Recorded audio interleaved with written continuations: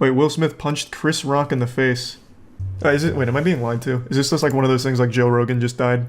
Will Smith confronts Chris Rock on Oscar stage after comedian makes jokes about Will Smith's wife, Jada Pinkett Smith. Oh my, wait, just a patty flippin' moment here, Krusty Krab fans. This is actually Oh! Bro, I was expecting like a little love tap. This man just full hogged him. Bro, that was like a cold clock. That looked like some shit out of Slap Fight Championship. Hold on, let me bring this on screen. What the fuck? That looked huge. Oh, wow. Wow. I don't know, that doesn't... Just smacked the shit out of me. That doesn't look planned. That does not look planned. Wow, dude. Yeah. It was a G.I. Jane joke. Keep my wife's G.I. Jane のジョークだったんです。 fucking mouth. I'm going to. Holy okay? shit. Okay. That was a... Is CTE setting in? God damn. night in the history Just of fucking comedy. concussed them. That was huge. 最高の場面でしょうか。 So we are here to give a documentary out, to give an Oscar out. Wow. Wow. Was that a bit? That doesn't look like a bit. I don't know, man. I've seen a lot of slaps. That doesn't look fake. Bro, I'm like the resident slap expert. Chris Rock eats it. There is no sign of flinching, and Will Smith doesn't advertise this slap at all. That really looks real. Yeah, that 100% connects. So if it was planned, Chris Rock has got an iron chin for going through with this. Because that's fucking huge. That was a real slap. Horrible stepping from Will Smith. True, this would be a penalty in the Slap Fight Championship ring. He did step. In Slap Fight Championship, you're supposed to say planted. But I think he was just throwing the rules to the wind there. Oh my god. Oh, wow. Wow. That would also probably be a clubbing penalty too. That was more like an open palm monk strike. And Chris Rock took it like a champ. Oh, wow. Wow. What really makes me feel like it's real, because maybe they're just really good actors, right? But what makes me think it's real is Will Smith's reaction. Will Smith is a good actor, but he's not this good. Wow, dude. Yeah. It was a G.I. Jane joke. Keep my wife's G.I. Jane のジョークだったんです。 fucking mouth. That's real fucking anger. That is real. You can like hear and see how angry he is. Yeah, his eyes are going glossy, like he's seeing red. What was the joke that he told? That had to be something intense. His wife has a condition where she loses her hair, and did he make a joke about it? But making fun of bald men is fine? wait, what is this whataboutism? I didn't say anything like that. I just said it's still fucked up. What are you talking about? Jesus, man. God, that is like an actual Twitter moment right there. What is the popular screenshot? Twitter will take anything and change it around. Like, I could say I love pancakes and someone will reply, so you hate waffles? Something like that. I'm sure I butchered it, but goddamn, that was like a real Twitter moment. Damn, I can't believe this shit just happened. Man, the one time I don't watch the Oscars and it's actually entertaining. Just absolutely full on. I've seen thousands of slaps by now. Polish slaps, American slaps. I even saw the Tattoo Enthusiast slap tournament, like in the very beginning. I've seen them all. That is not scripted. And if it is, Chris Rock is... That man's a superhuman, and he should be immediately admitted to like the Slap Fight Championship League. Replay it again? Yeah, here you go. One more on the Jumbotron. Oh, wow. Now, if it was scripted, I really feel like there would have been a tell. Because Chris Rock doesn't flinch or anything. He is just ready. He is even extending. And Will Smith doesn't advertise this slap at all. That shit came out of nowhere. That was a surprise Amazon delivery. That was 5 fingers to the face express. Will Smith wasn't even supposed to go up, he just did. Oh shit, so he wasn't even supposed to be on stage. Oh, I thought he was like going up to get like an award or an announcement or something and just surprised him with it. This man came the whole way like he was charging the pitcher's mound in slow motion. Imagine he wins the best actor now. Oh my god, yeah. I wish he was nominated for the category Chris Rock was presenting for best documentary. Then he goes up again and gets him with the left hand. He literally laughed at the joke. I don't know the whole clip, but this would be my guess. We've all been there, where someone says a joke that fucking hurts. Your immediate response is to go along with it so you don't look like a bitch. So you don't look weak or you don't look bothered, because you never want to feel like that or look like that. So you just nervous laugh along with it. But then that shit must have festered for a minute and he's like, you know what? Fuck it. So then he went up and blasted him. Chris Rock tried to play it off. I mean, what's he supposed to do? Just cry? Bro, that shit hurt. And he was just being as professional as he could about it. He was a little rattled, though. He started fumbling his words a bit. A little stunned.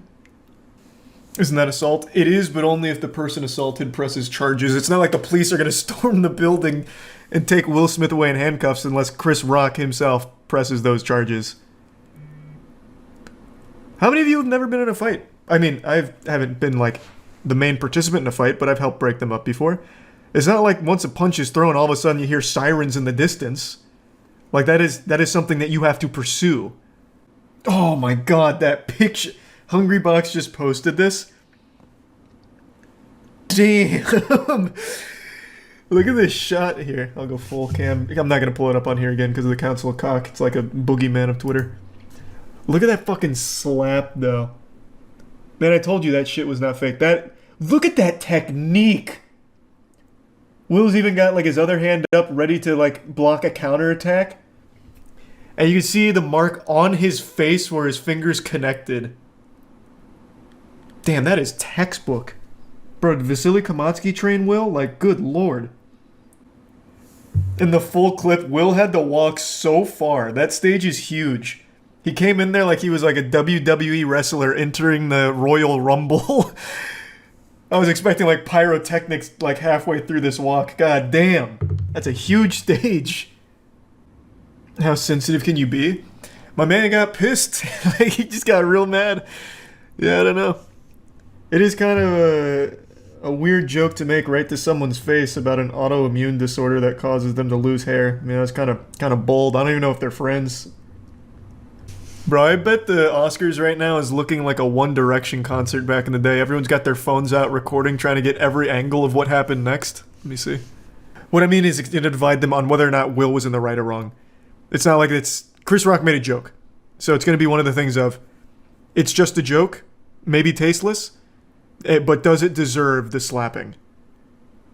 So I'm curious where most people are going to fall, where that pendulum's going to go.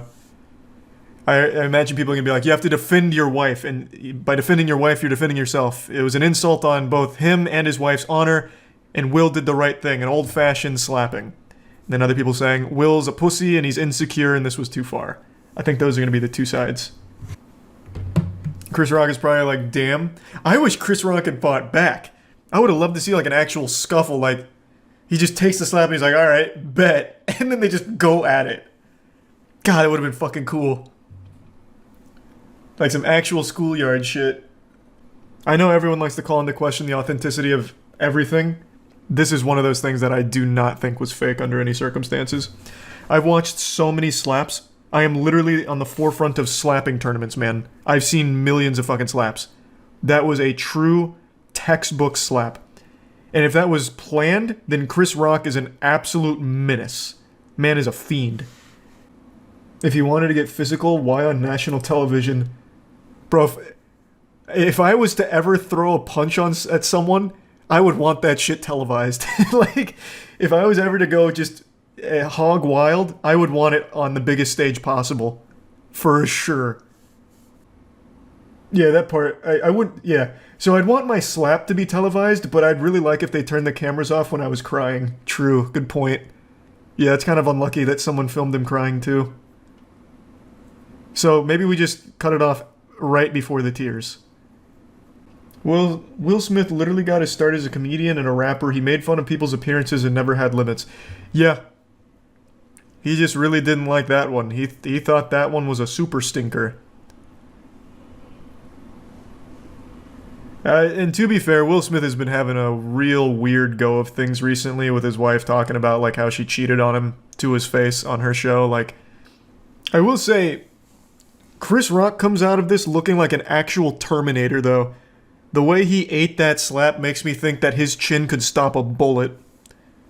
Good thing he didn't joke about Jada fucking other guys. I thought that's what it was. So when I first heard the reason he did this is because of a joke Chris Rock told about his wife, I thought for sure it was about being like a cuck or something. Or about like the infamous podcast clip where Will is very upset and his wife just keeps going about how she cheated on him and like she needed to cheat on him. I thought for sure that's what it was. If he had done that, Will would have really beat his ass. I don't think so, man. I think, because Will's really like come to terms with that, it seems. Like he was sitting right there as his wife was going over these things, and then they even did like a high five at the end and said bad marriage for life. So I really feel like if Chris Rock was joking about that, it wouldn't have gone anywhere. Will Smith actually won. Will Smith won. Please tell me Chris Rock is presenting the award in like a cast. So he just won Best Actor? Oh my god, I hope he gives a speech. Maybe he calls Chris Rock out to a boxing match? Will Smith with a steel chair. Yeah, it gets real WWE and he brings up the chair and a kendo stick and just starts beating his ass. So what's he saying? You usually give like some words when you win. What's he saying? Come on, guy. Fucking keep me up to date. I don't have it pulled up on like a TV or anything. Come on. Where's my fucking real-time intel? He just sucked Chris off. Why am I asking Twitch chat for information on what's happening? Oh my god. What kind of sick madman puts a speech as a GIF? There's no audio on it. What is wrong with you? He's talking about having people disrespecting him and protecting people. I don't know about all that, but I will say after all this, if there's someone here that I think could protect someone, it's Chris Rock. That man is like an actual human riot shield with the way he took that slap. I'm so happy this happened during stream. I got to be on the cutting edge of it as it was unfolding. We watched this tweet go from 5,000 likes to 177,000. So, we were here. We dug our feet in. Do you think Amy Schumer will make a joke about Will slapping her vagina? Is Amy Schumer at the Oscars? What's she nominated for? I also love the people that tagged me after this slap went live immediately on Twitter saying a new slap champion has entered the arena. Yeah, it's crazy the public perception of Will Smith over the years, man. I remember growing up, he was one of the most beloved actors of all time. And then over the last maybe like 6 or 7 years, I'd say, it's gone real south. You know what it was? I can pinpoint the exact moment. YouTube Rewind. The second he did YouTube Rewind, shit went tits up. He did YouTube Rewind the year after his wife is talking about how she cheated on him right to his face, and then it's like it just keeps getting weirder and weirder for him. The Oscars is going fucking wild tonight. For Best Picture, they might just actually have a fucking SWAT unit repel in or something. I think this is a really unique opportunity for the Oscars. I remember before the Oscars were going up tonight, like before they started, everyone was like, yeah, no one gives a fuck about the Oscars anymore. It's such a worthless, egotistical waste. It's dead. Oscars ratings have been tanking for years. And now look at it. They can really pivot and maybe turn Oscars into like a combat thing. Like you fight for the award physically. So that way the fittest one, like the most like war-hardened veteran will win the award. That would actually get people to watch again. Yeah, apparently there was a nip slip too, but I don't give a shit about that. I've seen billions of nipples thanks to the internet. I don't give a fuck there. But you can't find high-quality slaps like that often. Where's his speech at? So he just keeps talking about protecting. I mean, I will say, if Chris fought back, I wonder who would have won. Because Chris ate that. Like, let's play out a scenario. Let's play out like a real Detroit urban survival training fitness course scenario. Chris Rock has jumped into Will's house. He's a burglar. And Will Smith has just tried to defend his wife with the slap. Chris ate that. Now what? Like, I don't know if it would have really, like, protected him, right? Because Chris was looking like a fucking tank. But maybe he just does, maybe he put all his points into defense and he doesn't have like good striking capabilities. This is a really sweet speech. It would have had a lot of impact if he didn't just slap a man before it. Could you take a punch from Will Smith? Man, fuck no. I couldn't take a punch from anyone over the age of 12. That's why I wouldn't get into like a YouTuber boxing fight. I would get absolutely blasted. The only people I'd fight is like children's toy review channels if I had to. This isn't about me. He didn't apologize to Chris, he apologized to his fellow nominees. Nice. Hey, I want to give a real sincere apology. I did something real silly a minute ago, and it's to all my nominees. I'm sorry. Fuck you, Chris. He said, I hope the Academy takes me back. Man, fuck the Academy. They run like the Sith Order. Like, man, they're weird. If the Academy doesn't bring Will Smith back just for the sake of perhaps another slap, then they've truly lost their mind. Because now I know I'll probably watch the next Oscars, even though I had no interest in this one, just because maybe Will Smith slaps somebody else. Maybe he just goes across the entire stadium just fucking slapping everyone. Like, now anything's on the table. It's unpredictable. Maybe he'll keep this energy up past the Oscars too. Like, maybe now that he's got a taste of blood, he'll be ready for a fight at the drop of a hat at any award show. Like the Nickelodeon Kids' Choice Award. Like, you better fucking watch your ass if Will Smith is nominated, because shit might just pop off. Man, I'm so tired of all the people saying it's staged. You have to be really young or really dumb to think that. This is absolutely one of those very rare, real moments that happens on TV. I have analyzed thousands of slap matches. Literally thousands. That slap fully connected. It wasn't telegraphed. If it was scripted, he would have absolutely had some kind of tell, like moving his shoulder or something. He literally hit it till the last second and blasted Chris, who didn't flinch or anything. He never saw it coming. And in the actual picture, you can see where his fingers hit his face. It left an imprint. And then the way that he gets this angry afterwards, keep my wife's name out of your fucking mouth, that's real rage. His eyes are glossed over. Like, he is genuinely mad. Dude, they're actors, so maybe. Exactly, they're actors, not fighters. Chris wouldn't sign up to get actually, attacked. Bro, half of these actors won't even do, like, the simplest stunts of, like, jumping off a curb into a superhero pose or something. You think they're gonna take a slap to the face? No chance. Alright, I'm back. Will Smith pile up any more bodies? Today, Will Smith posted a YouTube apology video for slapping Chris Rock at the Oscars. And when I saw it, I had to scratch my head and wonder why. It happened so long ago. I was confused. Why is he apologizing now? I felt like Robin Williams coming out of Jumanji asking what year it was.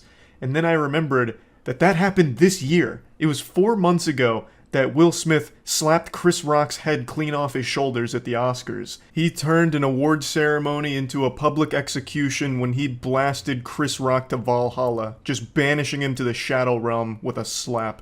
Mm-hmm.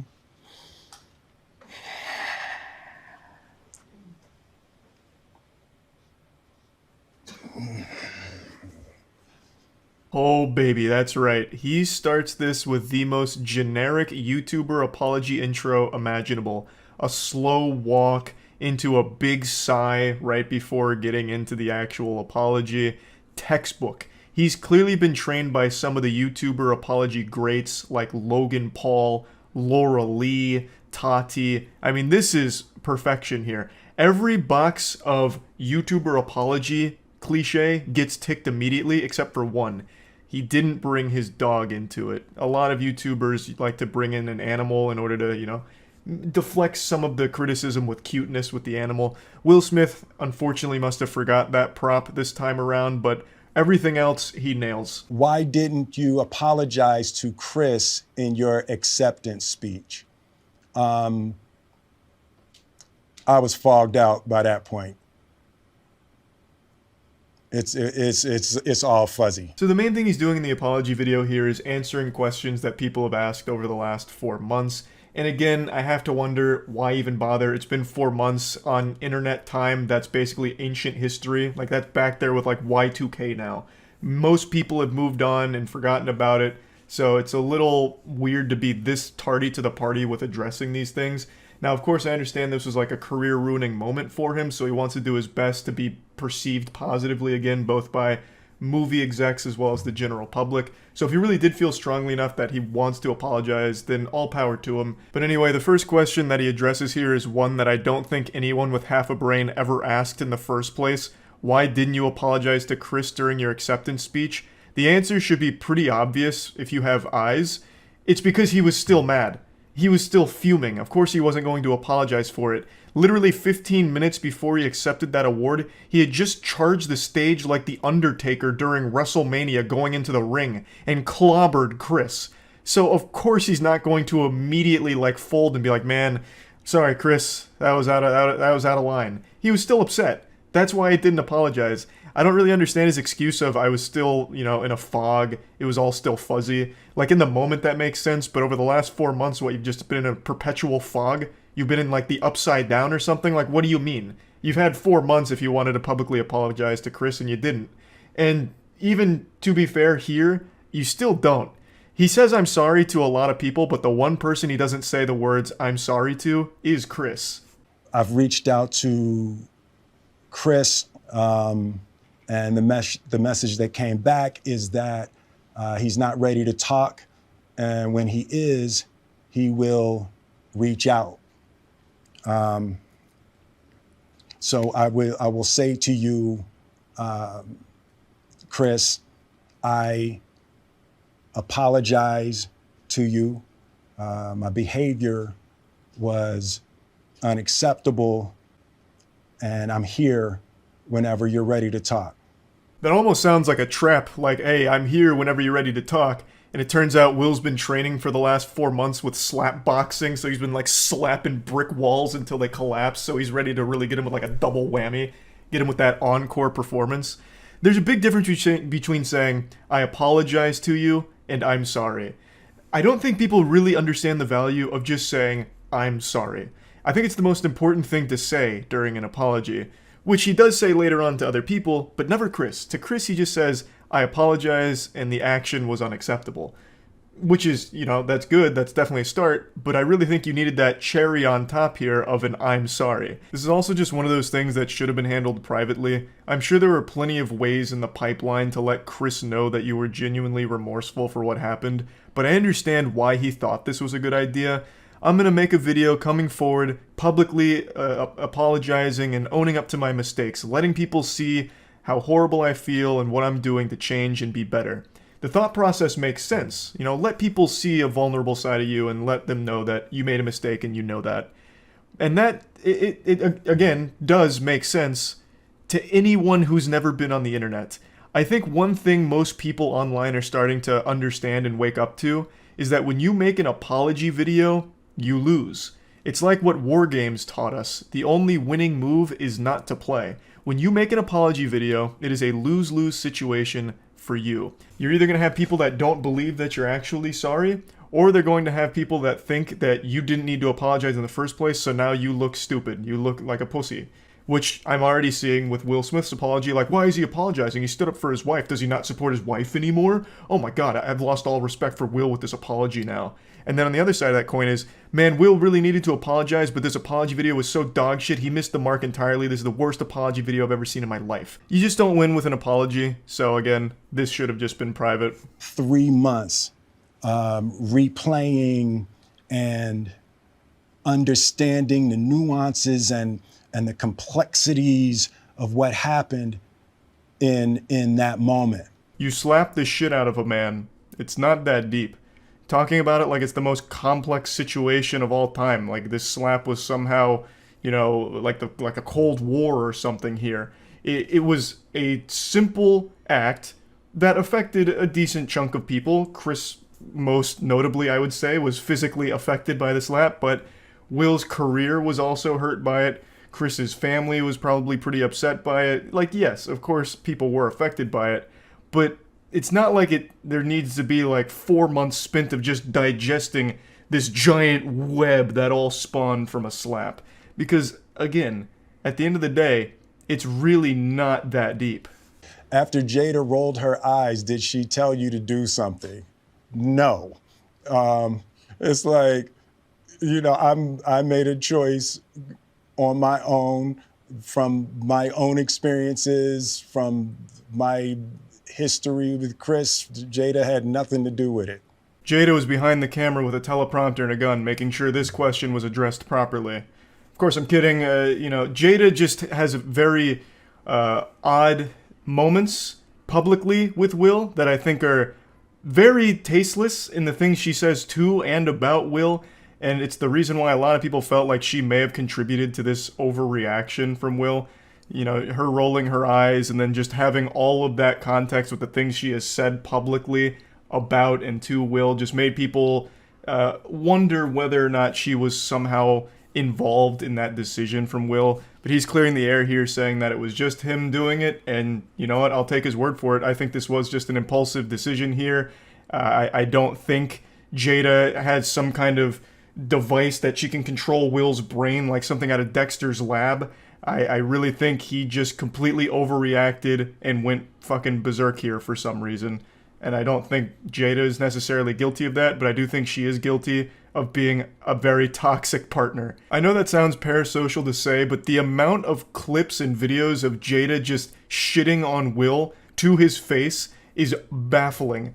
Like the time where she was just talking about cheating right to him and how much she like enjoyed it or whatever during their red table talk. Oh my god, it's so hard to sit through. As Will's like in tears about it and she's just joking. Oh man, it's fucking brutal. And so now Will looks like a cuck. I mean, I'm just not a big Jada fan. I'll say it. I don't think she's that nice. What would you say to the people who looked up to you before the slap, or people who expressed that you let them down? Let me just stop you right there. You don't have to apologize to me. I found this whole thing to be highly entertaining. I thought this was extremely goofy, and no one seriously got injured or anything like that. This was just an absolute fucking wild moment. And honestly, for this section, he should have just said, "You're welcome." You know, to the journalist that wouldn't stop fucking writing about it, like a million articles all going deep into it for no fucking reason, talking about how this is setting a bad precedent and how in the next Oscars, all of a sudden people might be showing up there with battle axes to attack their critics, how journalists are no longer safe, you know, this and that. Like, he honestly should have just said, "You're welcome," for the 2 weeks of just articles and videos about it. Now, of course, there were super fans of Will that were disappointed to see this, and I think it's cute that he said that he was sorry for it and letting them down. He apologized to Chris's family, his family for the negative backlash they've faced. He apologized to pretty much everyone that was directly impacted by it. And now in this section, he's talking about how horrible he feels when he doesn't live up to people's image of him. And I will say he does seem pretty sincere for the most part. But again, it's been 4 months. Most people have moved on. This was pretty unnecessary. Though I'm sure a lot of people that did feel like really disappointed appreciate the gesture. Disappointing people is my central trauma. I hate when I let people down. It hurts me psychologically and emotionally to know I didn't live up to people's image and impression of me. Deeply remorseful. And I'm trying to be remorseful without being ashamed of myself, right? I'm human. And I made a mistake. But yeah, he finishes it off by saying that he is remorseful and he's, working on being better. And if you stick with him, you can all be friends again. And that's basically where it concludes. Overall, I don't think it's like the worst apology ever, especially in the tier list of YouTuber apologies. I think this one was one of the more sincere ones, at least from everything I've seen from it. Unless I've been deceived by his great acting, I couldn't tell you. But this is just one of those situations that is so wild to me. Why do this 4 months later? If he had done this like a day, 2 days, even a week after this happened, I think the reception to it would have been much better than it currently is. Yes, it still has, I think, a pretty positive reception overall from like his actual like dedicated fans. But the general consensus I'm seeing here is, why is he doing this? This seems very fake to do it now. It's way too late. We've all moved on, this and that. So again, you don't really win with an apology video, but if he'd at least made like a statement like this, a big statement like this, right after it happened, I think he would have been in a much better position now than he is currently, if that makes sense. But anyway, I just wanted to talk about this since the slap is the gift that just keeps on giving. Somehow, there is still developments with that whole story that keep happening. Anyway, that's about it. So, yeah. People don't always see eye to eye with each other. Everyone has their own set of opinions and beliefs, and historically, humans have fought each other over this difference. Now, while we may be divided by land or belief, there's one thing that unites all of us, something buried deep inside the human DNA that makes us all on the same page. And that's our extreme dislike for Amy Schumer. God bless.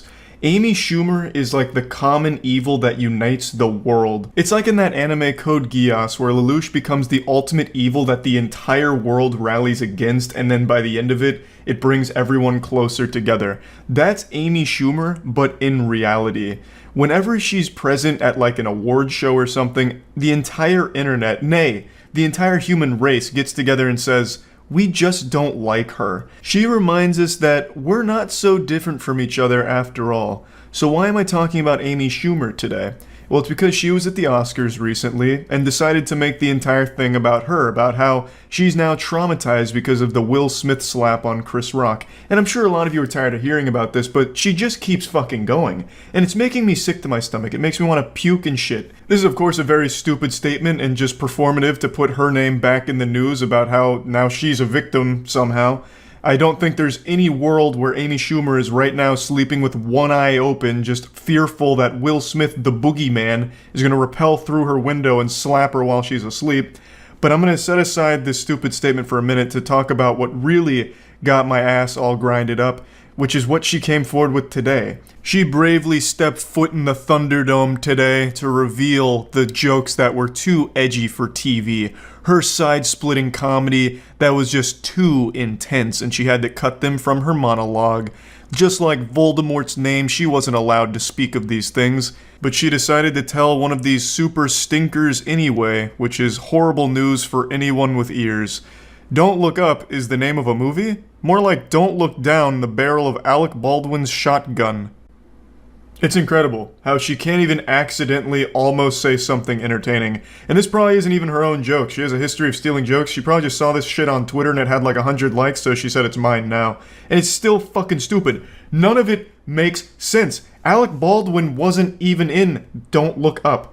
The joke doesn't work. I don't care that it's edgy. Edgy jokes are fine. It's just this is so poorly done from top to bottom. Alec Baldwin is not in that movie, so it doesn't even make sense. It'd be like me saying Moonfall, more like Poonfall, because Amy Schumer's talking about her vagina again. It's just dog shit. Sex in the City, more like Amy, stop having sex with the whole city. We're tired of seeing you on stage. Or He-Man, more like help me, man. I just had to listen to Amy Schumer tell another fucking awful joke and now I'm in need of medical assistance. I don't know why she would think it was a good idea to tell this joke after everyone told her not to tell it in the first place. They gave her a gift of shutting her up. Like, she didn't have to tell this joke. They were like, we're not allowing you to say it. We're putting the kibosh on it now. We're doing you a favor. And then she slaps them and all of us by telling this joke anyway. This whole situation is like if Amy and her friend were on like a walk and they approached this cliff and Amy didn't see it, but her friend did, so her friend reaches out to stop her from falling off the cliff, literally saving her life.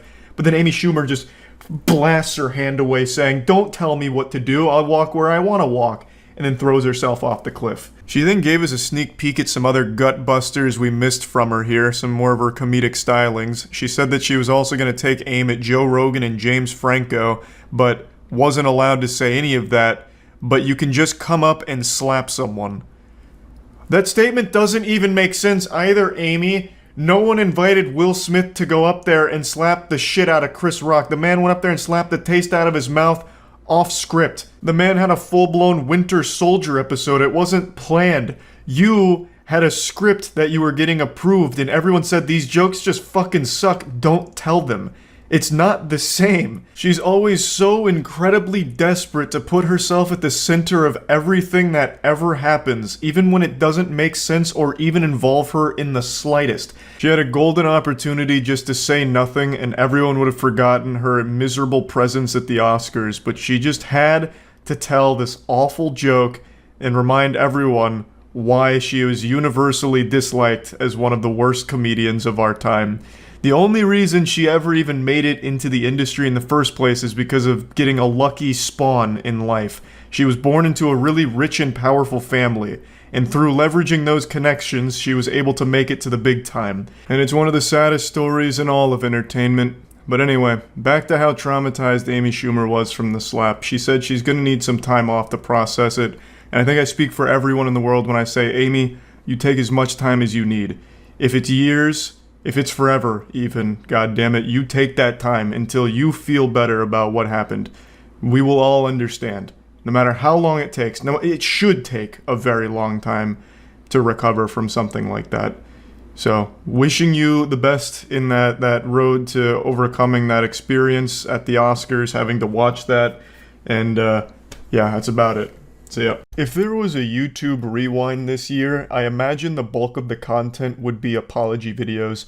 There have been more apology videos in 2023 than there have been apologies throughout the last 100 years of our species combined. And just like my age, that number only keeps going up. It's crazy just how common of an occurrence this is. And today we're going to look at a pretty rare one. This is the shiny Pokemon of apology videos. This one's not from a YouTuber or an internet content creator. It comes from two celebrities that I know all of you have seen before. Ashton Kutcher and Mila Kunis. We are aware of the pain that has been caused by the character letters that we wrote on behalf of Danny Masterson. So what are they saying I'm sorry for? What whoops-a-daisy blunder did they make? And I'm sorry to say this, sports fans, because it's not some kind of silly mistake. It's not like they gave like a hot take on anime and got dogpiled on Twitter for it or anything. What they did is actually pretty deplorable. They, as well as many others, were requested to write letters to a judge in regards to the Danny Masterson rape case. I actually didn't even know this was going on. I only just learned about this. Danny Masterson of That 70s Show fame, a show that Ashton Kutcher and Mila Kunis were a part of for a very long time, has just been sentenced to 30 years to life in prison for 2 out of the 3 counts of rape that he was facing. Danny Masterson was arrested in 2020, and this trial's actually had a lot of developments to it that I was just completely unaware of, but it's concluded now for the most part, and he was found guilty for 2 out of the 3 counts of rape that he was facing. And then it came out that Ashton Kutcher, Mila Kunis, and about 50 other people wrote letters to the judge of the sexual assault trial to just say nice things about Danny Masterson. I guess the idea was to try and hype him up as like, look at all these positive experiences we had with Danny Masterson. Inside Danny, there are 2 demons, a rapist and an incredible actor with a bright smile that could light up a room. And it's important that we don't overlook that second one. Let's focus on all these great experiences we had with Danny Masterson that we knew. You know, Mr. Hyde was a bad guy, but Dr. Jekyll, he was great. So, like, I guess the idea here was to try and get the judge to be a little bit more lenient or something, like to try and help Danny's case by just saying nice things about the Danny they knew. So an excerpt from Ashton Kutcher's letter says, Danny takes his job seriously. He is kind, courteous, and hardworking. He treated everyone from the grips to the teamsters to the actors to the caterers as equals. As a role model, Danny has consistently been an excellent one. A great role model to rapists, maybe. What the fuck is this? This is just an absolutely evil thing to say about somebody like this. What? How delusional can you be? He took his job seriously. He even said good work to one of the caterers. I'd never seen such a saint on the That 70s Show set. To look at a caterer and actually engage in small talk blew my mind. I'd never seen anyone so sweet. He was truly a benevolent angel. A great role model if you just ignore all of the rape stuff. Like, holy shit. What in the world? What in tarnation? And Mila Kunis called him an amazing friend, confidant, and above all, an outstanding older brother figure. His genuine concern for those around him and his commitment to leading by example make him an outstanding role model and friend. Yucky. Yucky. An older brother figure, and still, she's echoing the same thing, a great role model. He just got convicted of rape, and it's not like this is a case with like a lot of holes in it, and it was like some kind of fishy investigation or something. Like this is a pretty cut and dry case. The only reason it took 3 years is because there is a lot of interesting stuff that may or may not have been going on with Scientology being involved. I don't like to even mention that word because that's a very scary thing to even bring up. Mentioning Scientology is like mentioning Voldemort in the real world. But perhaps there were, a few a few Tom Riddle diary exchanges that led to some shady shit going on throughout this case, at least from what I've read so far. This isn't something where you would see all of the evidence, see the verdict, and start wiggling your finger like, no justice wasn't served here. Unless, of course, you're part of Danny Masterson's team, who's saying that they got it wrong and they plan to do everything they can to overturn it and all that shit. But, like, as someone who was a friend of him, you should see this and be like, oh, this is fucking revolting. Oh, Jiminy Christmas. Oh my God. Jesus Christ. I was friends with an absolute monster. And then you would not go up to bat for them. Like, you wouldn't start speaking to the great character of Danny Masterson. It's just incomprehensible to me. I couldn't imagine doing that. If my best friend in the world, someone I grew up with, someone I consider a brother, was just arrested and convicted of rape, I would not be singing his praises. I wouldn't be spreading the gospel about what an amazing guy he is, right? I wouldn't write a letter to the judge, even if I was requested to do so by his family, and say something like, listen, you know, I dislike sexual assault as much as the next guy. Yeah, that's some bad stuff. Rape, boo, don't like it. But he never raped me. So he's not all bad. And also, we used to butt chug brewskis in the bathtub together at the frat house. Like, this is a good guy, and it's just something to consider maybe when you're looking over this and deciding on sentencing. Like, I would not be trying to say anything positive about the person. So obviously, this made a lot of people upset to see them do that. It's craziness. So I'll finally get to the apology video now, but I feel like we needed all of this in order to understand why they're apologizing, what exactly they're apologizing for. We are aware of the pain that has been caused by the character letters that we wrote on behalf of Danny Masterson. We support victims. We have done this historically through our work and will continue to do so in the future. But you also support your friend, even after all of the rape evidence was being put on trial. Like this, I'm very curious now how much they knew about him. Like, did they know all of this? Because they don't seem necessarily surprised, and they seemed more than willing to write these glowing letters that seem like fucking 5-star Yelp reviews of this guy. Like, even with all of this evidence of the sexual abuse, they're still calling him an outstanding role model, an older brother figure. Like, holy shit. I understand they've been friends for 2 decades, so I guess when Danny Masterson's family reached out to request that they write a letter, you know, gushing grannies over how cool Danny Masterson is, they should have said no. They should have just hard rejected that on the spot. Of course, I'm not a lawyer, I haven't passed the bar, but I don't think this is some kind of obligation they had to fulfill here, because there were other people that didn't write letters about Danny Masterson. But let's assume they were forced to. You can still say, I was one of Danny Masterson's best friends. I didn't know this side of him. I didn't know he was an evil person, so I don't feel comfortable saying anything nice about my experience with him. Full stop. Like, that could just be the end of it. A couple months ago, Danny's family reached out to us and they asked us to write character letters to represent the person that we knew for 25 years so that the judge could take that into full consideration relative to the sentencing. How rotted and corrupt is the brain of a Hollywood drone? Like a Hollywood fucking clout zombie. I can't even begin to try and process how their noodles work. How can you just say that so nonchalant, like it's not a big deal and not just fucking diabolical?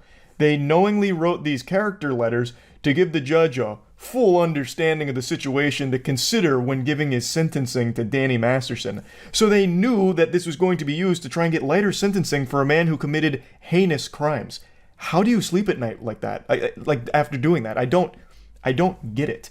Like, a lot of people wrote letters, of course, it's not just these two, but these two are the most public figures about it. But I imagine they called anyone that ever even crossed Danny Masterson's path, like, hey, it's me, Tim Clifford. I was Danny Masterson's 3rd grade math buddy. We played together on the kickball squad, and he was a superstar. One of the finest kickball players the East Coast had ever seen. Thanks for reading. And the judge would be there, scratching his chin. I didn't consider that he might have been very good at kickball. Maybe we shouldn't be so harsh on him.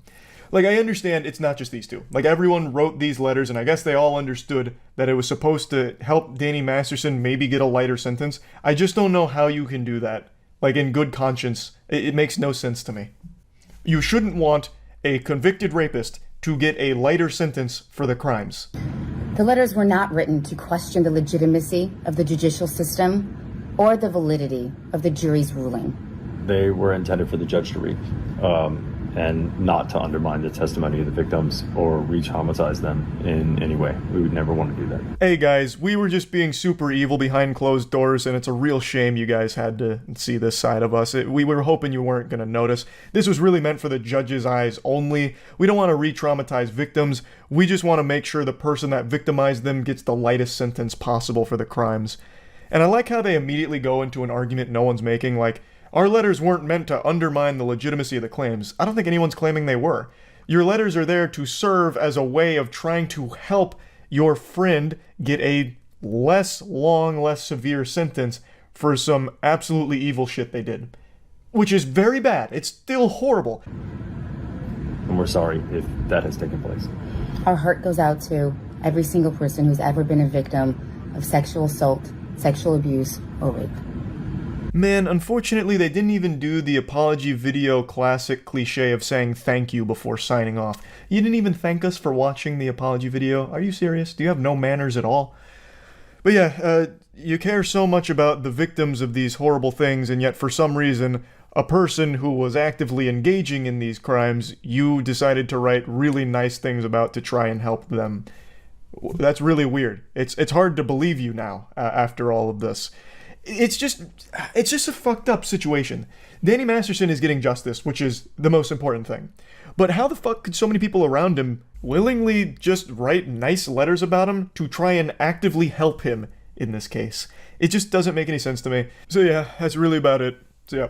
You all know how much I love awful YouTuber apology videos, but today I've got something truly special to show you. This is the magnum opus of saying I'm sorry.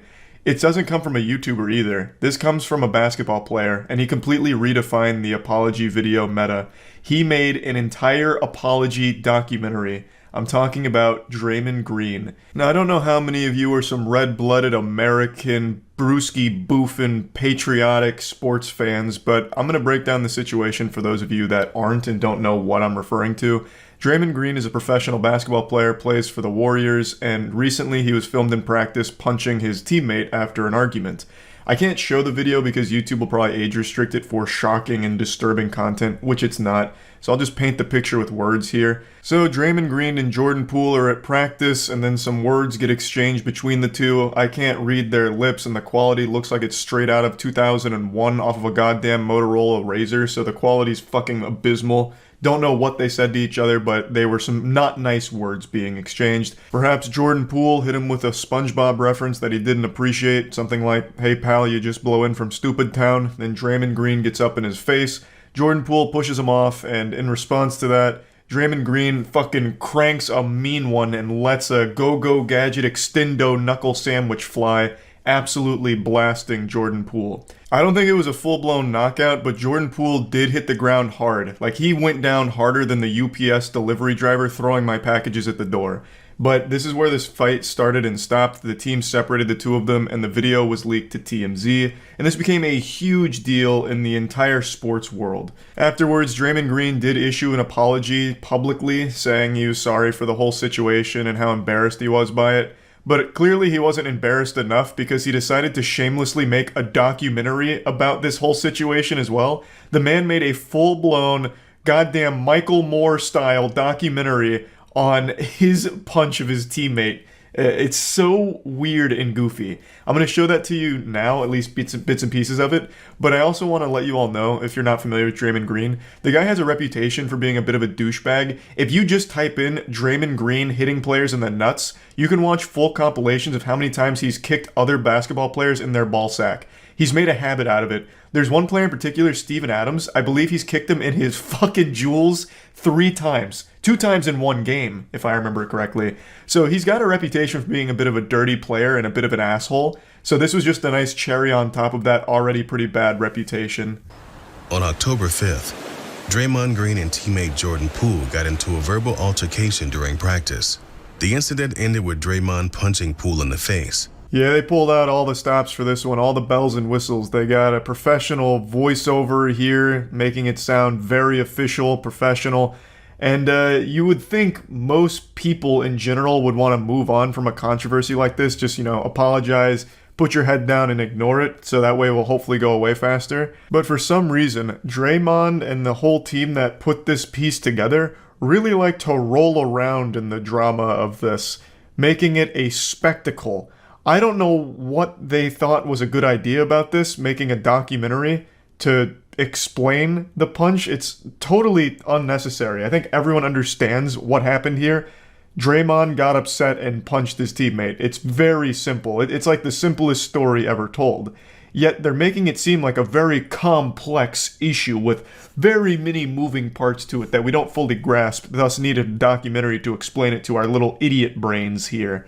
It makes no sense to me. They're just here trying to squeeze as much milk from this controversy as possible, just grabbing it by the tit to get as much juice from the squeeze as they can. I think you're initially upset, pissed off, which is why you have the reaction you have. You don't say. The reason you punch people is because you're upset and pissed off? Fucking truly groundbreaking revelations here. My third eye is open. My mind is being expanded. Just please slow down here, Socrates. We're tackling some very profound and deep things now. You're telling me there's a correlation between being upset and punching someone? No, what? Part of the process of why did this happen? And walking yourself through why. The different things that can get you to why what took place actually took place. It's not that deep. I wasn't even there and I could tell you why this happened. Because he hurt your feelings and you lashed out, you had a little temper tantrum and punched him. It's not a confusing situation that needs like a deep explanation. The only question I'd be asking is, why didn't you aim for his nutsack like you normally do? Now that you process what just happened, now you've processed the why.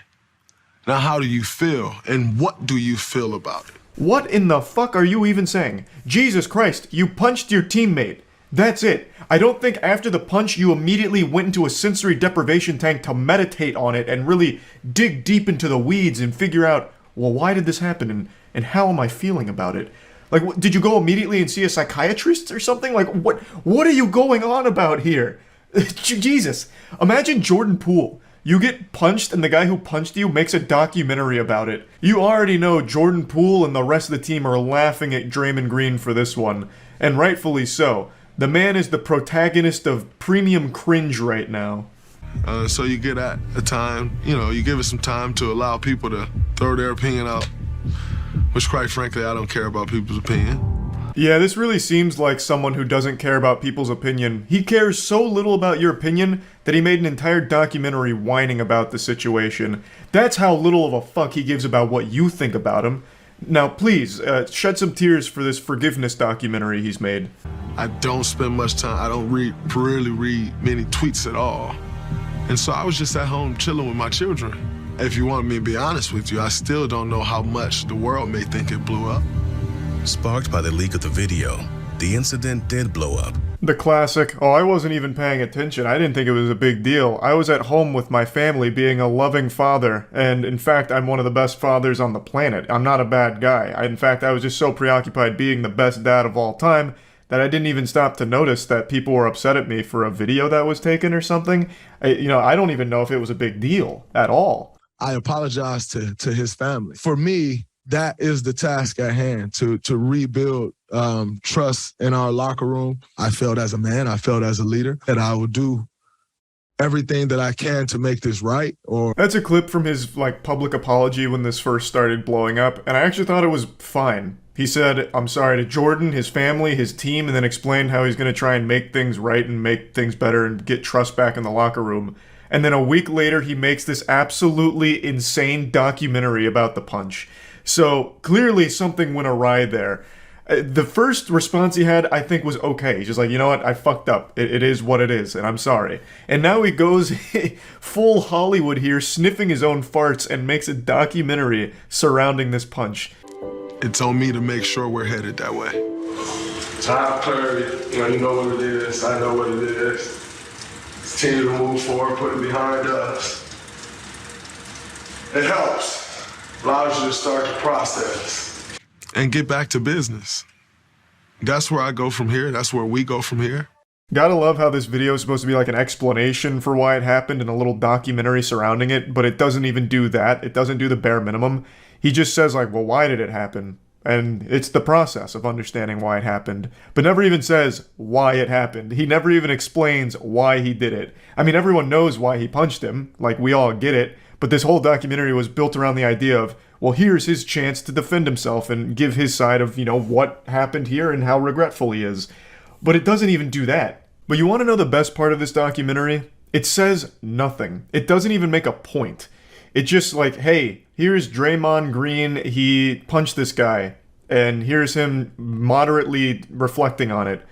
And then he goes back to practice, and he says it's time to get back to work, and he hopes he could lead the team better now. That's it. That's the whole documentary.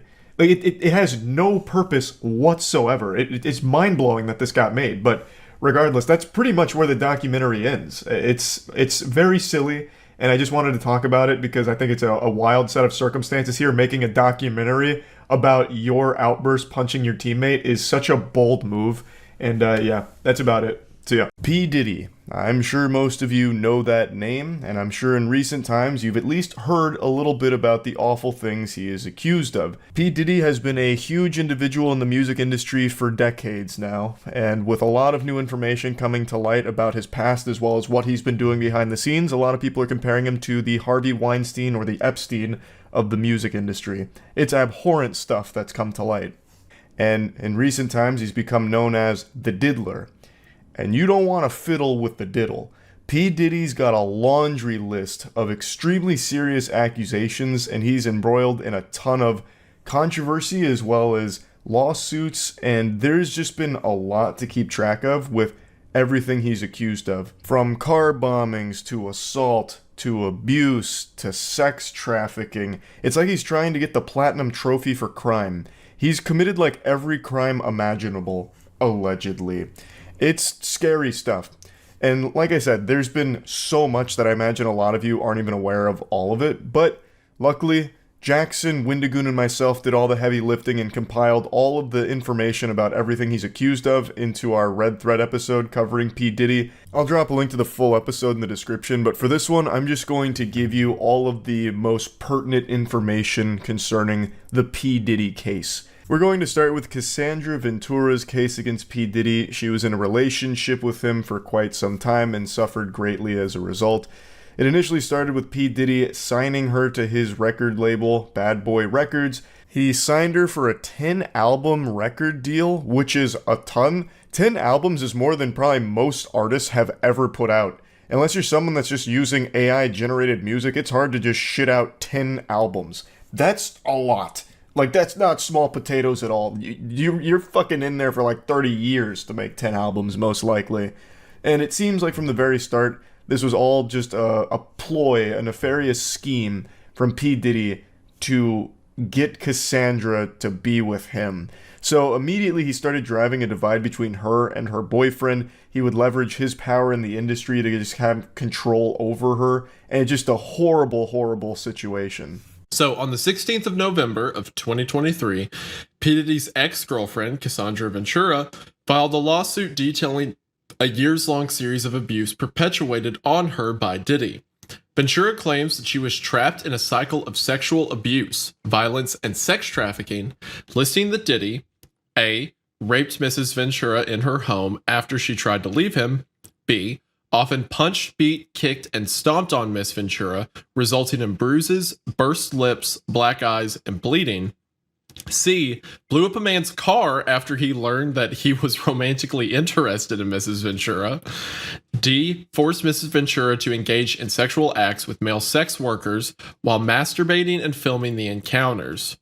Ran out of his apartment with a firearm in pursuit of a rival industry executive whom he learned was nearby. All right, never mind. He could have absolutely killed Tupac if he's doing shit like that. He's assassinating rival industry executives. Yeah. Yep. So for what it's worth, I don't know if you clarified, but the car explosion was actually Kid Cudi being the victim. So Kid Cudi's car exploded in his driveway, and P. Diddy is the one that's blamed for it.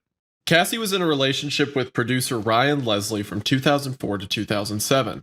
It appeared from the start, however, that Diddy was interested in a relationship with Cassie. He started to push her away from Ryan and forced a divide between them. Diddy was in a long-term relationship with Kim Porter, which ended in 2007 due to his alleged infidelity. Even while in his previous relationships, Diddy would apparently not allow Ryan, her boyfriend, around, flirting with Cassie and forcing her to do drugs while she was in private with him.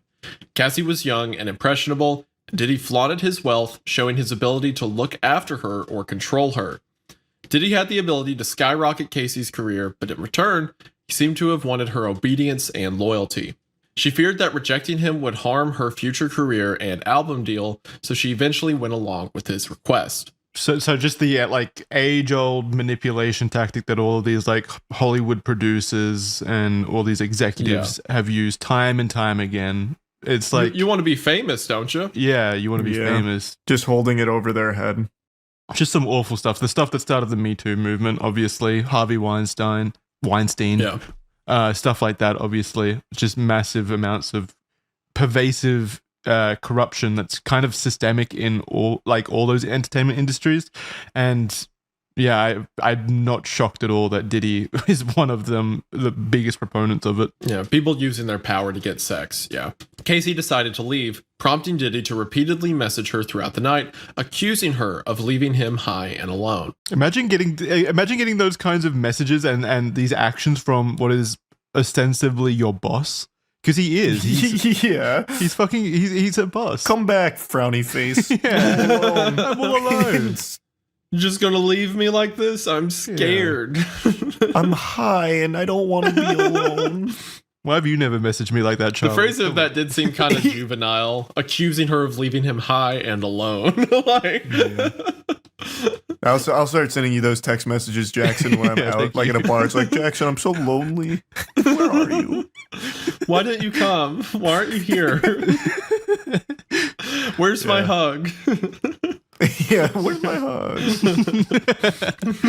But it's a little funny that someone whose whole mantra is like as a big, tough and rumble rapper, part of the lawsuit is that he had a cuck fetish, you know? I mean, that's how that always goes, right? I feel like we see that a lot with like these perceived powerful people, like strong guys. It's always like, well, he actually really like to watch me fuck other dudes in front of him.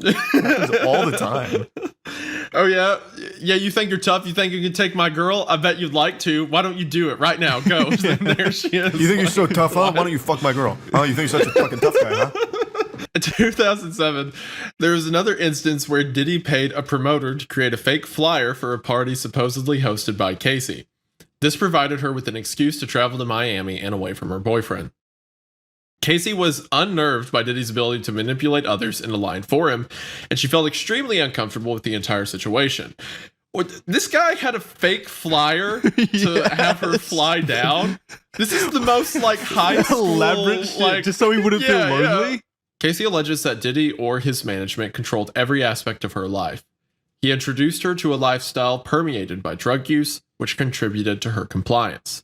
He insisted that she refer to him as Pop Pop, a term she called her grandfather. It's fucking disgusting. Gross. Oh, Gross. Yuck. Diddy would have his personal staff accompany Casey during all of her day-to-day activities, and even some of her medical records sent to his email address. The example listed in the lawsuit is from when Casey suffered memory loss, possibly due to injuries from abuse and/or drug abuse. When she had an MRI, her results were sent to Diddy and not her. Diddy also made Casey get prescriptions from his doctor in her name for medication that he was addicted to when he exhausted his own supply of pills. God, that's so like Lex Luthor. Yeah, like getting all fucking just constant drug. Diddy would often show spouts of incredibly violent fits of rage, apparently beating Casey multiple times each year, leaving bruises all over her body.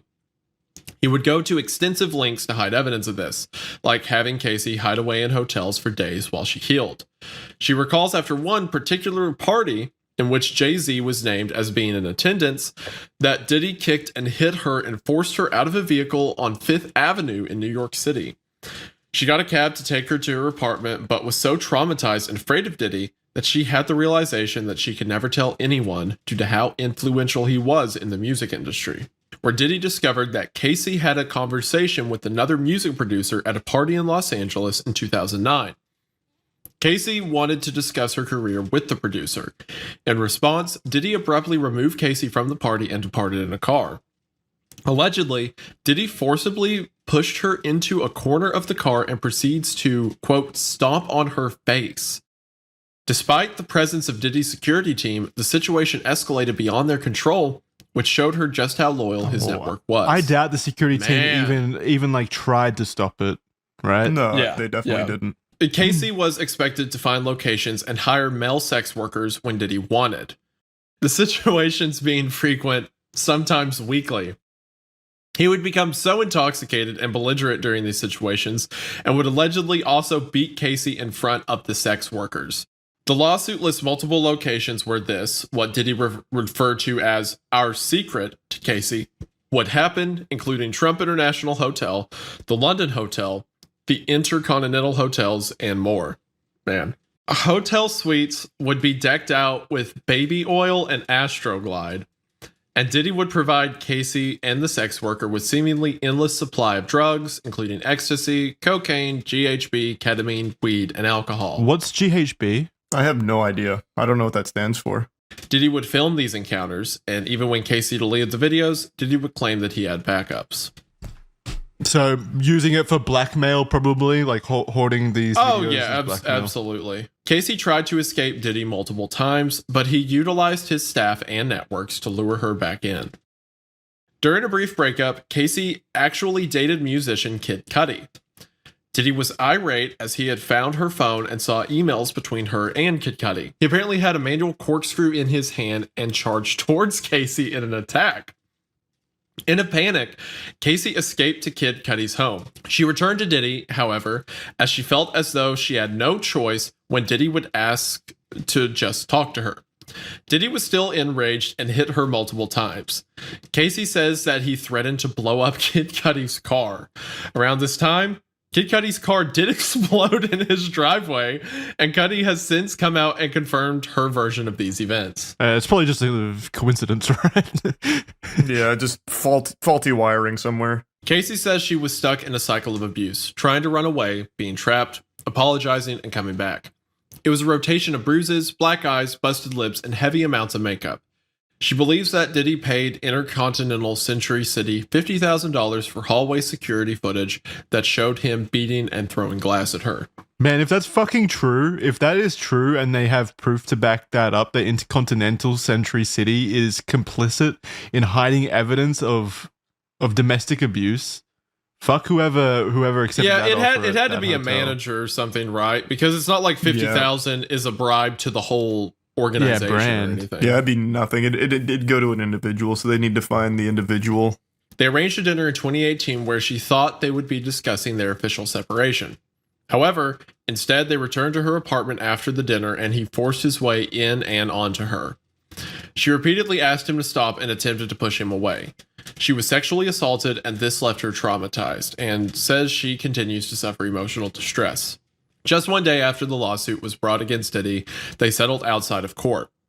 The terms of this were not disclosed, and Diddy's attorney in a statement made it clear that this was not an admission of wrongdoing. Cassandra's statement in this says, "I have decided to resolve this matter amicably on terms that I have some level of control. I want to thank my family, fans, and lawyers for their unwavering support." And Diddy's statement says, "We have decided to resolve this matter amicably. I wish Casey and her family all the best. Love." This next allegation is from a woman named Liza Gardner.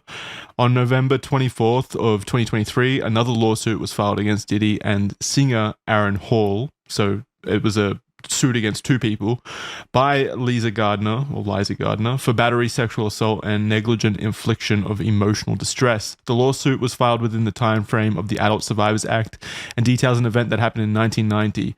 Basically, what happened was Liza and her friend were invited to New York City by a few close friends of theirs who were members of a chart-topping recording group signed to MCA Records, which Diddy was a part of. Liza was from North Carolina at the time. She recounts that they met up with Diddy and Aaron at the offices of MCA Records, where an event was being held at the time. Diddy and Aaron were very flirtatious and offered rounds of drinks all throughout the night. So remember, this is in 1990, so this is a long time ago by this point. Diddy and Aaron extended an invitation to Liza and her friend to join them at Aaron's apartment for an after party. There, Liza alleges that she was offered additional drinks and coerced into engaging in sexual activity with Diddy. Following the assault, Aaron allegedly barged into the room and proceeded to assault her as well. After the ordeal, Liza hastily dressed and fled the apartment with her friend following closely behind. And when they were speaking to each other afterwards, they kind of recounted their experiences, and a lot lined up, suggesting that both women had been exchanged between both Aaron and Diddy. Days later, Diddy turned up to where Liza and her friend were staying, and he acted in a Diddy-esque irate manner, something we've come to know and kind of experience over the next 30 years as being pretty common with Diddy. He began to choke Liza to the point where she passed out, and he was also searching for her friend out of worry that she would alert the authorities about what had happened. This lawsuit goes into just really disturbing details, like apparently Aaron Hall had bragged about engaging in sexual activity with minors as well. Like there's information in the lawsuit about that specifically, and confirmed that Diddy was sometimes in the room when this was happening, so he was at least complicit to the conversations about some really disgusting stuff happening with minors. So one thing that you didn't mention here is that she was 16 at the time. The Liza Gardner was 16 during this period. Okay. Yeah, that sounds about right. I don't know why that wasn't in there. It's awful. I double checked, and according to NBC, the amended complaint filed by Gardner on Tuesday, which was like a week ago, obtained by NBC, said she was 16 at the time, thus too young to consume alcohol or consent to sex. So that's in the amended lawsuit? Maybe that's why I didn't see it. Yeah, this is that might be why it's not there. Because I remember seeing that headline, and the fact that it wasn't there, I just thought it was important to mention as well. Yeah, so yeah, maybe you just missed it because this is pretty brand new. Charlie, you can take the next one. Sure. This next one is Dickerson Neal versus Combs. On the 23rd of November, 2023, a lawsuit was filed against Diddy, Bad Boy Entertainment, and Combs Enterprise, LLC, by Joy Dickerson Neal for suffering as a result of being drugged, sexually assaulted, and abused and being the victim of revenge porn. The lawsuit was filed within the time frame of the New York Adult Survivors Act, same as Liza Gardner's. Joy was a student at Syracuse University studying psychology. She was looking to make a step into the music industry and also worked many odd jobs in the industry, such as a receptionist at a renowned talent agency and as a location scout. When they met, Diddy made several advances on Joy, but she had heard that he had a reputation of treating women badly and rejected him every time. So he already had that reputation. Yeah, and this was in 1990. Yeah, before he even had like his massive amount of fame to his name. Fucking Christ. In January 1991, she eventually agreed to meet Diddy in New York, but she chose the Wells restaurant in Harlem as she was reluctant and knew the employees there.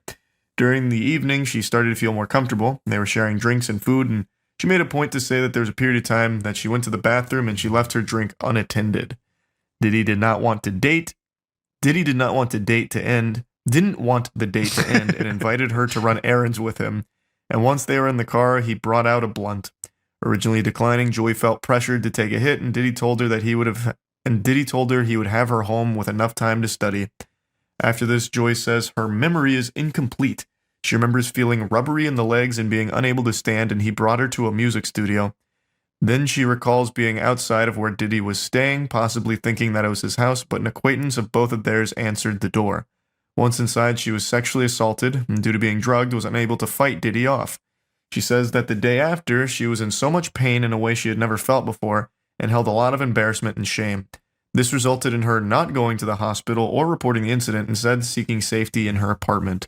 Devontae Swing, a member of the group Jodeshi, would inform Joy a few days later that Diddy had filmed himself assaulting her and showed him and others the video. She was horrified to hear that everyone had seen it and that it would haunt her for the rest of her life. Joy recalls that Devontae wanted to speak up about it, but was scared that the band would lose their record deal as they were in the midst of recording their album Forever Lady.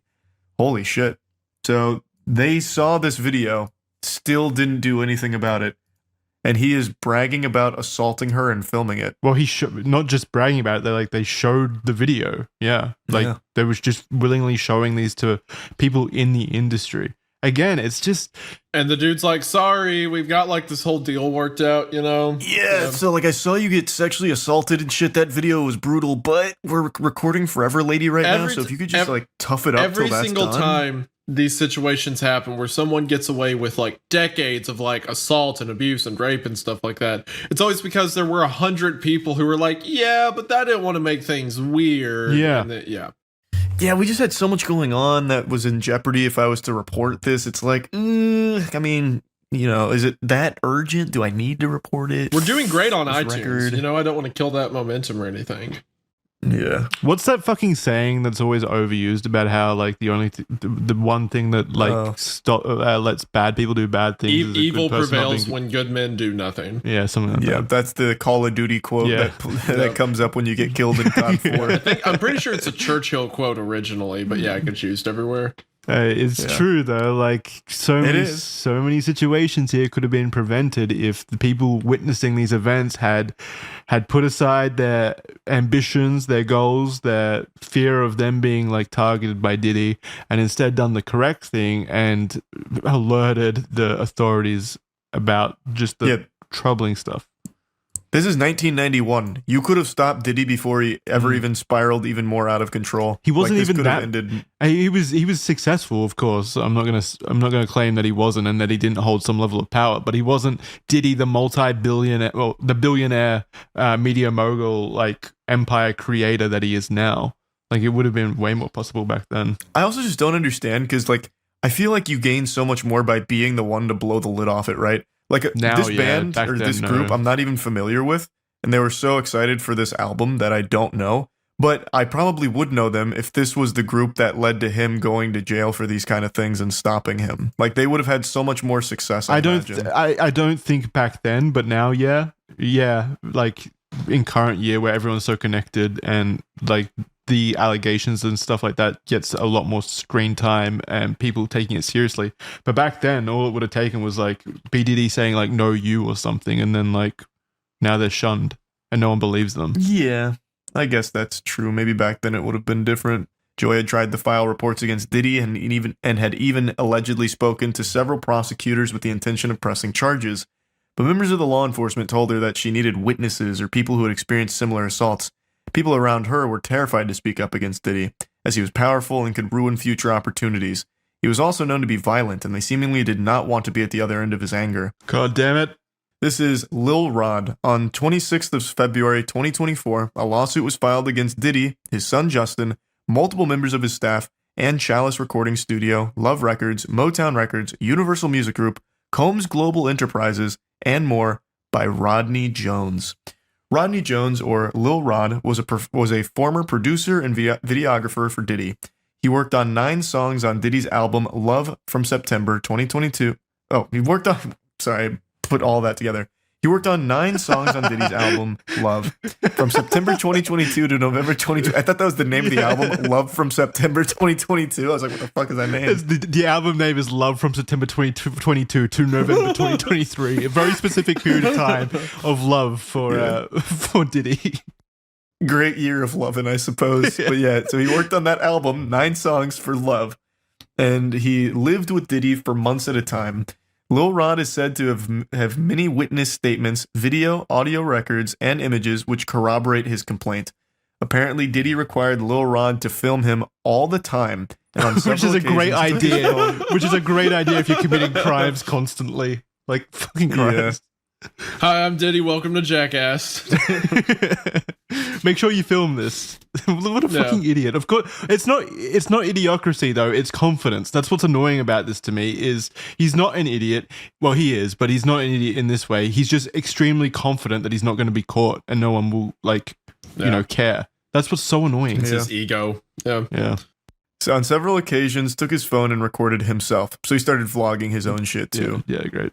This has resulted in hundreds of hours of footage and audio recordings of Diddy, his staff, and guests engaging in illegal activity. Lil Rod claims to have irrefutable evidence of the acquisition, use, distribution of ecstasy, cocaine, GHB, ketamine, marijuana, and mushrooms. The displaying and distribution of unregistered illegal firearms, case 124CV-01457, document 1, filed on 2/26/2024, page 7 of 738. You don't need to read it specifically. You could have just said it's no, just in case anyone wants to check out the case number and they're only listening via audio, so they can go ahead and quickly remember that case number. Mr. Combs providing laced alcoholic beverages to minors and sex workers at his home in California, New York, the U.S. Virgin Islands, and Florida. Man, they got him in 4 different places, handing out beer to kids. Keep in mind, he wanted all of this documented. Him lacing alcoholic beverages and giving them to minors and sex workers at his homes. Do you think he was doing it to like jerk off to it, like he was proud of what was happening, or was he actually like gonna use it in promotional footage or something? You think he's jerking off to videos of him hanging out with his friends and stuff? Like I don't know why he'd even want any of it recorded. Like, there's nothing that you could use that for. Like, oh, I want to. Hey, Lil Rod, can you pull up that party from like 2 weeks ago? I want to see me give this kid some beer again. Well, like, hey, I don't understand. No, maybe it's when he's feeling lonely. He looks back at it and sees all the fun times he had with his friends. He probably wanted to do like some video with it, or like be like, no, this is my life. This is what it's like. This is the lifestyle, you know? Like, I don't know. I think another equally possible thing is this guy's got actual amnesia, like he has memory loss problems from all the frequent drug abuse, and he needs this footage to remember his life. It's like 50 First Dates, the end of 50 First Dates. He wakes up to this playing on the TV to remember his whole life. He's like, oh shit, that's right, I'm a criminal. I beat women, of course. Mr. Combs' chief of staff, Christina Coram, KK, instructed her staff to retrieve drugs so she can provide it to Mr. Combs for his consumption. Christian Combs drugging and sexually assaulting a woman. Mr. Combs detailing how he planned to leverage his relationship with Bishop TJ Jakes to soften the impact on his public image of Cassie Ventura's lawsuit. Young Miami's cousin and or assistant sexually assaulting Mr. Jones. Actor Cuba Gooding Jr. sexually harassing and assaulting Mr. Jones. You didn't know about that? Whoa. No. Okay, this is going to get interesting, yeah. That's a name I haven't heard in so long. And well, it's not a great situation for it to pop back up in. And it only gets Holy worse. shit. So rapper Redacted on Mr. Combs' yacht consorting with underage girls, sex workers, and R&B singer Redacted in Mr. Combs' Los Angeles home consorting with underage girls and sex workers. I want to know who they are so bad. Yeah. I'm going to send you guys this article because I looked up Cuba Gooding Jr. No, here. it's coming up. It's coming up.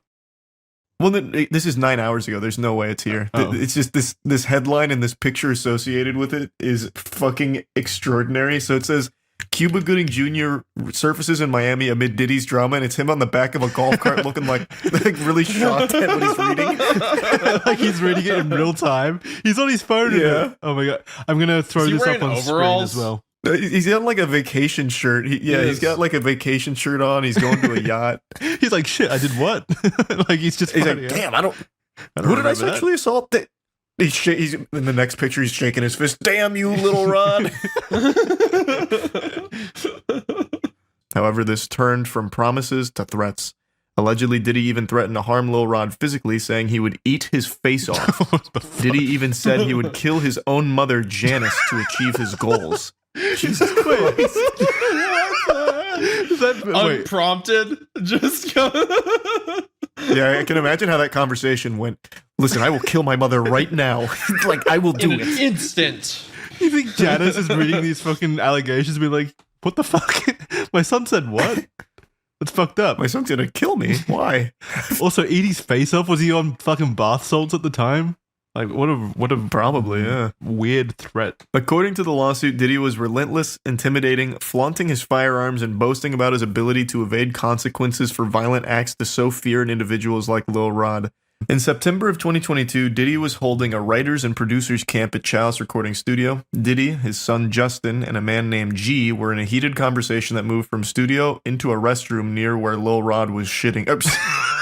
Sitting. Is that because you read restroom? Yeah, I definitely thought that said shitting because they went to the restroom and I thought they barged in on him pooping. That's the most fucked up allegation of all. They didn't knock before they barged in. where Lil Rod was sitting, which was about 2 feet away from the bathroom. He then heard multiple gunshots ring out. According to Lil Rod, a crowd gathered outside the restroom, and when the door opened, Diddy and his son walked out, and G was lying on the floor in the fetal position, bleeding from his leg/hip area. Lil Rod ran to G and began applying pressure on the wound and demanded that someone call for an ambulance. During this, Diddy and his son had disappeared to another section of the studio. Lil Rod was told by Diddy to inform the police that he was not involved in the shooting at all, and was instead instructed to lie that G was shot standing outside the building in a drive-by incident. What? G would certainly not play along with that, though, right? Wouldn't he be like, no, I got shot by him? Maybe he was afraid of getting shot again by fucking That's true. Diddy. Who knows? That is super true. And there's pictures of the aftermath here. Lil Rod says that he still has the clothing that he wore that day, which he thinks may still have G's blood and DNA on it, and provided photos that show the assumed blood and mess inside a bathroom to prove that this wasn't a drive-by shooting. Lil Rod suffers from PTSD, severe anxiety, depression, and insomnia from this event, as the gunshot was so close to where he was sitting that he thought it likely that he himself was about to get hit. So there is photos of this blood in the bathroom and everything. Yeah. And definitely doesn't seem like a drive-by. Unless the drive-by was by the bathroom. Yeah, I don't think so. While living with Diddy, Lil Rod says he was the victim of constant and unsolicited groping and sexual harassment by Diddy. He was also forced into working in environments like Diddy's bathroom, where he would walk around naked. Lil Rod expressed his discomfort to Christina Karam, who was chief of staff to Diddy. She responded with, Sean will be Sean. What the fuck? How was this made? Just what was the absurd lengths they went to be like, it's just dudes being dudes, all right? Get your pants off. I've got some Astroglide. She was fucking chief of staff. Like, she earned that position. And walk around naked, grope everyone. Yeah, that's just quirky old Sean. Yeah, maybe you should talk to someone about that instead of perpetuating and accepting it. She also attempted to downplay the groping as friendly horseplay. That's even worse than Sean will be Sean. What are you getting so upset about, Lil Rod? It's just he diddling your balls. What, you don't do that with your other friends? Then she slaps his ass. It's like just the worst working environment. Lil Rod also believes that Diddy was grooming him to pass along to his friend Cuba Gooding Jr. They met on Diddy's boat, and Diddy left Cuba and Lil Rod together in a makeshift studio on the yacht. Cuba then began groping and touching Lil Rod, who felt extremely uncomfortable in this situation. Apparently, Cuba did not stop until Lil Rod actually pushed them away. Lil Rod says that he was often forced to solicit sex workers. Diddy would also want him to perform sex acts at his pleasure. Another incident on Thanksgiving saw Diddy asking Lil Rod to solicit sex workers from Booby Trap on the river in Miami. Shout out. Did he actually provide? I think it's Booby Trap on the river. Oh, that's the whole name of it? I think so. Like, is there only one river Booby in Trap Miami? on the river? Yeah, I have no idea. I've never heard of that. You've never been? But anyway, Diddy provided Lil Rod with a bad boy baseball cap and forced him to wear it at the venue. It was a signal to sex workers that Diddy was in town and Lil Rod has been sent by him. Oh my god. They have their own code. Diddy's That's like a sock on the door. Lil Rod did not want to do this, but was intimidated by Diddy and felt forced to. He felt Diddy had some level of power and influence over him. In February 2023, Diddy compelled Lil Rod to bring sex workers back to his home. Here, Lil Rod believes that he was drugged by Diddy. He woke up naked and confused in bed with 2 sex workers and Diddy. He recalls wandering around the house naked aimlessly. Bro, what the heck? Yeah, he also details that Diddy hosted a listening party at his home in July of 2023, and the party consisted of his son Justin, a redacted R&B artist, sex workers, and underage girls. Apparently, at least 5 of the girls were under the age of 16, and Diddy forced all of the women to drink DeLeon liquor laced with what Lil Rod believes was ecstasy. No IDs were checked at this party, and Lil Rod says he felt uncomfortable and attempted to leave, but Diddy forced him to stay. Lil Rod says that there were many people of power that attended these sponsored events and listening parties at Diddy's home that should or would have known that the underage girls were present. Apparently, there were specific bottles of alcohol that were only for females and certain bottles only for himself, staff, and friends. That is fucking abominable. Yeah, it's one of the worst allegations so far. Because if this is happening, I mean, it has to happen frequently, right? It's just, there's so many people involved. He's got his own code language, so this is definitely frequent. Oh, yeah, true. Like the baseball cap. Lil Rod also witnessed Christina Karam order all assistants to keep Diddy high off gummies and pills and made everyone from butlers to housekeepers walk around with packs filled with multiple types of drugs so it was readily available if he asked. Has he ever been sober? It doesn't sound like it. She made Lil Rod carry around a drug pouch on multiple occasions. Another shocking allegation made in this lawsuit was that Diddy has hidden cameras in every room in his house, which I 100% believe. Yep. So my guess is that Stevie J video came from one of Diddy's listening parties where he started doing 100%. whatever was on that video that he secretly He's clearly recorded. got like a bunch of footage of all these powerful people, and that's probably why Stevie J went to bat for him against Lil Rod. So Lil Rod believes that Diddy has incriminating videos of important celebrities, music label executives, politicians, and athletes without their knowledge and in compromising acts. So anyway, the quote from this is, "I have never seen any lawyer in any pleading in any court accuse people in companies of criminal conduct without the slightest basis and then try to file an amended pleading completely jettisoning every allegation underpinning the original claims and substituting completely different and can someone pronounce that for me? Irreconcilable. Thank you. Allegations to support the very same claims." So that's from Universal Media Group's or Music Group's lawyer representation. So they're claiming that because the lawsuit was amended, this is clear, irrefutable proof that some tomfoolery is going on and such. So I don't know if that. I mean, there's fucking photo evidence and apparently hours and hours and hours of footage evidence of all the stuff that Lil Rod is talking about here. I mean, throughout the document, I've got the pictures here. So it doesn't seem like it's just made up to me. Plus, there's a history that you can pull from the other lawsuits and the other victims of Diddy. So many people talk about it. And that brings us to the next thing, which is something that happened very recently. So on Monday, the 25th of March, 2024, authorities from the US Department of Homeland Security conducted raids on Combs' two residences situated in Miami and Los Angeles as part of a federal investigation into sex trafficking.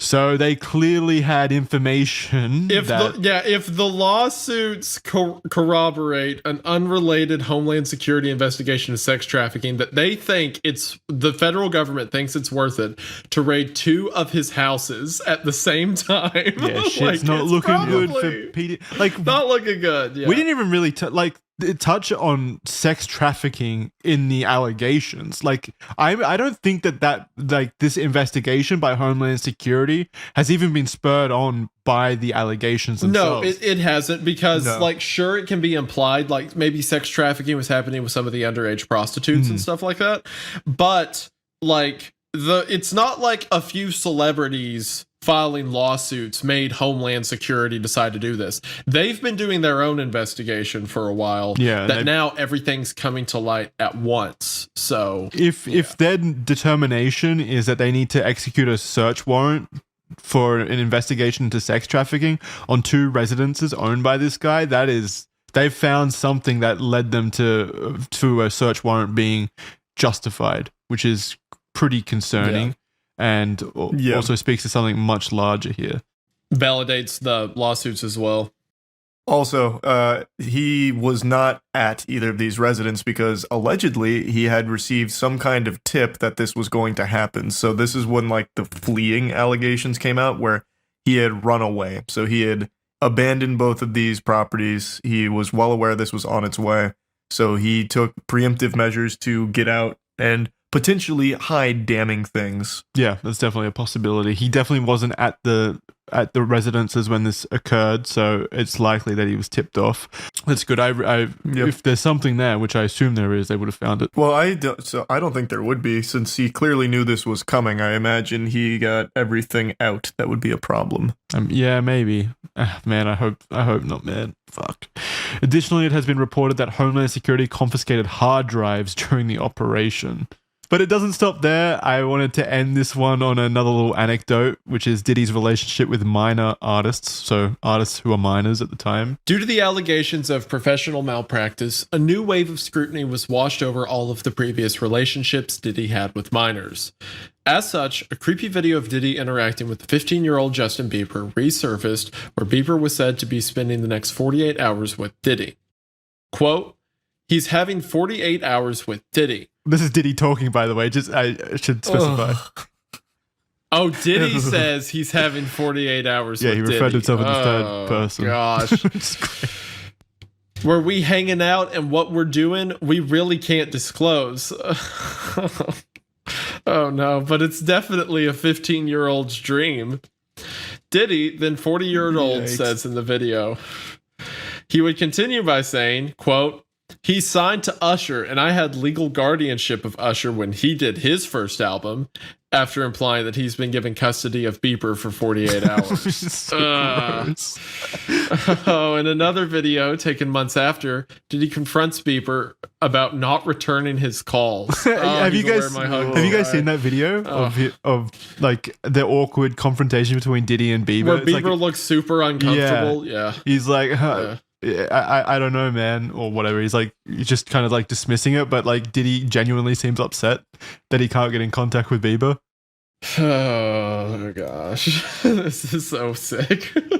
That's so fucking weird. He's having 48 hours with Diddy, where we're hanging out, what we're doing can't disclose, but it's a 15-year-old's dream. That's like it so here. Creepy.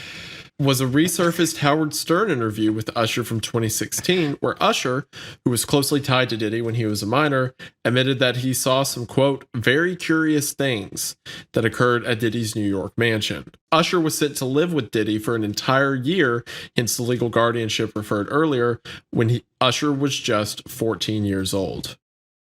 Why is Diddy? What is happening with his parents? Why are they just sending children to live with Diddy for like? You hear stories all the time about like, you know, parents would let it happen because they thought it would help the chances at fame or something like that. But this is they're acting like it's a medieval kingdom. Like they're sending their children as like wards of Diddy. It's so strange. Like here's your new squire, Diddy. It's Usher. Like it's so strange. How would this help? How would this help, like, launch a career? You can still work with him without, like, having to live with him. All right. I just don't understand how that even happens in the first place. I don't understand the reason for it. When Stern followed up by asking if Usher would send his own kids to Puffy Flavor Camp, which is what Diddy called his mentorship program, Usher quickly said, "Hell no. Puffy Flavor Camp?" What the fuck? He would have kids come live with him and said it was Puffy Flavor Camp. He's the king of branding. Like, what? I don't know, man. This is so out in the open. I feel like this is one of those cases where when the dust settles and he's in jail for, you know, life within the next couple of years, people will look back at this moment and be like, how the fuck did people not know? How did no one see? Like, this was all That's the right in troubling their face. thing. People knew. Like, I mean, right there though, like this is an example of a celebrity knowing something's wrong and not doing a single thing about it. Like Usher's like, fuck no, I wouldn't send my kid to Puffy Flavor Camp. I know what happens at Puffy Flavor Camp. Yeah. Well, if you know it, you wouldn't send your kid there. Do something about it. Be a good human being. Exactly, yeah. Jesus fucking Christ. Everyone just stays shut up constantly. Because they're afraid. They're afraid of Diddy and his Puffy Flavor Camp. Usher would go on to say, and this is before about when he was living there. Usher would go on to say, "I got a chance to see some things. I don't know if I could indulge and even understand what I was looking at. It was pretty wild. It was crazy. There were very curious things taking place, and I didn't necessarily understand it. We can't know with guaranteed certainty the validity of the multiple claims of the lawsuits, but there does appear." I mean, it's undeniable. There does appear to be a troubling and problematic history of abusive behavior and, frankly, just shocking activity by Diddy that seems to be overwhelmingly illegal and also overwhelmingly covered up by an industry that seems to have a habit of turning a blind eye if it means career security and progression. I don't think any of us disagree with that statement, right? Mm-hmm. I definitely don't disagree. Like I said, I think he's guilty on pretty much everything he's accused of. There's too much evidence, too many similar stories from so many different people. I think that he is guilty. I'm like, it's so crazy. It's so despicable, and yet it's stopped being surprising now. P. Diddy just got sentenced to 50 months in prison. Yeah, he got 4 years in the slammer. That's it. Basically, the Jeffrey Epstein of the music industry gets away with a slap on the wrist.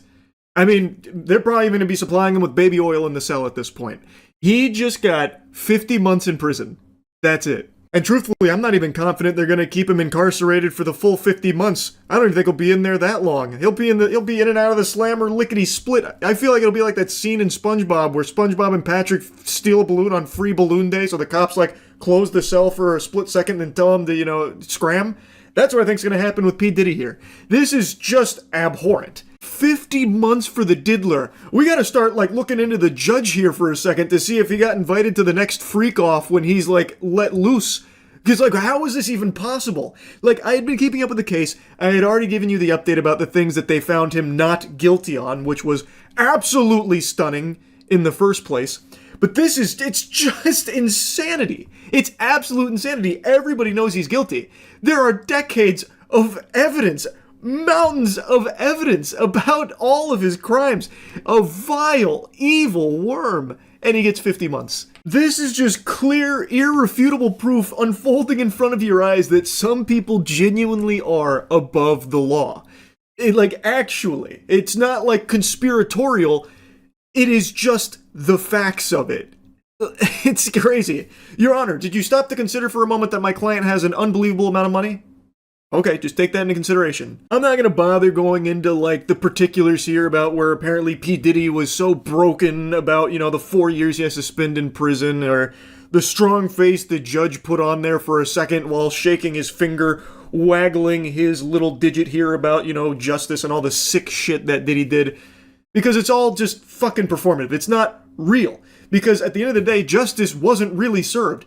4 years in jail for the diddler? The fucking baby oil behemoth? That's unhinged. That's just so twisted.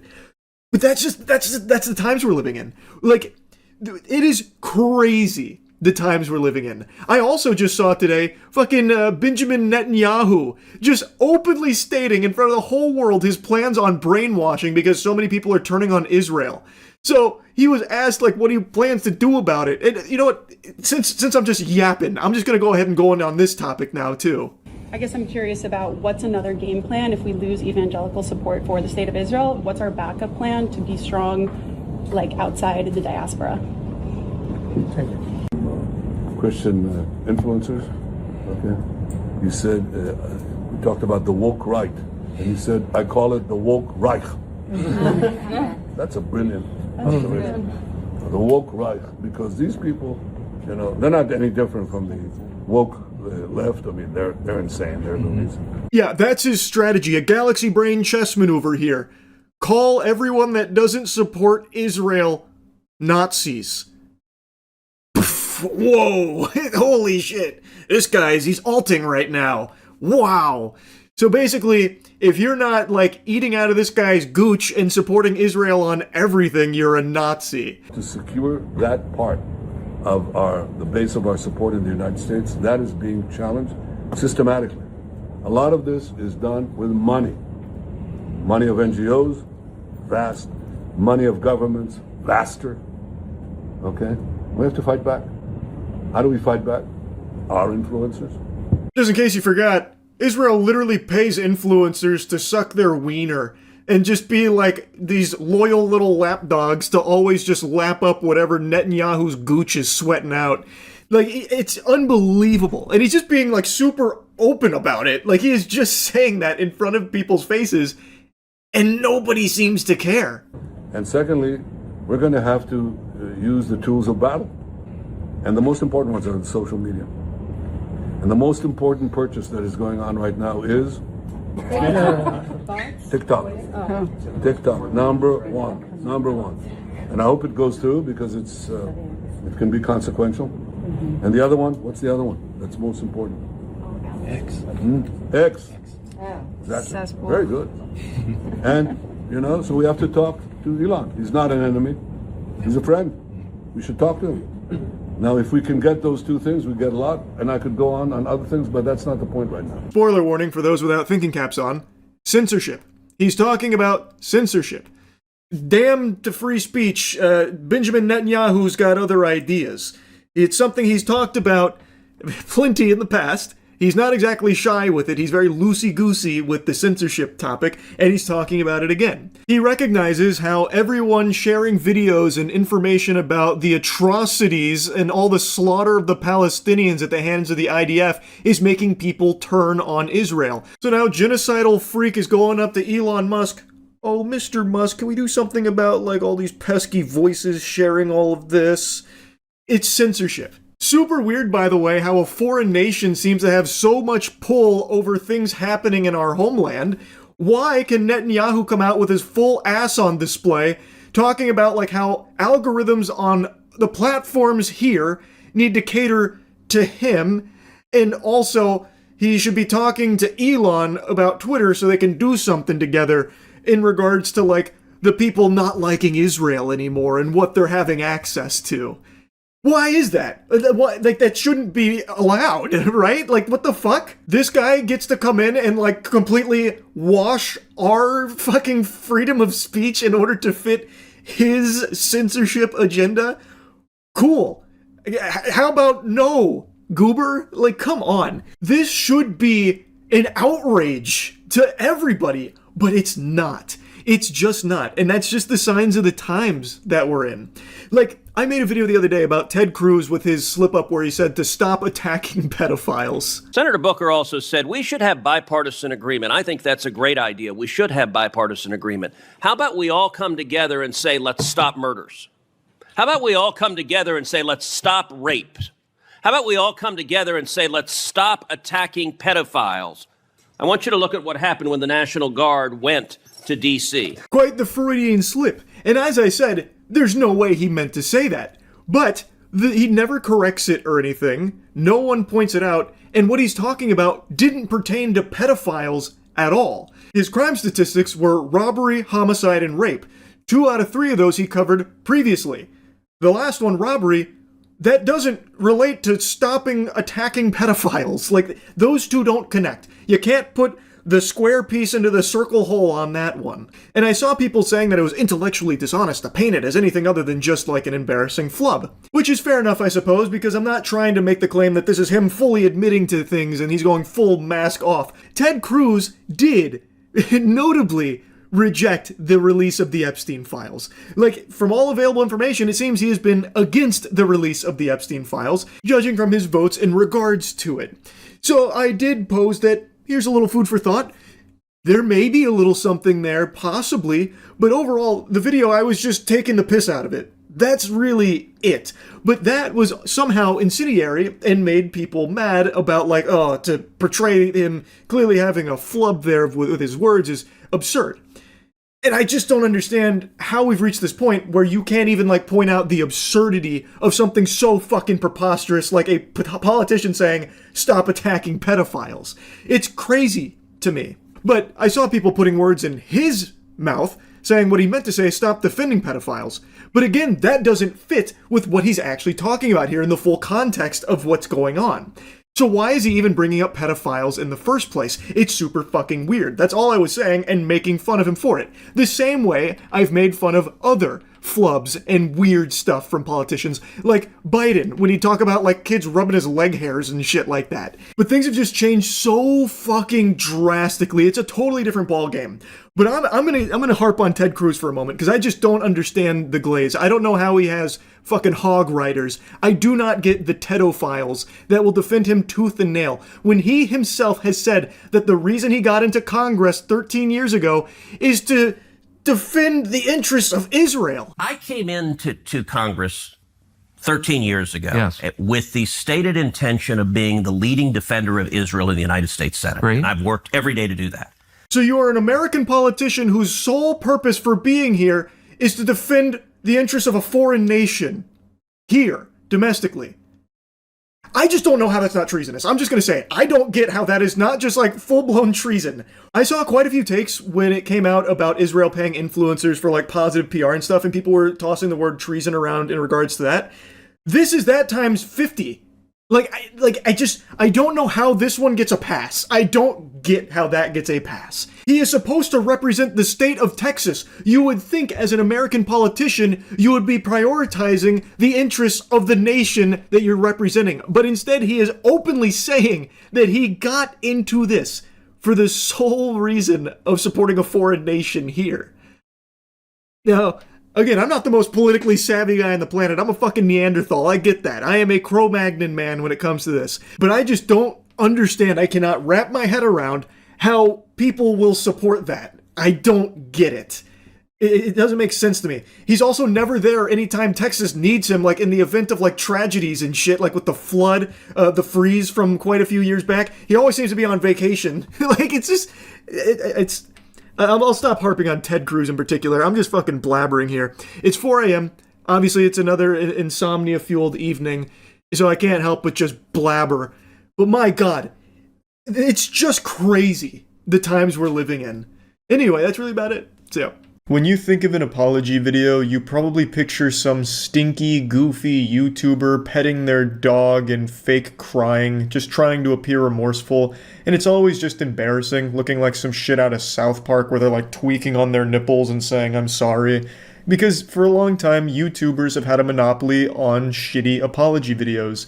Until today. Travis Scott, the famous rapper most known for his McDonald's meal, the Travis Scott Burger, has proven himself to be an innovator not only in avoidable concert-related deaths, but also in shitty apology videos. He posted his own bad apology video on Instagram today, and I thought it's only fair that we look at it. Now, I'm sure you already know, but Travis Scott was addressing the tragedy that happened at his concert Astroworld the night before, where 8 people died and 300 others were injured.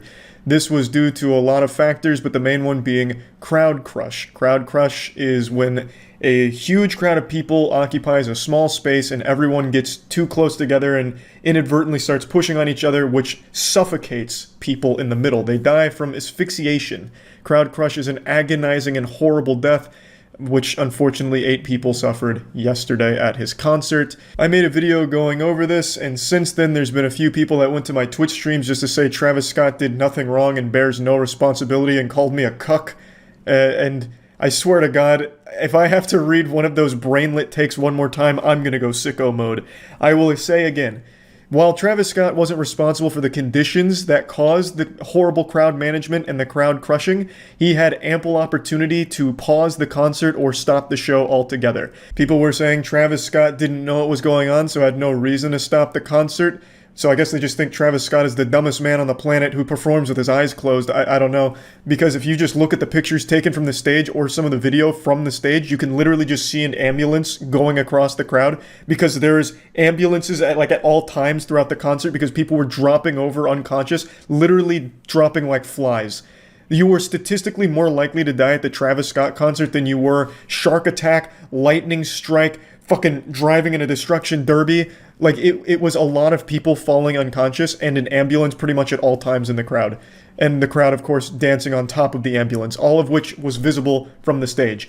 And also the crowd was begging the organizers as well as screaming at Travis to stop the concert. But even still, let's assume all of that. Travis didn't see the ambulance. He didn't see or hear anyone begging him to stop the concert.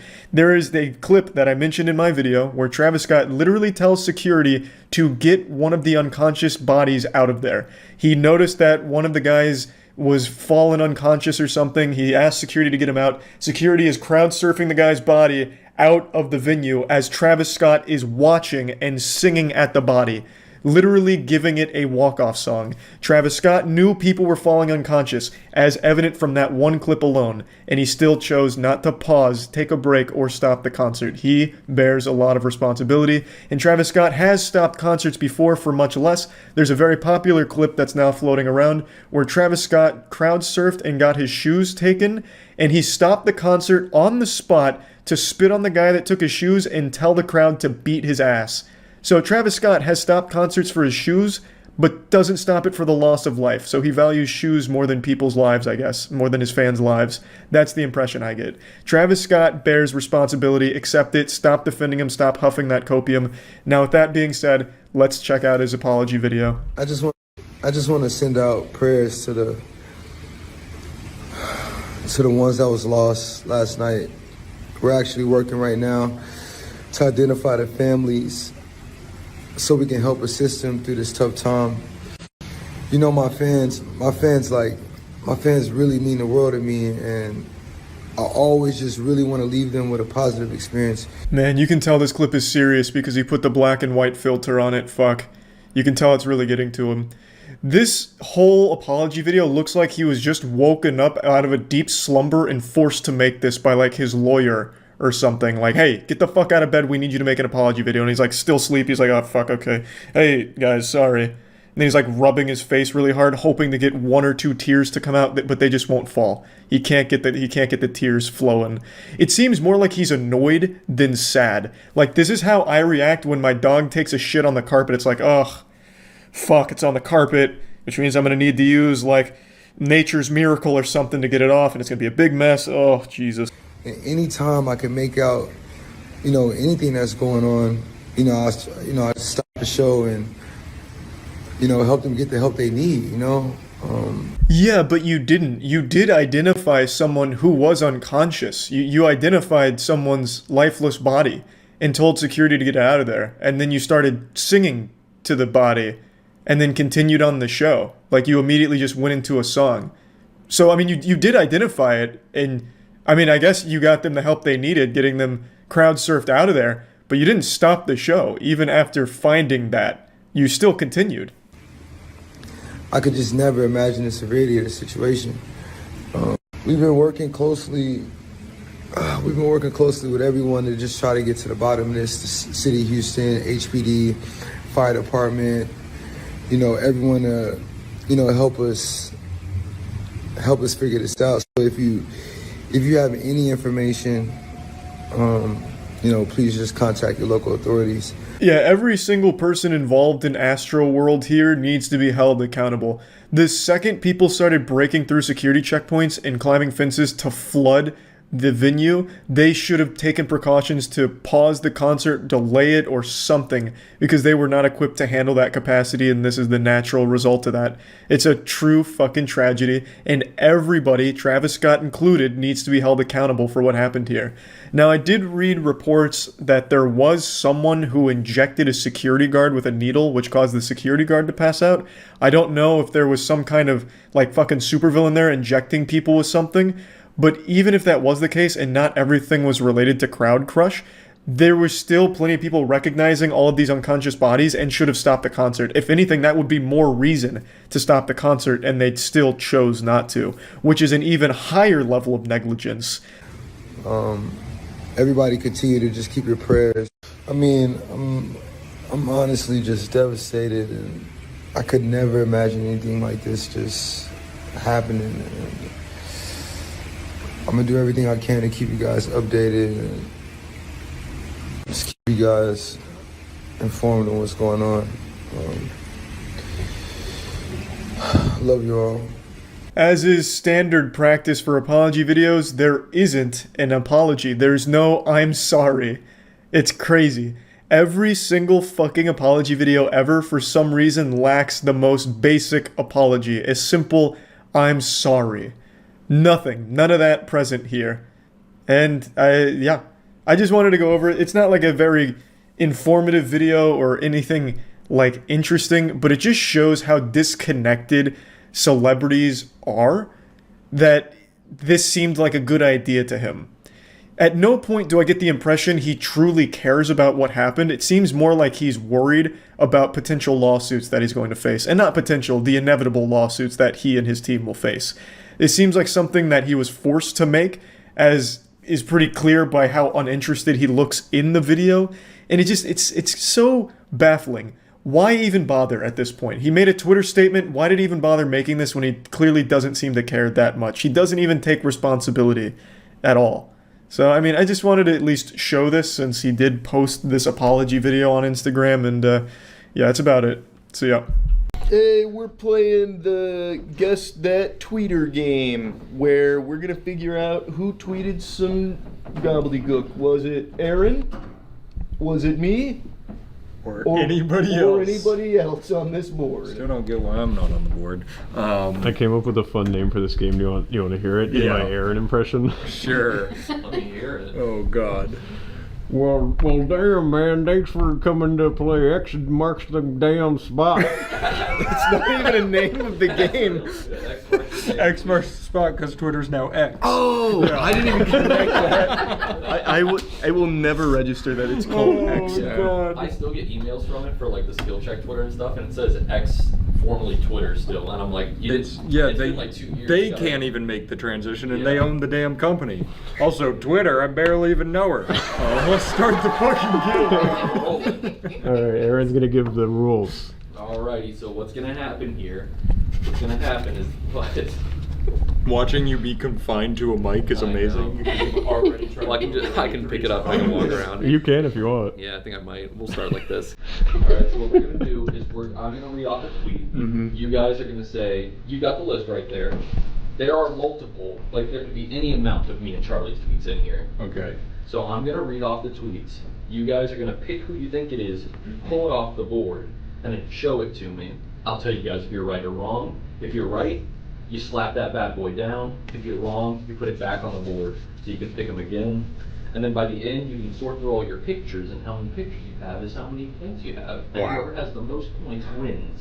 But also, after I tell you who the tweet was from, you can guess what the year it was from. That's not happening. Yeah, but I think you'll probably be able to get some. We've got some. Alright.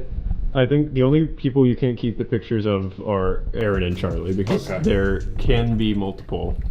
Literally all of them can be Aaron or Charlie. Alrighty, boys, let's get started. Alright, first tweet. If you are reading this, you should be ashamed of yourself. You should be asleep. Go to bed, I say. Oh, I think I know this one. Alright, I'm gonna not look at you because I'll be cheating. This is That's Ice-T, right? Yeah. Okay. Should I say it out loud? Because No, just grab it. Just grab it, Just off, grab it. and then you can kind of hide it. For what it's worth, I didn't grab Ice. Okay, you fucked up. It's Ice-T. I didn't want to copy you. Show I him- wouldn't show have him- picked Show me Ice-T. the pictures. Both of y'all are off. It is Shaquille O'Neal. What? Yeah. I thought about picking Shaq. That is the problem with some of this is you can't see the spelling, but I also think it's better because the Shaq spelling. I'm not showing you the whole sheet, but the Shaq spelling gives it away crazy. Gotcha. It is capital IF, as though he's talking about the movie Ifs. And then it says letter U, letter R, reading, no G, this. Letter U, SHUD. So coming Letter from B. Shaq, this is clearly a joke. Yeah. I thought this was somebody being stupid. Ice-T makes. He's got tweets. deranged No, that's the tweets. thing. Yeah. I gotta let you know, Shaq has some also deranged tweets. Really? Like, Shaq's got- I've yeah, never gone to his Twitter account. It's I mean, fucking crazy. I feel like you probably have seen like my butts. I'm at Mott's Berry Farm, whatever it is, that theme park, and he's like, I'm at Mott's Berry Farm, and my butt's too big for the dang seat. My senior, So good. my senior year quote in high school was from Shaq. Oh yeah. What was it? It was something about. I'm Superman. No, he talks about how sexy he is, basically, and I used that as my tweet. Yeah, it was. I'll find it later for you. All right, second tweet. I can't believe my grandmother's making me take out the garbage. I'm rich. Fuck this. I'm going home. I don't need this shit. Oh, I know this one. All right, Don't look at me. but you can look at me. 'cause Oh, I we got it picked right. the same one. I Oh. think. That's fine. Yeah, it's Luda. 50 Cent. That's 50. What? Yep. Do you think there's a chance we get 0 points? You should at least know your own tweets. I think I'll get my tweets. Yeah. I was going to do You'll this get only if you did. Yeah. I was going to do this only if you get them right. We picked older tweets. Danny went through and found some nuggets of Yeah. ancient gold. I was only going to do guess the year if you get it right, but I want you guys to get points. So we're gonna. Oh yeah, maybe if they both get it wrong, they can try the year as Do you well. want us to whiteboard it? I think you guys can just like 3, 2, 1, shout it 3, 2, out? 1, shout it out. So I remember when 50 Cent pump and dumped a penny stock. Nice. So that was back in 2012, I think. When was Twitter started? So I will give you that. I think it was 2005, but it Okay. didn't blow up to like 2007. Cool. Yeah. I've got a range then. If I had to guess, I would say this is when 50 was more active on their shit posting. He's more of an Instagram shit poster now. I'm going point back at you. 2011. I'm gonna go 09. You guys split the difference. It's 2010. Like, you guys deduced the year. Like, you guys did pretty fucking Yeah, that was good. that was This pretty is just our, like, you know, we're both fine. You put us together, we're unstoppable. Yeah, we're almost correct on Yeah, something. we're almost a full human. If you guys want, you can go back to the Shaq tweet and we can try it again too. All right, I'm guessing Shaq tweet. This. What did he say again? He My said if butt's you're too reading big. This, you should be Oh. ashamed of yourself. You should be asleep. Go to bed, I say. 2014. I was gonna say 2014. We're melding. Shit. 2009. Okay. Hey, like I said, if we were together, we would have gotten that. That was nice. Exactly. All right, next tweet. I'm ready. Next tweet. All right. I'm focused. I'm locked in. At Babies R Us getting pregnant with savings. Okay. Whenever he laughs, it's gonna be a him tweet. Well, I didn't even need that context clue, to be honest. Oh God. I'm looking at the date. Is that an Aaron tweet? That was an Aaron tweet. Let's That go. That was certified Aaron banger. Yeah, that was a banger. Do you want I us- think they get harder to guess from here. You threw in a couple like this. All right. And Yeah. we're guessing your What year year. did I tweet this? Was this more recent, or was this when I was in like high school? And I just had the chops already. It was at Babies R Us getting At pregnant. Babies R Us getting pregnant. I'm gonna go That's so fucking good though. 2018. Nah, this is a 2021 Aaron coming of age. I'm going, yeah. I lived here. You knew me when I tweeted this. It was 2022. I was so close. October 11th. You're acting like you tweet nonsense all the time. My favorite Aaron tweet story is still, and he denies it. What? I watched him at a urinal while peeing, That was fine. and a tweet went up.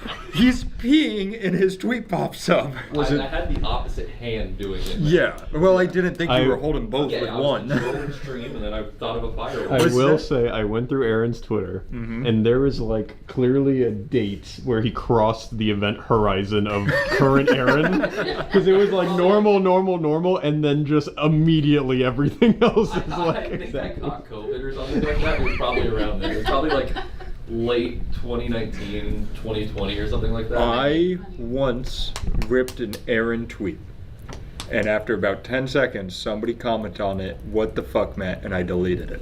Well, Never tried it again. I've taken 2 of Aaron's tweets he didn't want. One of them remember. was It's not now that I didn't kitten want daddy's that searching for one, but that was clues. such a banger for when you tweeted it. I was Yeah. like, you gotta use this. No, that one was good. And then the other one I took from you was it was when we were in an Uber. And you had one you didn't want, so I said, "Fuck it, I'll use it." And it wasn't the "not now, daddy, kitten's looking for cute." Nope, other way. Not now, daddy. I'm sure it's still in the draft. I wonder if it's one of the ones Danny picked for you. It might be, because that would be quite the curveball. Because it was your tweet in that Uber. You're like, "I don't really want this if you want it." Now we're just telling tweet stories. Years ago, this was when it was just me and you, and I was driving, we were going to the Lightning game together. Do you remember this? And the whole time you were quiet on your Oh phone yeah, I the was whole trying to ride. think of a great tweet. We pull in the parking garage, and he goes, "All right, what do you think about this?" And it was a tweet about like something with piss. That's all I No, remember. it definitely wasn't. That was that the Chupacabra's real? I just watched them fuck my grandpa. No, we should control F on your Twitter for something with piss, because I'm positive it said piss in it. That's the only word I Maybe. remember. But I was like, "Is this what you've been doing?" You're like, "Yeah, I've been crafting this." And I was like, "Bro, it's been 40 minutes." Yeah, I remember that. I don't remember what I tweeted though. It was great. All right, What's next, tweet. Aaron? Alright, we got give ASAP Rocky his freedom. We do so much for Sweden, but it doesn't seem to work the other way around. Sweden should focus on its real crime problem. Hashtag free Rocky. Oh god. I'm hiding my board. This might be the only Here, one. sneak me what you picked. Nice. This is tough. This is tough. It's the only one I have a leg up on. Maybe we need to turn the boards so we can't see each other. Are you a big ASAP Rocky fan? How do you know this one so I'm really quick? big into ASAP.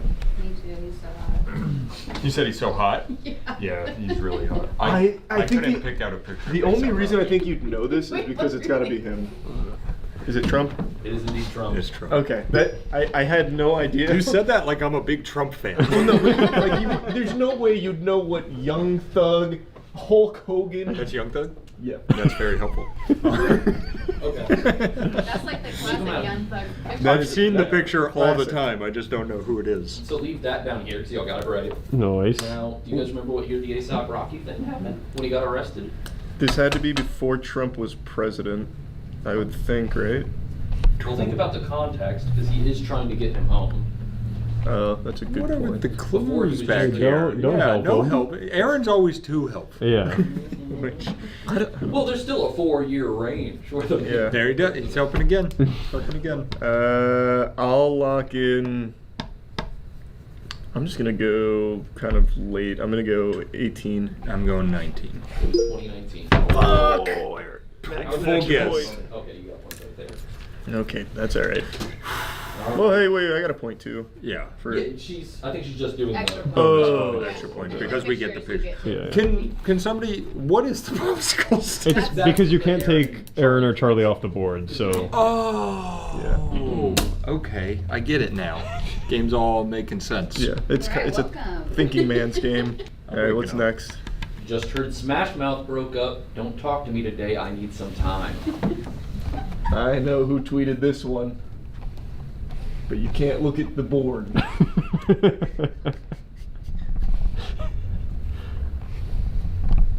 I think this is a certified Chuck classic. Darn. Was it you? It was Was me. a Charlie tweet.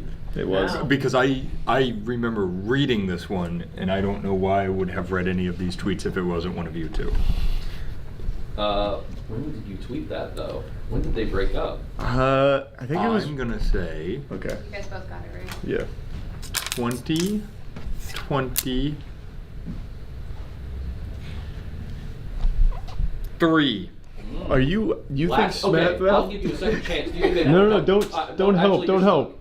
Yeah, I should be stuck. You know Steve of Smash Mouth died in 2023. Well, that would be a good reason for them to Good break reason up, to That's right? that is a good. You're onto something actually. I didn't Come on, think that man, it through. all makes sense. I fucked up. I don't know when they broke up. I would say probably 2021. I was between 22 and 23. Let's Damn. go. And then you said 2023. Taking this bad boy off the stand, off the damn stand. Oh, he's so free, Hey, how's Mike. it going, guys? Yeah, well, that's when we nice Yeah, stand. give us a tight 5. No. I can't wait to write you guys stand-up comedy though, and then you have to go perform it. That'll be. I actually love that wait, video. I idea. got a pop. Oh, we got these. Yeah. Game's making sense. You got it. All right, next tweet. Next You I tweet. feel like Matt keeps coming to in the middle of it. Can you guys tell we did the whiskey? It's all that video earlier? ashwagandha. All right, next tweet. Heard about the glass ceiling. No worries, I'm making some phone calls. Oh, Fuck. wait. That sounds so I familiar. read this one. I think I got this. I think. I don't know. Something tells me that this is probably wrong, but it's all I got. I'm going Aaron. Oh, that's interesting. Matt, you got that deep cut. Pop me. That just did not sound It like did something have some Aaron. Macklemore energy. It did. It I'm gonna be honest. If I didn't come to that, I thought Aaron did it. Macklemore was my other choice. Yeah, that's what it sounded like to me. Fuck! That was good. All right, for the bonus point. Yep. All right, guys, what year? 2022. No, this has got to be more vintage. This is probably right when Aaron had like the Winter brain Soldier. Yeah. 2019. He tweeted that while he was here, for sure. No, it was right before. I was in Michigan. It was God 2021. damn. Right before I moved here. Why did I read that one then? We were friends before you got here. You probably saw it and were like, gotta see what this guy's got in the bag. We need to hire him now. Meatball of fruit? What? Is meatball a fruit? That's the whole tweet. No, I think you're reading that wrong. You're missing. I am. It's meatball and fruit. It's meatball and fruit. That's why we have more than 2 people up here. We're all fact checking each other. It's meatball. I'm surprised one of you doesn't know this one because when I just Googled like weird celebrity tweets, this was number one on every single one of the Really? lists. Yep. It How changes. about we just pick at the same time? Okay. That- 3, 2, 1. Oh, you went Luda. I don't think Luda. Would make, I don't think he'd make number one on the lists. Luda and Miley Cyrus. I actually think Miley Cyrus is a really good choice, but it is Post Malone. Friend of the show, Post Malone. Wait, who's We're that gonna- in post picture? Is Yeah, I that can't- Charlie with? Is that a damn wild Charlie? Damn, what did he get up there? I can't believe Post got a picture with Charlie like that. That wasn't number one on the list of like best pictures of Post Malone. Well, we haven't looked yet. Yeah, we have to check That's that next later. video. Which picture of Post Malone is this? I really thought that was Miley. I mean, Miley's got some crazy ones in there. That Yeah. was believable. See, What there's a year hint. did he tweet that though? That's got to be like old. Yeah, I'm thinking like 2016. Oh no, I think even older. You have to remember Really? Post Malone was actually in the Minecraft That's YouTube true. space for a while. That is very true. I'm gonna go like 2011.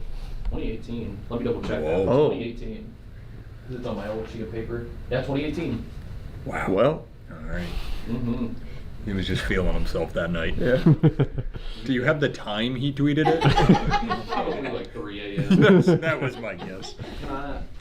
Can I interest you in another tweet? Yeah. This one's personally my favorite on the list. Oh. You guys may get it instantly. It's him. No homo, we smoking penises. Oh, I've heard this. Who said it? No homo, we smoking penises. 4 exclamation points. Fuck. Who said that? It wasn't Neil deGrasse Tyson. I can know that. You never know. No homo, we smoke. All right. Are you ready? You got an answer in your head or no? No, give me one more second of deliberation here. Fuck, I'm between two people and it's hurting me. There are 3 people I can safely rule out. What about you? I don't think I've ever said no. That's what homo. I mean. You can safely rule out yourself. Oh yeah, and me. I meant aside from me. And I know it's not Aaron because this one was like a big tweet that blew up. I just don't remember who fucking tweeted I've it. got fucking random shot. What's the most likes you've ever gotten on a tweet? Wow. I think Charlie liked one of them, and then it was back when it showed the thing like liked by, and I think I got like 300 or 400 just because Charlie was like people saw What it. is? Shout out your Twitter. Let people see. Well, I was gonna say when he's reading the tweets, we're gonna put them on screen, That's so true. they'll see it. Yeah. All right, I know who I'm going with. Fuck it. Oh, I'm between 3. All right, 3, 2, 1. You've guessed Luda 3 times. It's gotta be right at some Just to point. see. That's Young Thug. I was gonna. God damn it! I was thinking Young Thug too, but I thought I maybe. still don't know who he is. Fuck. All right, I was between 3 people, and Young Thug was not one of them. I should have trusted my Young gut. Thug when no, wait, this is old. I thought this. I Was thought you were gonna say, "Wait, it's not Young Thug." No, one of the Migos I remember got hacked, so we started saying shit like that, and then it was like balls in my. Wait, but what year was it? Yeah. 2014. 2015. 2011. Oh, Very Jesus. old. Who tweeted in I was gonna say he just randomly tweeted that. I thought he got hacked. He did it just for fun. He did it for the love of the sport. Sometimes you gotta. Good for him. Yeah. Wow. All right. All right, you guys gotta lock in. Yeah, this is tough. I've got my 3 friends. Yours looks exactly like Plank. Yeah, it does look like That's Plank. really good. Where's your Trump picture? Over here. Oh, keep it in front of you so we can Twomp. see. Twomp. Alrighty. This one is a series of 3 tweets. We'll start. I'm gonna preface this by saying these were all tweeted like almost the same exact date 3 years in a row. Yeah. Oh, Okay, that this actually is helps me interesting. a That's lot. a deep cut. That means Yeah. it's him. Okay. The first one, we'll start from the oldest one, and then. Do you want to say we can give them 3 points if they guess any of the, like 1 point for any of the? Yeah, years on it? let's do that. Another thought to disturb your restful slumber, especially if you're in vain. In a mirror, you can kiss yourself only on the lips. In the next tweet, for narcissists only, laws of reflection require that if you kiss yourself in a mirror, it'll always be on the lips. And then, just an FYI, in a mirror, you can only kiss yourself on the lips. I know who this is. This was 3 years in a 3 row. years in a row, like. Yep. I can give dates because it's not the year. Like, I can give, like, that. Yeah. It was August 28th, then August 30th, and then July 12th. Fuck, I'm between two people. Well, I know who it is. This has all the hallmarks of. Yeah, this one is. Yeah. I do believe you can get this instant. All right. I had that immediately. 3, 2, 1. Fuck, man! Damn it! Neil deGrasse Tyson. I didn't know if it was a mental break or him doing his smart thing. No, this was back when he was like the intellectual Twitter authority. He was like, well, did you know, like, if you die in a school shooting, it's kind of just like getting hit by a shark. Yeah. You should tweet that and see what the response is. Well, no, he did tweet that. Like, when there was a school shooting, and he tweeted, we often have emotional reactions to something as outrageous as a school shooting, but we don't carry the same energy when it's a shark attack or something like that. And they have similar odds. It's a really cool stance to take. What a guy. Yeah. The Key and Peele skit from a long time ago where they were playing him cheating on his wife was unreal. I don't remember that. Where But that's cool. she keeps being like, I saw you with her. And like they make the argument like, I'm not in a vehicle, I'm in a... Yes, it very self. Exactly. Yeah. My vessel is moving. Yeah. All right, so we're picking 3 years. This is very much like Battleship. We're like, I think I know the year. Okay. I'm going to go... Would you like to go first? I think you guys should go 1, 2, 3, 4, 5, 6. Like you go back and forth on the years. Okay. What about this? Let's both say the first year we think, and then the next two go up. 2016 for me. I was going to go 2014. I'm going to give you guys Battleship rules. You're both wrong. All right. Oh, I And see on the what you're next one, saying. I'll tell you if you're too high or too low for the last one. Okay. Then I'm gonna go next guess. 2018. I'll go the opposite direction. 2012. Matt is closer. Okay. We have one guess left. So Between is the this to two- hit any of the 3 years? Yeah. I'll Okay. give them any of the 3 years right now. Between the two of us, surely we One can of us- get one. one of us with is gonna get 6 this. guesses. Remember when Twitter started, and then remember around where Matt was. And I I'll think go you guys could hit pretty first. much all. Yeah, all right. I'm going to go 2009. I'm going 2010. I'm 1 for 6 ain't bad. 2010. It was Hey. 2010, 2011, 2013. I feel like we worked together to get there, so I'm proud of you. All right, next tweet. Alrighty. I'm so fucking tired of people saying that wrestling's fake. If it's all fake, then why does it give me a boner? I think I know who tweeted this one as well. All right, 3, 2, 1. Yep. That's our friend Charles. That was me. But when did you tweet it? This was probably around that time when I was making tweets in cars when doing nothing. I think that would have been 2019. I'm going 2022. 2020. Ah, dang. We're circling. We're like Darn. sharks. Yeah, you're circling. Which we don't have an emotional reaction to, like school shootings. Imagine you guys are like circling a shark, and the shark's about to like close in on the guy, and except the guy just goes like disappears right before you get him. That's a great tweet. I forgot I did that one. That is a really good tweet. That's a banger. All right. I just taste for the first time a smoothie. May God bless America. Okay, I think I know who did this. If you want to lock in. All right. Make sure I'm not making stuff clip. 3, 2, 1. Bang. Oh shit. Oh, wait, show me who is you it got. the Hulkster?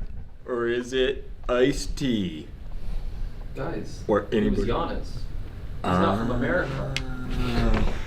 What? He came to America. Post Malone's tweet is fruit and meatball, or is meatball and fruit. This man was. I thought this was just like a patriotic thing. Like, man, did I love too. being an American. Yeah. I can drink a fucking smoothie. Also, you guys picked a picture. Giannis looks jacked. He is jacked. Yeah. But he looks really good in I that remember there was picture. that one summer where he went from like actually a string bean. Yeah, he to looked just like that, and I was crazy. like, that's Giannis, if you're watching, we all think you're attractive. Come on the show. Yeah. HR. What year did he come to America? This one's. This one's. What I year did he think. first get to America? I'm pretty sure I know. If you're ready. Yep. Okay, 2020. 2016. What? Oh. What did you say? 2020. Stop giving hints. Well, it doesn't help you guys. It's 2014. It didn't help, but you did give a hint. He's been in the league since 2014. Yeah, he just didn't play at all because he was not. Good. Yeah, I wouldn't have guessed that at all. Because I remember like he had I remember his 2016 stats a little bit. Damn. I thought he Which was stat all- do you remember? Like when he started getting good and people took notice. You just remember When like the I remember feel of the stats. I just not remember his when he rebounds. started getting I got points, you. and I assumed that was. I his thought you were going to rookie be year. like he had 311 rebounds. No. Very Yeah, impressive. over the whole year. Yeah. Won a game. All right. Because I thought this interviewer in New Zealand said Juman instead of German, people think I don't know what a German is. And then a link to a Huffington Post article. What's the Huffington Post article? Is It it doesn't what say, Germans it's just are? like broken link. I got it. You know that? Nope. But I'm guessing. Ooh, good guess. Okay, I'm going to. I'm gonna throw out a. Fuck it, run it. Yeah. All right. Let me see who you guys picked. Oh, yours is yeah. Justin Bieber. Well, Remind me of this guy's name. Russell Crowe. Russell Crowe. He's had some Jewish issues, hasn't he? Or am I thinking of somebody else? I don't. I think you're thinking of think. Sean Bean. No, not Sean Bean. Sean Penn. maybe? I don't know. There's a lot of people with like Jewish No. issues. I don't think Russell Crowe's one of them. No, I could be wrong. I'm sorry, Russell Crowe. I'm thinking Braveheart guy. Mel Gibson. Mel Gibson. Yeah, there's a couple there. Yeah. I'm not crazy, right? Mel Gibson had some issues. Yeah. You really enjoyed making that Passion of the Christ. I thought you were about to say, I think you're thinking of Shaq because he's up there. Yeah. I was like, I was not thinking of Shaq. Imagine getting crucified like that and then nobody shows up. Everyone's like, Guys, what the hell? I'll pass on that one. What that guy do to covet his wife? That's it. That's a tweet. Yeah. A real nut feels like every bone in your body coming out the head of your dick. I'm done. Fall asleep in 2 minutes.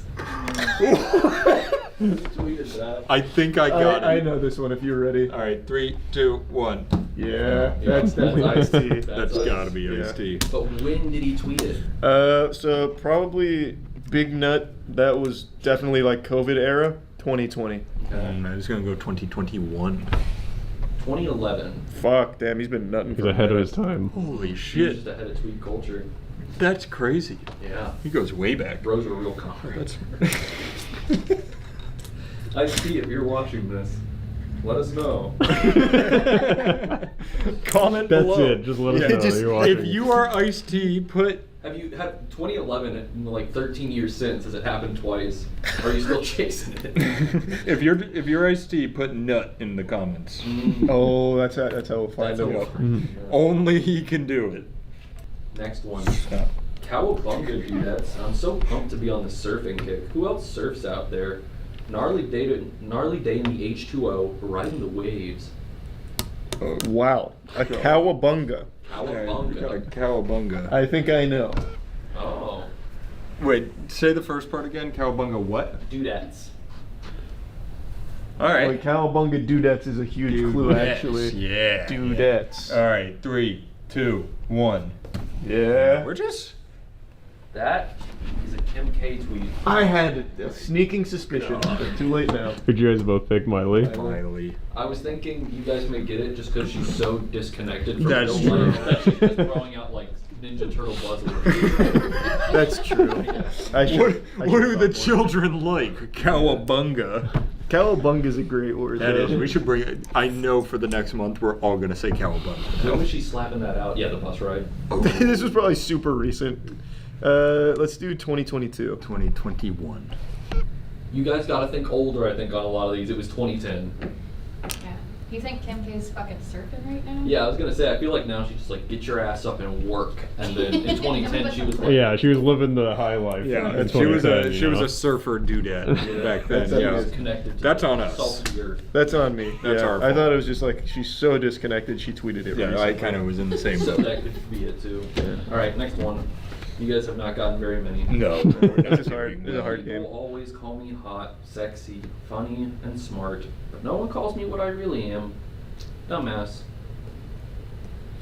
That started like it could have been an Aaron tweet, but then it's just it peters out at the end. That could be like an OG Aaron tweet, like when he first started. No. Well, I've had Twitter since 2013, so you guys cook on that. Since my brain was like barely fully formed. I'm not going for that. I won't take that bait. You're not gonna give in. I'm not giving in to temptation. The sin won't tempt me with the apple. I know what I'm doing. All right. My aura just went by. 3, 2, 1. I'm doing it. Oh, you did it. Oh, I and believe Matt it. is correct. Whoa! See, at some point he had to start. And he couldn't have been good at it. No, so there was a time where even if it was kind of shitty, I was like, I'll throw that one out there. So when did he rip this one? Fuck. And I think it's more recent than we think. I'm going for the third time in a row, 2021. I'm gonna just trust my instinct. I'm going 2015. 2020. Okay. On the right I'm track. right there. I'm circling. That one. I say I'm right there. The last one I guessed 21. It was 2011. Yeah, no, you're on the cusp. I got a lot of. If it weren't for you two, I would not be doing well. Yeah, these are hard. This one These are really This hard. one is nuts. I hope you guys get this one, but I don't know if you will. Because I don't know why anyone would tweet this. The only 420 I really remember was the Columbine massacre, and that really ruined everyone's high. Bad day. Holy. I read this one Is and Neil deGrasse Tyson like, still on I the was board? like, why would you ever press send on this? Like it's fire, but that's something you maybe say to friends in private. Oh my Not like, God. I'm gonna blast this to my audience. Oh Fuck. no. That could. I'm between two people right now. Was this Charlie? Imagine. I've kind of only got. Yeah, I'm between two as well. I'll just pick one 50-50. You got an idea? One more time. Read it one more time. I'm gonna look for tone. Subtle vicissitudes, as you The say. only 420 I really remember was the Columbine massacre, and that really ruined everyone's high. Yeah, I know who I'm Bad day. going. I heard a voice in that one. Yeah, it's the tone speaking to Yeah. me through the words. You ready? I'm ready. 3, 2, 1. Damn it! I was thinking Hulk immediately, but then I Very changed my mind. different. That one was Macklemore. What? Was it really Macklemore? What Yes. the fuck? Holy shit. Holy shit. Alright, I feel like Charlie's questioning his life decisions. That's now. crazy. this has to be pre-solid PR team. Yeah. I'm going 2013. Yeah, I'm going. Well, it'd have to be like really early. It's gotta be. When was Thrift Shop? That was like I was in college. I had just gotten to college, I I think. think that was 13 or 14. that Yeah, came I'm out. gonna go earlier. I'm gonna go 2011. I think Thrift Shop, was 12 or 11. Where is our data team? You know, Yeah, they where's never our show analysts? up anymore. I'm damn fucking talking over here. It's 2012. Oh! I went 13. What did you go? 11. Oh! Not again. Why do we keep doing this? You guys are like perfectly splitting the difference. I almost We want to really say are that. almost one single human if you put us together. Um, Oh, I can't believe Macklemore tweeted that and got away with it. this one's really good. If it weren't for you meddling kids. I cannot believe that milk, or I can't. Okay, never mind. I'm fucking this one up. I'm looking at the text now. Can't believe milk is stored in the titties. What a crazy place for milk to hide. That one's a classic. I've heard that one before. Alright, 3, 2, 1. That's a Charles classic. Yeah, I like that one. I really do like that one. What a crazy place for milk to hide. You, out of all the tweets, your guys' are the best so far. What happened to this one? Oh, those are eyebrows. I thought it was 4 eyes. Thought it was a Ben 10 monster. When did I tweet that though? Yeah, when did you tweet that? I'm gonna go. You're gonna be shocked by this. 2021. No, I definitely think it was earlier. I think that was like a 20. Wow. I think that was like a 2019. I was thinking 21 or more recent. No, I think it's older. 2021. May of 2021. Hey, Nice. I know my boy. Yeah, you nailed me. I don't remember tweeting much in 2021, but those years are like a blur now. They are. We were all tweeting, you know, tweeting Yeah. up a storm. Different times. It was a different time. You got Macklemore talking about Columbine. I guess 10 that years was before 10 that. years before that. He walked so we could run. Alrighty, guys. Min, if a woman says it's hard for her to come, wait, what the fuck? Min, if a woman says it's hard, number 4, her number 2, have an orgasm from penetration, but easier from oral, do you please her or do you please yourself first? Oh, I know Who's this. asking? I actually do know this. Min, if a woman says it's hard for her to come, to have an orgasm from penetration, but it's easier from oral, do you please her or do you please yourself? I know this one. All right. Let me know when you're locked in, man. I'm locked. Go. It's finally Ludo. No! It's Luda. Oh, I did it. I knew. Charlie's finding him out, and then Matt's just kind of brain blast getting Well, I guessed Luda 6 times. him. You get him right eventually. That was my secret. We have gotten all the same ones. I know, damn it. Now, when did he tweet that? It's too easy. It's 2018. No, it's 2012. Close, 2009. Yeah. With those earlier years, it was all kind of Wild West. Yeah. I It could've been like that he any was of them. searching for information there. He was Like, Googling he it. didn't know. He was sitting there about to go in and was like, his legs were shaking. I don't know what to do. Let me ask. I like to think that Neil deGrasse Tyson gave him the correct answer. He did. You'll Have you find tried him. kissing your mirror? No. You'll find him in the comments section. Well, women don't actually come. It's a At least I've never seen it happen in my scientific data collecting. through the wormhole, or like through no holes. Or too many holes. It's true. Yeah, that's why. Nipples are where the titties go wrong. These are such good teams. That's a really. Nipples are where the titties go wrong. Who could have tweeted that?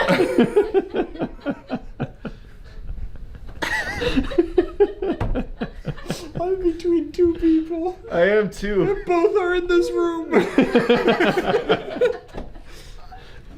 The crazy thing is, I see your cogs turning. I know. You know this could be you, It but could you be. don't know if it is. I'm not positive. I'm not Tweeted positive. so many times. Nipples are where the titties go wrong. Do you? Let's say this is you. Do you agree with that statement still? No, at this of point? course not. Yeah, I think. No. I think the whole titty is important. Yeah, you can't. But leave it's out like, pieces. yeah, What's you the need worst all part of the titty, Matt? where it ends. There's not enough. Oh yeah, Brother, where's the rest?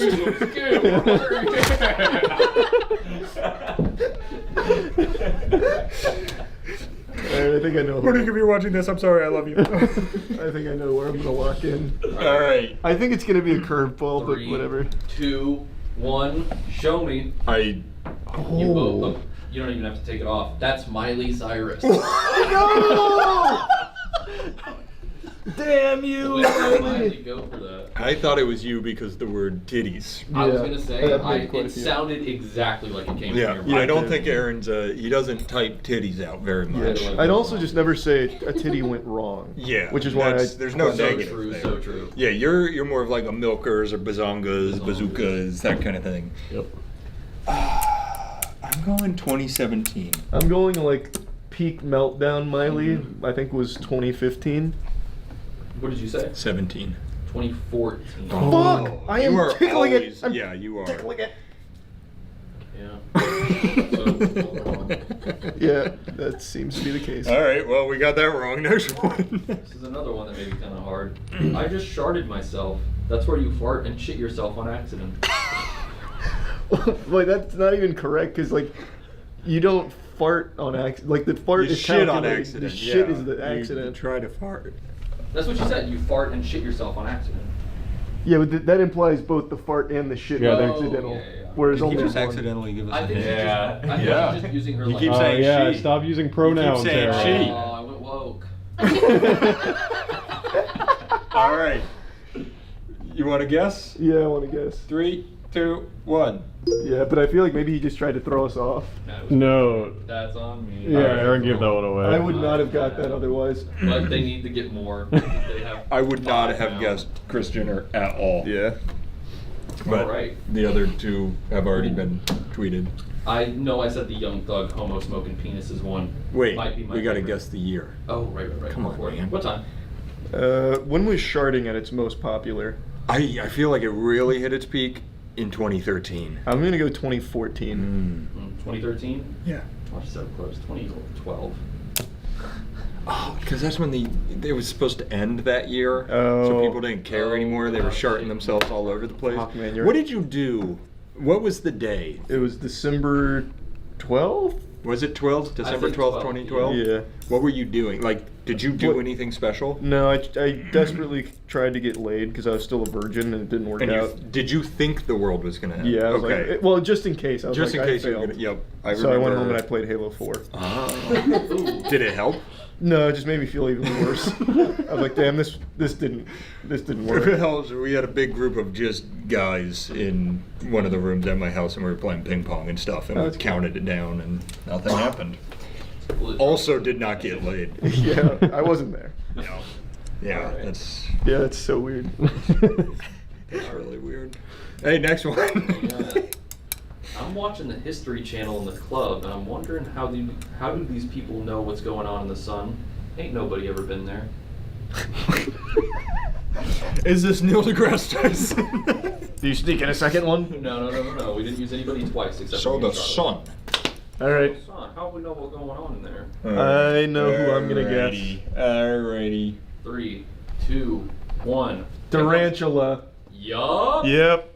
Kevin Durant. Kevin Durant's got some crazy. See, that's the thing. I haven't been guessing Durant because I thought you were going to use his biggest tweet. Is it the Scarlett Johansson? Yes, Yeah. I thought for Well, sure. we tried to pull deeper cuts. That makes sense. Tell him the ScoJo. Oh, he's like, I may have to find it, but it's like Scarlett Johansson, I'll drink your bath water, pretty much. Yeah. Oh, nice. That was. I thought for sure that's the one we were going to use. So now That was I a done big pull fucked for up. me. That was a big pull for me. I think So- one of my more favorite recents of his is when, what's his name, Kendrick Perkins or whatever was on ESPN. He's like, yeah, Kevin Durant, man, he's got to do more things, man. He's not doing enough. And he was like, yeah, I remember when we were in like the conference finals and you averaged like a big 5 or something like that. But you played hard, big dog. And I was like, yeah. Yeah, Perkins was Big Baby, right? Yeah. No, No. That was Glenn Davis. Yeah. Yep.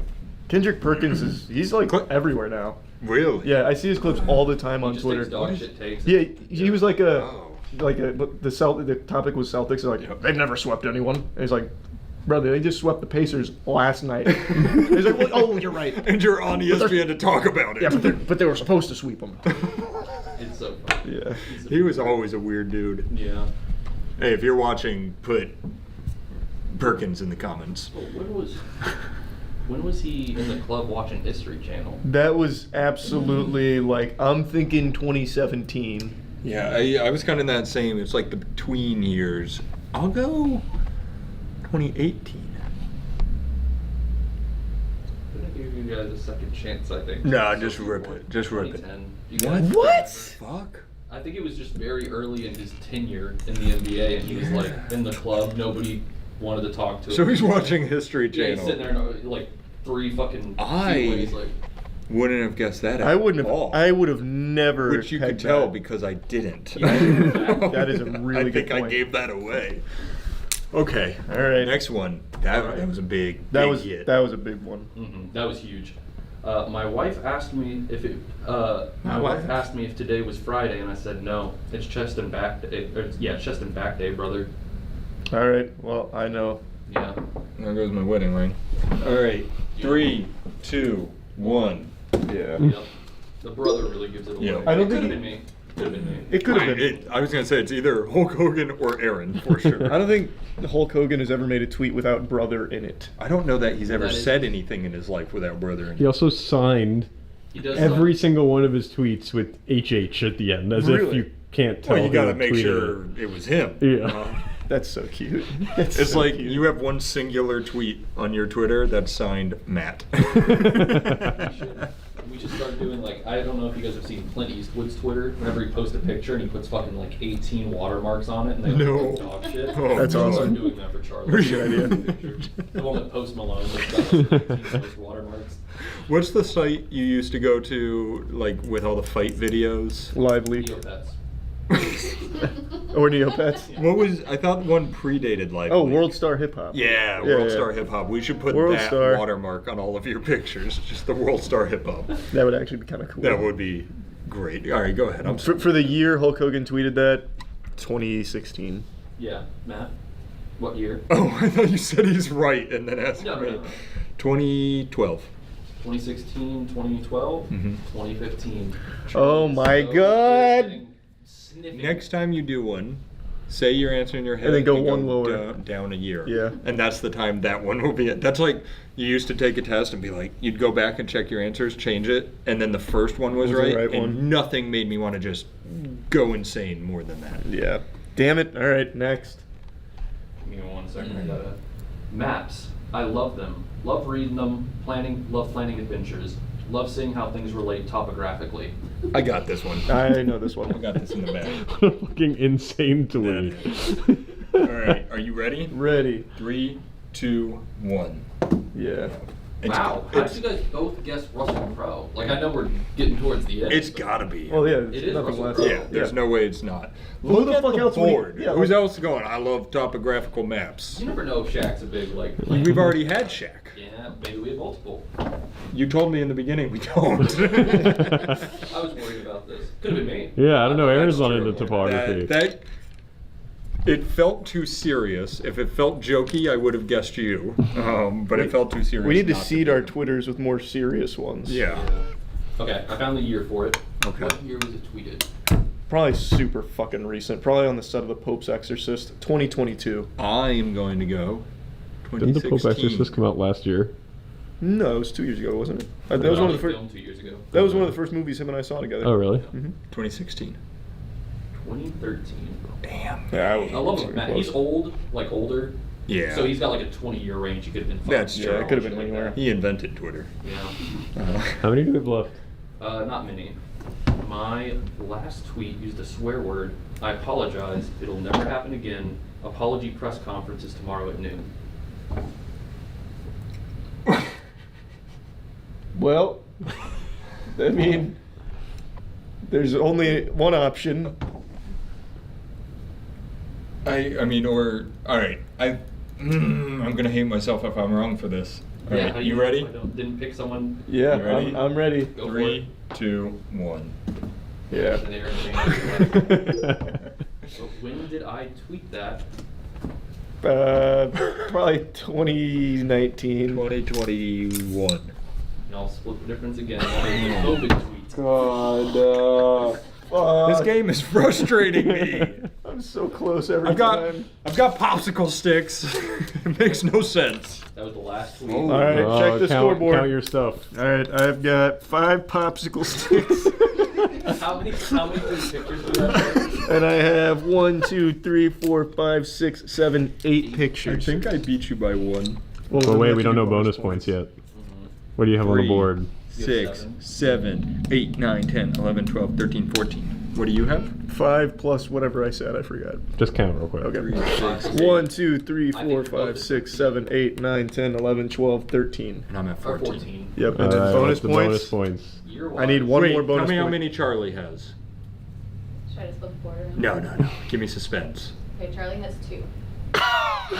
Which brings you to 15. Yeah, so if you I got need 1. 0, which we know I didn't. You need 1 or more. I don't remember how many I got. Lay it on. Flip it around. Matt also has 2. Damn, that was a close shave. Damn. Somebody wants to eat some fish.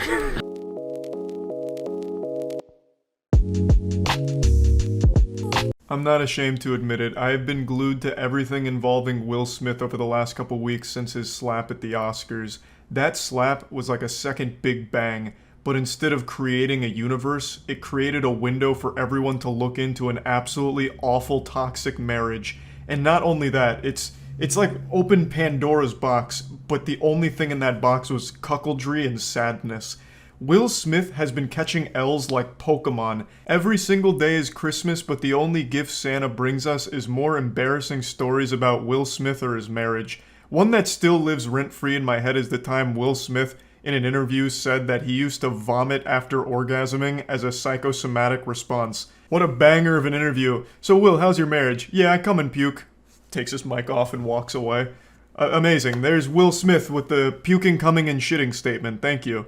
Now, this was pre-slap. This was not the post-slap era. We're now living in a post-slap society, PS. So this is 1 PS. And since that slap, more and more stories have been coming out about how awful his marriage is with his wife. Like whether it's his wife saying she never wanted to marry him in the first place, which again, I don't know why you'd ever fucking say that. That's just such a mean thing to say, and especially make a public statement about it. Or his wife just absolutely steamrolling his ass, just dump trucking him about the slap, saying that she doesn't really support it and wasn't really happy about the slap. Like, she is just absolutely taking Will and cooking his ass. It is sad to see. It is just fucking painful at this point. Now, recently this video came out where Jada Pinkett Smith, his wife, was filming him without his permission. You can just see how defeated and uncomfortable this guy looks. This was from 2019, so this was, again, pre-slap, BS, before slap era. But it is still just such a sad look at an awful, awful relationship. You know Esther Perel is coming to the table. She's going to be at the red table. Would you say she has been instrumental in you and I redefining our relationship? I would say don't just start filming me without asking me Oh my goodness. if you could film me. Esther, come help us again, please. This reminds me of that scene from the movie Hitch where Will Smith says, "I saw that going differently in my mind." Like, it's the same energy as this right here, but in reality. So his wife just starts recording him and trying to make him, like, dance like a puppet to, promote whatever she's trying to talk about. I'm not really sure the full context, to be honest, but it's about how someone helped their marriage, but she's doing it without Will's permission and his consent to film, which is obviously an intrusion. That's not okay. That's just violating his personal space and his privacy. He clearly didn't want to be on camera for this, but she doesn't respect boundaries, as evident from the time when she sat him down on her show to tell him about her entanglement with other men, right to his face, just talking about the cheating and making light of it. And Will is very clearly, like, upset, nearly crying about it, but she just keeps going and pushing it. And you can see that it's not just like something she does for her show. It seems like it's something that translates to their actual household. I'm becoming fully parasocial in this Will Smith relationship now. Will Smith is a fucking weirdo. This whole family is weird. There's nothing I'm trying to defend here. I'm just watching as a spectator and trying to wrap my head around this absolutely wacky and wild season of the Will Smith household. I'm still dealing with foolishness. Because she don't just... Would you say that she helped us heal the hurts that we caused between one another? My social media presence is my bread and butter, okay? So you can't just use me for social media and not, don't just start rolling. I'm standing in my house. Don't just start rolling. Please watch us stare at the red table because she's helped us a lot. Can't you tell? God, that seems absolutely fucking miserable, where your wife is also playing the paparazzi, so you're just never safe. You could just at any moment end up on fucking Instagram live stream or whatever this was without you having any prior knowledge of it and just embarrassed. I can't even for 1 second think of a possible reason why she'd even film this and post it. This is just straight up delusional. It seems like it was supposed to be like a promotional piece for her upcoming episode with a guest that supposedly helped their marriage.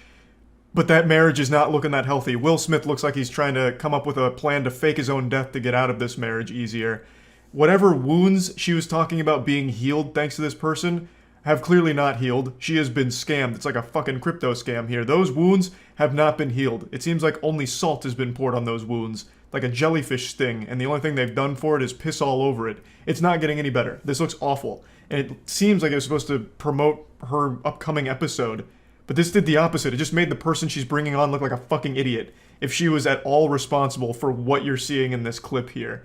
It just blows my mind. I don't really know what Jada Pinkett Smith's show is about. The only clips I've ever seen from it are the ones where she's talking about how much she hates marriage and embarrasses Will on it. So it really sounds like her show is just a weekly roast of her husband. I don't really get it, but damn, every single day a new story comes out that just makes Will look fucking awful. It's just more and more awful stories surface or videos surface that showcase an absolutely brutally dysfunctional marriage and household. So yeah, I've been really keeping up with it. I can't help it at this point. I'm so invested. That slap has just been like a gateway drug, and now I'm fully addicted here. Will Smith has been banned from the Oscars for like 10 years now. I don't really know what's going on with Chris Rock. He's probably still laughing about the whole situation. But I mean, overall, that whole Oscar slap thing has just been the gift that keeps on giving if you care about celebrity drama and gossip. What a wild and wacky ride. And I'm sure even more information about Will Smith or his wife is going to come out tomorrow. Like, at this rate, it's probably going to be a new story every day because it does not seem to be slowing down. But anyway, I just wanted to talk about it a little bit. That's about it. So, yeah. It's 7 a.m. and I just have an insatiable appetite for a healthy, balanced breakfast of shitting on the world's most prolific television scam artist, Dr. Oz. I'm sure you've heard of Dr. Oz, maybe even watched some clips and laughed at him, but you know who's not laughing? Your mom and your grandma, who's buying all the dog shit that he keeps peddling. This guy is like the television version of those tech support scammers that take advantage of old people. It's so fucking gross, but what's crazy is he's an actual real surgeon, and I guess a pretty well-respected one at that. But I guess when he's outside of a hospital setting, he just gets hit by like a stupid beam and just becomes like a mindless drone that promotes anything that pays him. His television show is nothing but bad advice, outright lies, and selling products that don't work. You're better off getting your health advice from your local crackhead. At least he'll be more honest than Dr. Oz. You can really find endless examples of Dr. Oz lying about shit on his show in order to promote some new fat buster or magic cure to something. The main thing he always targets is fat busters, metabolism boosters, and just general magic pills. He's always going on about pills. This man promotes more pills than a fucking pharmacy. And it's the most nonsensical garbage you've ever heard of. This is goat urine concentrate. It's wonderful and will instantly cure any muscle aches in the body as well as fighting that stubborn belly fat. And it's shameless. Let me go ahead and show you one of his fat-busting gadgets that he promoted one time called the Fat Magnet. Difficult things to do, so to help you out, we've got some gadgets that are going to help you stiff off a little bit of that fat. The first is a gadget that actually helps you cut the fat quite literally. Let's see if it really works. What's this called? Well, the name says it all. This is the Fat Magnet. And what this actually does is it skims the fat off from stews and chilies and different types of gravies. What you do is you just freeze this in the freezer for 2.5 hours, and then you glide it on top. And what this does is it gets rid of all of that grease. Can you all see that? So it solidifies it, and then you can use a scraper to actually get rid of it. So it's... If I have to explain to you why this doesn't work, then you're already too far gone. This is one of the most blatantly obvious scams I've ever seen promoted on a show. A fat magnet. There is no basis in science or anything with this one. And the demonstration they give here is, oh, you just run it on top of the food here, and look at all the grease it picked up. And it's just some fucking grease sitting on top of there. No shit, you just put it inside of a fucking greasy stew. Like, you could get the same effect if you put a paper towel in there. But what gets me is the audience going, ooh, whoa. Like, if their mind just got blown, like they've never seen fucking grease on the surface of something. This doesn't suck up fat or anything. There's plenty of videos, including news agencies, that were just debunking Dr. Oz because it got so bad at one point, going over like how the fat magnet doesn't work even slightly. It is literally a fucking butt plug that can just touch grease, and that's it. It's not some magic wizard grease wand that can somehow vaporize the fat and solidify it from the pan here. And it doesn't even try in their own demonstration. Dr. Oz doesn't challenge it or explain it or anything because it's not real. He was paid to shill it, and god damn it, he will. This man will literally sell anything. Now, from what I remember, most of it's not harmful to your health. I mean, I guess if you tried to take every single pill he's promoted, you'd probably explode, like something right out of The Boys. But, like, the actual individual stuff he peddles isn't, like, detrimental to your health. It's just useless and a waste of money. It'll just be some garbage like, every afternoon around 3 p.m., if you gargle pickled chicken foot juice, it'll be great for your tonsils. Or if you go on my website right now and buy this magic bean pill, it'll give you bigger muscles and tone up that stubborn arm fat. Just nonsense. It's just absolute nonsense. And from most of the medical community, they call him a quack because of his show, even though he was an actual real surgeon and a pretty successful one at that. But this guy has become so corrupted There is nothing he won't promote to his audience. I could probably pay him $50 and he would go on his show and claim that my pocket trumpet is actually a fat blasting apparatus, and then, you know, start talking about how if you just listen to me playing the pocket trumpet for 15 minutes a day, your body fat will just start to melt right off your bones thanks to the frequencies of the notes I'm playing. Just garbage. And he will do it with a smile on his face. If you've got a medical problem you can't solve, you may find the answer in the next few minutes. Start, and this is the area of energy medicine. Reiki, and you're a Reiki master. My wife Lisa's Reiki master. So when the kids get sick, when I'm out of sorts, she actually comes by. I can't even tell when she's treating me. Sometimes she secretly treats me. She thinks I'm in a bad mood, and I see hands moving around, but I actually feel the heat. He's not only a dog shit salesman, he also has no problem selling pseudoscience. So in this segment, he's talking about energy medicine and Reiki therapy, where he brings on a Reiki master and talks about how if, you know, modern medicine can't solve it, maybe it's because it's not spiritually getting after you here with the energy therapy from Reiki. So he even tells this anecdotal story about his wife being a Reiki master. When the kids are sick or, you know, he's in a bad mood, she'll start waving her hands around and treating them, making her sound like the fucking Avatar here, just like blood bending in order to heal the family. It's outrageous. Oh, you know, actually my wife is a midichlorian expert. She's able to deduce the amount of midichlorians in the bloodstream and decide whether or not we're worthy to become a Jedi. Yeah, like, this is all a bunch of fucking nonsense, but he keeps using words like therapy, healing, treatment when talking about Reiki here, which obviously convinces the older viewers that it must be real because it's coming from a fucking doctor. Like that's so wrong. Like, there is a reason why the medical community hates Dr. Oz so much, and it's for shit like this. Not just the selling of pills that don't work and all of that, but also the promotion of alternative medicine that isn't legitimate. This is supposed to be a medical show based in science, evidence, fucking facts, but instead we have an entire Reiki section here. Reiki is a balancing practice. And so rather than addressing the headache or whatever else is the problem, what it does is it influences the person's overall system toward balance. And then as her system becomes more balanced, symptoms tend to fall away. Then over time, for example, if you get headaches, you know, you may find that you get them less frequently. Do you feel anything, Dalita? Oh, yes, my headache's going away. Your headache's going away? Yes. And do you feel any heat? Yes. Because those are usually what I feel. Oh my god, it's a miracle. She squeezed the headache right out of her skull there. She was able to touch the pain away. Fuck. Magnificent. I'll have to book a Reiki therapy session ASAP. It's so fucking stupid.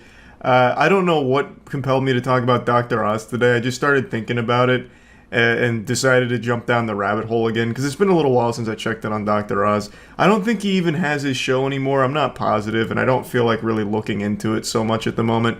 But this went on for years. He was able to convince older viewers for a long time on things that don't exist and aren't legitimately based in anything real. And I think that's pretty wrong. I think that's pretty sad. I do remember that Dr. Oz is trying to get into politics. I think he's actually running for Senate or something at the moment.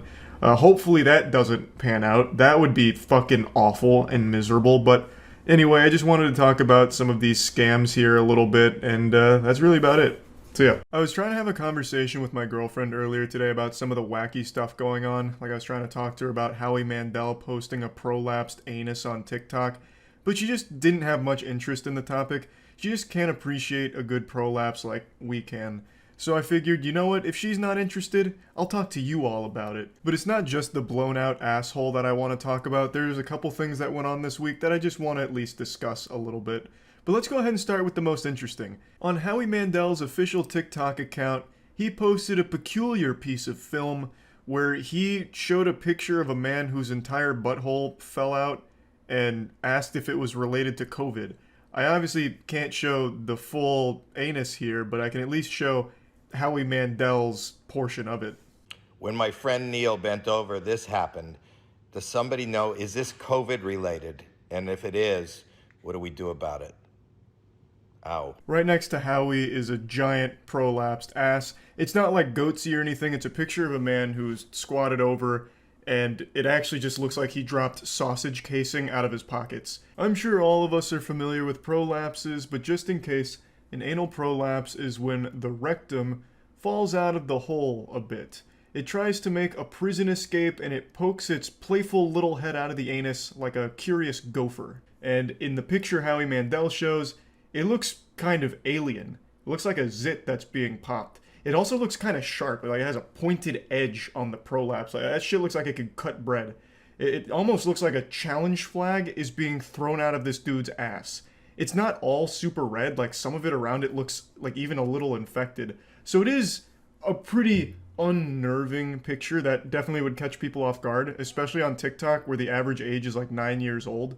They would think this is the scariest thing in the world. Howie basically just posted the new blue waffle for Zoomers, and I actually thought this was a great piece of content from him. I only really know Howie Mandel from Deal or No Deal and America's Got Talent, so I had no idea Howie went this hard. Dude straight up went Insano style. But maybe this has like a direct tie-in to his other properties. Like the actual prolapse anus victim here is the banker from Deal or No Deal. But Howie really did just hit us all with that golden buzzer. I didn't expect it, most people didn't expect it, but I actually thought it was pretty entertaining. He's clearly doing it as a joke. My friend Neil bent over and this happened. Is it COVID related? You know, like, it's clearly just meant to be a quick 15-second little joke. Bang, here's a shocking picture, and here's Howie right next to it. It's just a good piece of fun. People really blew it out of proportion. A couple news outlets picked it up saying that it was traumatizing to his audience and this and that, just a bunch of bullshit. But I want to commend Howie for being this brave. No one goes on TikTok expecting to see what Howie posted. So he really bamboozled us there. But apparently it's not the first time he went a little unhinged. There was actually a circulated rumor on TikTok that Howie Mandel was kidnapped and being forced to make TikToks. A wild story. I didn't really look much into it because the very first piece of evidence I saw is Howie Mandel holding up a bag that had shoe supplies on it or something. And when he was pointing to shoe supplies on the bag, he made a triangle with his finger on the S, O, and S. So people were saying that it was a cry for help or something. It was outrageous, but it was a moderately popular theory that Howie Mandel was kidnapped. I don't necessarily believe it. Maybe he was. I mean, who am I to say? I'm not Howie's PR guy. I don't know all of his lore. But the evidence wasn't super compelling, and from the brief 45 seconds I spent looking at it. But again, this isn't the first time Howie Mandel's been in the spotlight for some weird shit. Now, another thing I wanted to briefly touch on, since I get asked about it a lot, is my opinion on Elon Musk backing out of the Twitter deal. For those that don't know, Elon Musk is trying to weasel his way out of buying Twitter now, saying that he's, no longer interested in Twitter, was in breach of the provisions, this and that, and now Twitter's trying to sue Elon to force him to close the deal and buy him out. It's a big mess. It's super muddy and stinky, and I don't get all the specifics. But I will say, Elon Musk is just like a human shitpost. There is never any telling when he's genuinely going to follow through on something. Dude's been promising self-driving cars every year for like the last 8 years, and his entire Twitter feed is nothing but memes. But I still believed he was actually following through on this purchase since he went through all of the effort, all of the legality and litigation or whatever to get it to this point. I didn't think you could go that far and then just conclude with it's just a prank.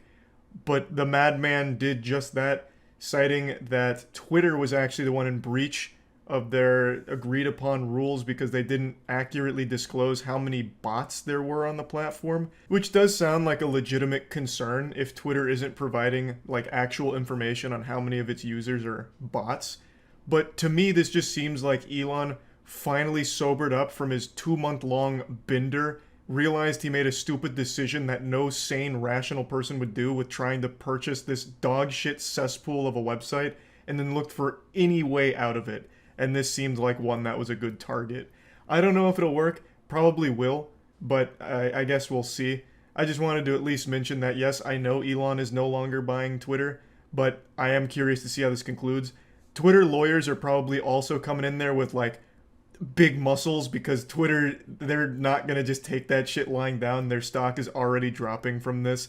So I'm curious to see that clash of the Titans and how that unfolds. But yeah, I at least wanted to bring it up since I get asked about it a lot. My opinion's always been if Elon buys Twitter, great. I don't think anything changes. If Elon doesn't buy Twitter, great. Obviously nothing changes. It's still shitty both ways. You can't really fix it. The problem with Twitter isn't like a problem specific to the platform. It's a people problem. The people on Twitter are fucking stupid. Like it is infiltrated and infested with the actual dumbest human beings this godforsaken space rock has to offer, giving the worst takes on every situation ever. And you can't really fix that. And then the last thing that happened this week that I just want to at least mention is that whole Doja Cat drama with Noah from Stranger Things. I don't know why anyone thought that would be interesting to me, but I got that question a lot during Twitch streams because it was huge on Twitter.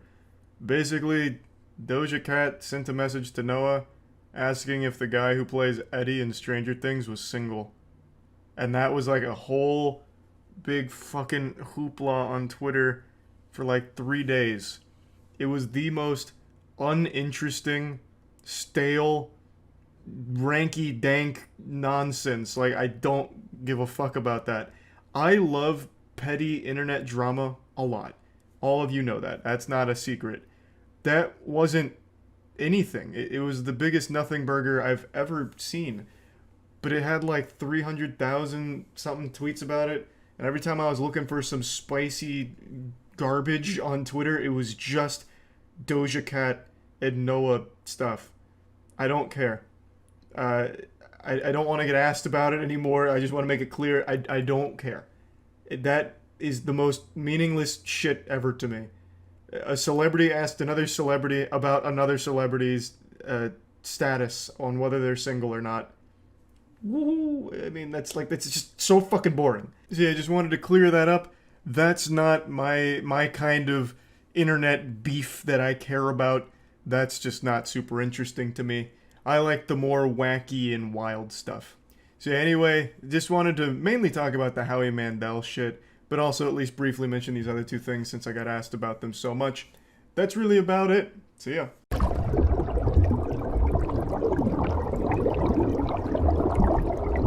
So we have Goofy, and then this small little spectrum in between Goofy and evil, bad show, and racism. All right, Jared Fogle.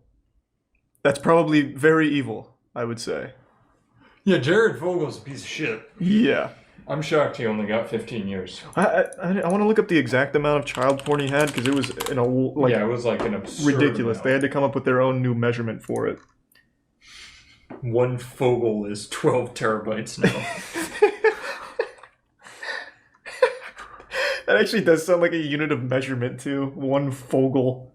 It really does. A Fogelplex. It looks like 15 terabytes. Where do you see that? And the possible release date is July 11th, 2019. Or 2029, excuse me. He had 5.6 terabytes of child porn. And he received a 12.5-year sentence. That's nuts. I know. That's fucking wild. That's insane. Also, keep in mind, that's 12 or 5.6 terabytes of child porn in the early 2000s.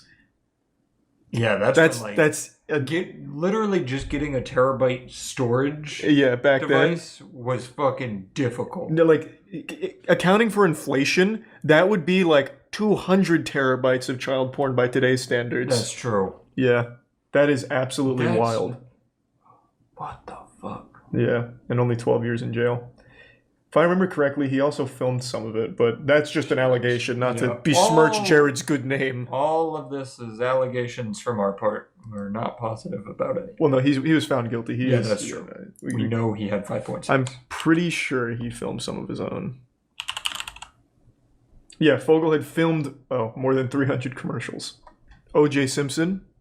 O.J. Simpson, probably evil, I would say. That's straight into evil, yeah. Yeah, that's murder. Allegedly murder, but yeah, he eventually got busted for trying to steal his own memorabilia back, True. right? Yeah. Yep. Stealing's also pretty bad too, so I mean that's definitely evil. We're saying, what is this? What is this? It's a Celebrity ranking. Celebrity ranking by their worst moments. Yeah, bad celebrity moment tier list. Yeah, real goofball celebrity things like murder. Yeah, and sexual assault and making bad Netflix shows. Yeah. Evil celebs is a good title, but Robert Downey Jr. is not evil. Neither is Chum-Li. Yeah, this... Or Bill Nye, for that matter. The titles are work in progress. We'll come up with a cool title. Yeah.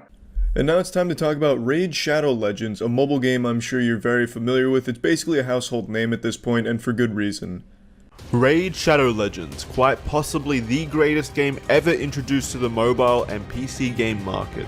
This is the kind of video game designed to give you hours upon hours of entertainment, wherever you are. It's full of incredible champions, all from their own unique factions, and by God, these factions bring the lore.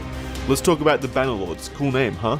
Even cooler premise. They're awesome human knights who have just launched a war against their old allies, the shifty High Elves. And I've even heard rumors that their king may have come under the influence of evil. Could it be true? You'll have to investigate in Chapter 1 of the exciting campaign. To do that though, you're going to want to train up your Bannerlord champions so that they can endure whatever evil they come across. My advice would be to farm the campaign as much as possible. You grind XP and get loads of silver and artifacts at the same time. This means you're always ahead of the curve and your brave knights are ready for whatever may come next. More of a social gamer? There's great weekly rewards when you join a clan and fight clan bosses. Do your duty to the realm and your peers, and you may just walk away with the treasure that will keep those high elves in their place. There are brand new quests for you and your clan members to work on together, and even a brand new clan shop that gives you access to some incredibly powerful items. This month's also got new champions to collect from fragments in the Doom Tower. If you want to get a huge head start in Raid, all you have to do is hit the link in the description or scan my QR code and you'll get an epic hero, Chodoru. Take him to the Doom Tower, trust me. You'll also get 200k silver, 1 XP boost, 1 energy refill, and an ancient shard so that you can summon an awesome champion as soon as you get in-game. All this treasure will be waiting for you at the inbox button in-game. See you in the wonderful world of Raid. So if you're interested in trying Raid Shadow Legends for yourself, make sure to click the link in the description below to get started. Also, OJ... Sorry. Oh my god, you just scared me. Also, OJ Simpson wrote the book, If I Did It, Here's How I Would Have Done It, or whatever. Not actually, what a fucking idiot. Yeah. Bill Cosby, recently found innocent of all of his crimes. C tier. Yeah, that's in between goofy and evil. I feel like Bill is evil too. Well, right? I would definitely say so. He has to be. All of these are going to be. He got out off of a fucking technicality. What was the technicality? I don't remember. I was getting so many conflicting reports. Apparently, he admitted to doing it when he wasn't told that he shouldn't do that. It was such a weird thing. Wow. So all I have to do is have my lawyers mess something up and then I can get out? Yeah, it was like... Oh, the cop lied to him. They lied to him saying that it couldn't be used against him, so then he admitted to doing it, and then they still used that. But I feel like that should be an extenuating circumstance. Like, if he's very clearly just open to saying he did it, that should be used, but I don't know. That's always the the weeds weird of it. thing. It never makes any sense. Yeah. He was poisoning, or roofing the pudding, right? I don't think it was pudding. I'm pretty sure it was pudding. Although the thought that everybody who's going on a date with him is like, please, Bill Cosby, can you say pudding and give me pudding? It's not crazy. I think the reason I think that is because of that episode that resurfaced after it came out where he said he put like laxatives or sleeping pills in the pudding. In the pudding. 60 women accused Bill Cosby of rape and aggravated assault. That's nuts. That is a lot. That's a lot of Good thing pudding. that our lowest tier is evil or bad show. Yeah, I think the order's a little off because we have bad show under evil. Here, you can move them. Yeah, let's do that. Yeah, nice. Yeah. And then racism is also evil, just a very subcategory. Yeah, these are both fine. equal in evilness. Yeah. All right. Okay. Kevin Spacey. That's definitely evil. Throw him in there. He's a fast one. Martha Stewart. You know the best thing is we're never going to use A, B, or C. We will absolutely use A, B, and C. I already know exactly who I'm putting there. But Kevin Spacey, do you know that 2 of the 3 men that accused him are dead now? What, are you serious? Yep, they died under mysterious circumstances. Hold on. This isn't from the Facebook group? Nope, this is real. Kevin Spacey accuser dies by suicide.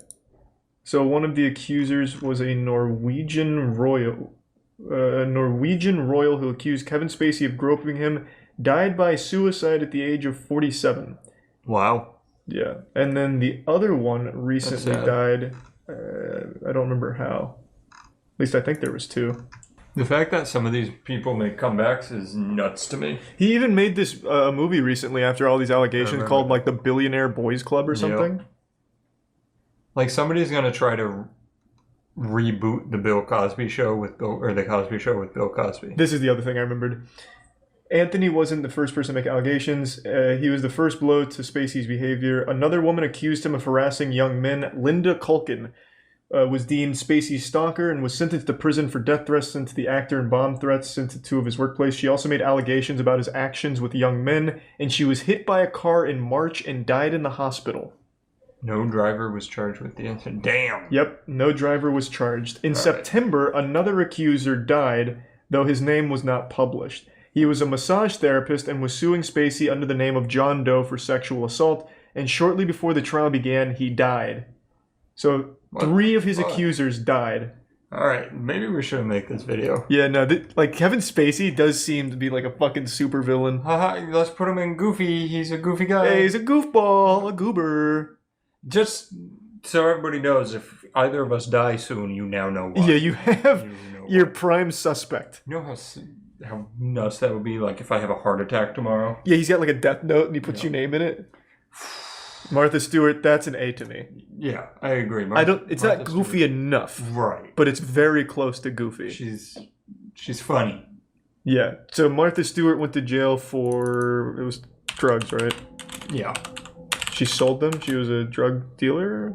That's a good question, actually. Let me look it up. She was convicted of a number of financial crimes and in the end spent 5 months incarcerated at Alderson Federal Prison Camp. Wow. Financial crimes. That's goofy. When we thought it was drugs, it was AIDS here. But now that it's financial crimes, I say good job, Martha. Oh, it was a stock trading case. Oh, gotcha. Yeah. Okay. Now I'll keep her in goofy. Drake Bell. Oh boy. Probably can't be bad show. It can't. Yeah. Slapped. It's definitely not a bad show, but I don't think it's evil enough to join here because, as far as I know, he didn't actually fuck the 13-year-old. Right. He was planning text, on right? it. Or like calls. Yeah, he was planning on it, but I also don't feel comfortable putting it close to goofy either. I'm just gonna keep it in evil.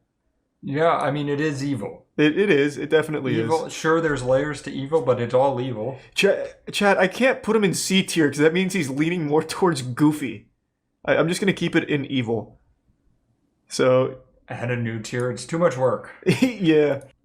His trial's on YouTube, too. They even made cool edits of the Drake and Josh show with Drake Bell on trial. So they added a cool laugh track. Wait, he's still posting on Twitter? Yeah, he's not in jail yet. Here, check this out. Yeah, but he posted... new hot giveaways. He's like giving art NFTs away. He lives in Brazil? Yeah. See, they even made a whole like Nickelodeon episode out of his trial. Oh my god. It's really good. Okay.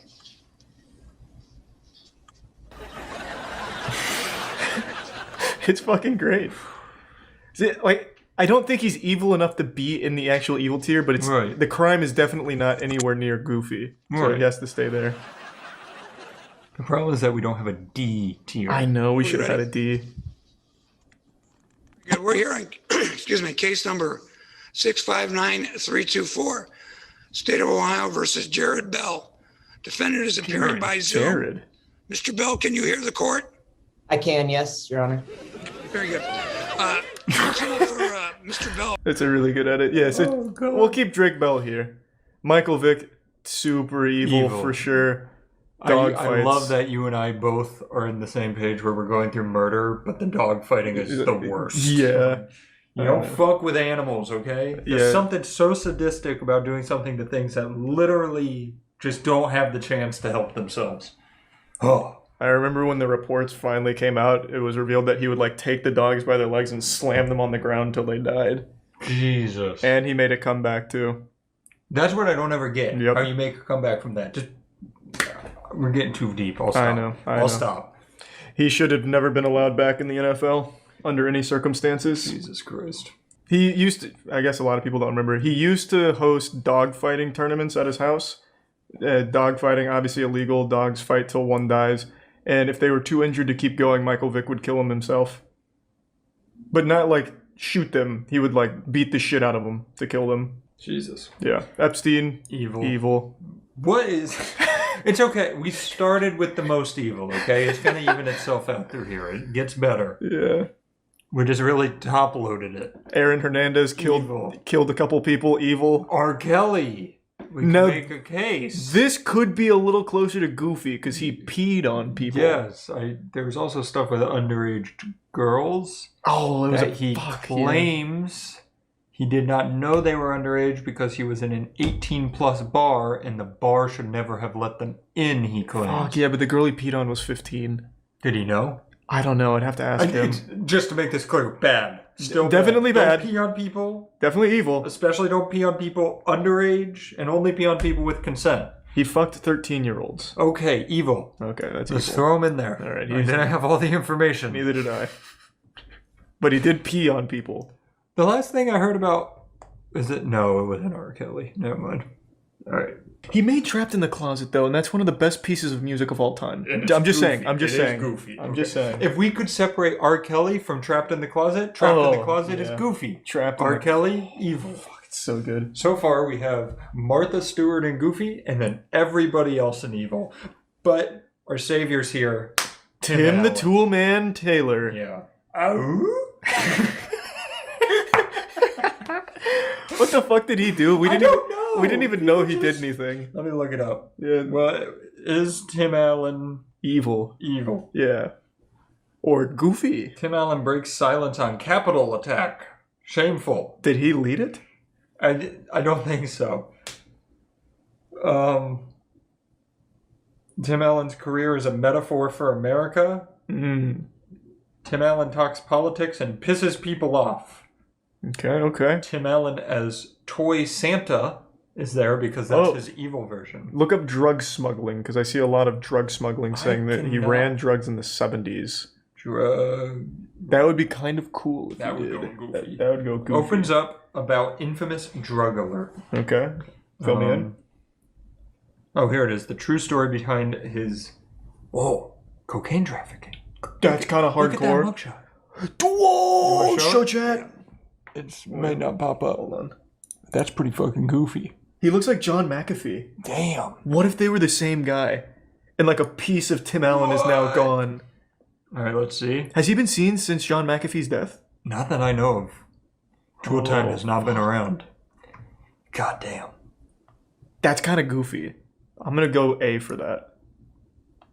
Wow. Drug smuggling's cool. He was arrested in Kalamazoo International Airport in 1978. He was caught with more than 650 grams, 1.4 pounds of cocaine. No, that's not a whole lot. I'm dropping it a little bit. Wow. Yeah, that's it. Do you think he'd put it up his butt? No, Tim the That's- Toolman wait. Taylor would never put anything up his butt. 1.4 pounds of cocaine. Yeah. It'll be like a cannonball in his ass. Oh, God. They say he's a racist. Yeah, I see a couple people What saying is he's going racist. on? Is he racist? God, Did you see that? Here for that? Yeah, did you see racism No, anywhere I in typed there? in very Tim Allen racist. This is going to be confirmation bias, though. Yeah, maybe. Awkward Tim Allen interview reignites accusations of Tim Allen demands to use the N-word. What? Oh, Tim. What? He's dropping down the tier list. He's looking closer to If I racism. have no intent, if I show no intent, if I clearly am not a racist, then how can that word be bad coming out of my mouth? Asked Allen. Tim. Is that Wow. the only report from Tim about being racist? Yeah, but that's a direct quote from him. That's pretty bad. That's all right, so do I agree with him? Not at all. Let's make that real fucking clear up front.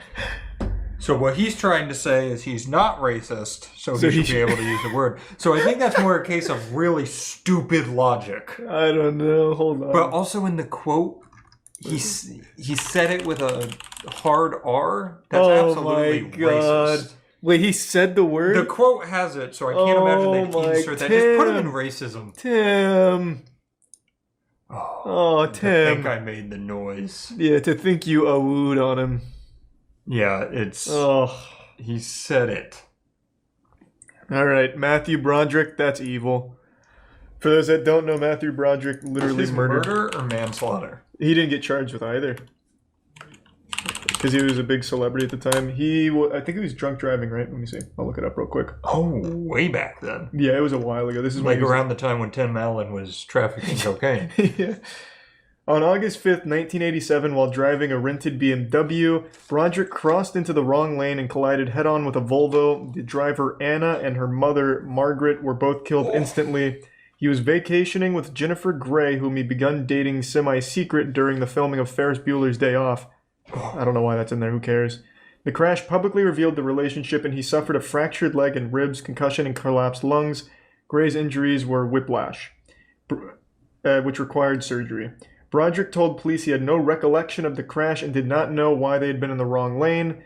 What I remember is waking up in the hospital with a very strange feeling in my leg. He was charged with causing death by dangerous driving, faced up to 5 years in prison, but was convicted of the lesser charge of careless driving and fined $100. What the fuck? The victim's brother and son, Martin, called the verdict a travesty of justice, but later forgave Broderick. I completely agree. No, I think that's straight up evil. He doesn't remember crossing into the wrong lane for a head-on collision? Yeah, throw that bitch in evil. You already did. Good job. No, I don't like Matthew Broderick. I've never forgiven him for that shit. Alright. Enough of Broderick. I'm done with him. Yeah, get him out of here. He hasn't acted in, 10 years? Keep it that way. That idiot. Thanks to the prime short stack. And now we have...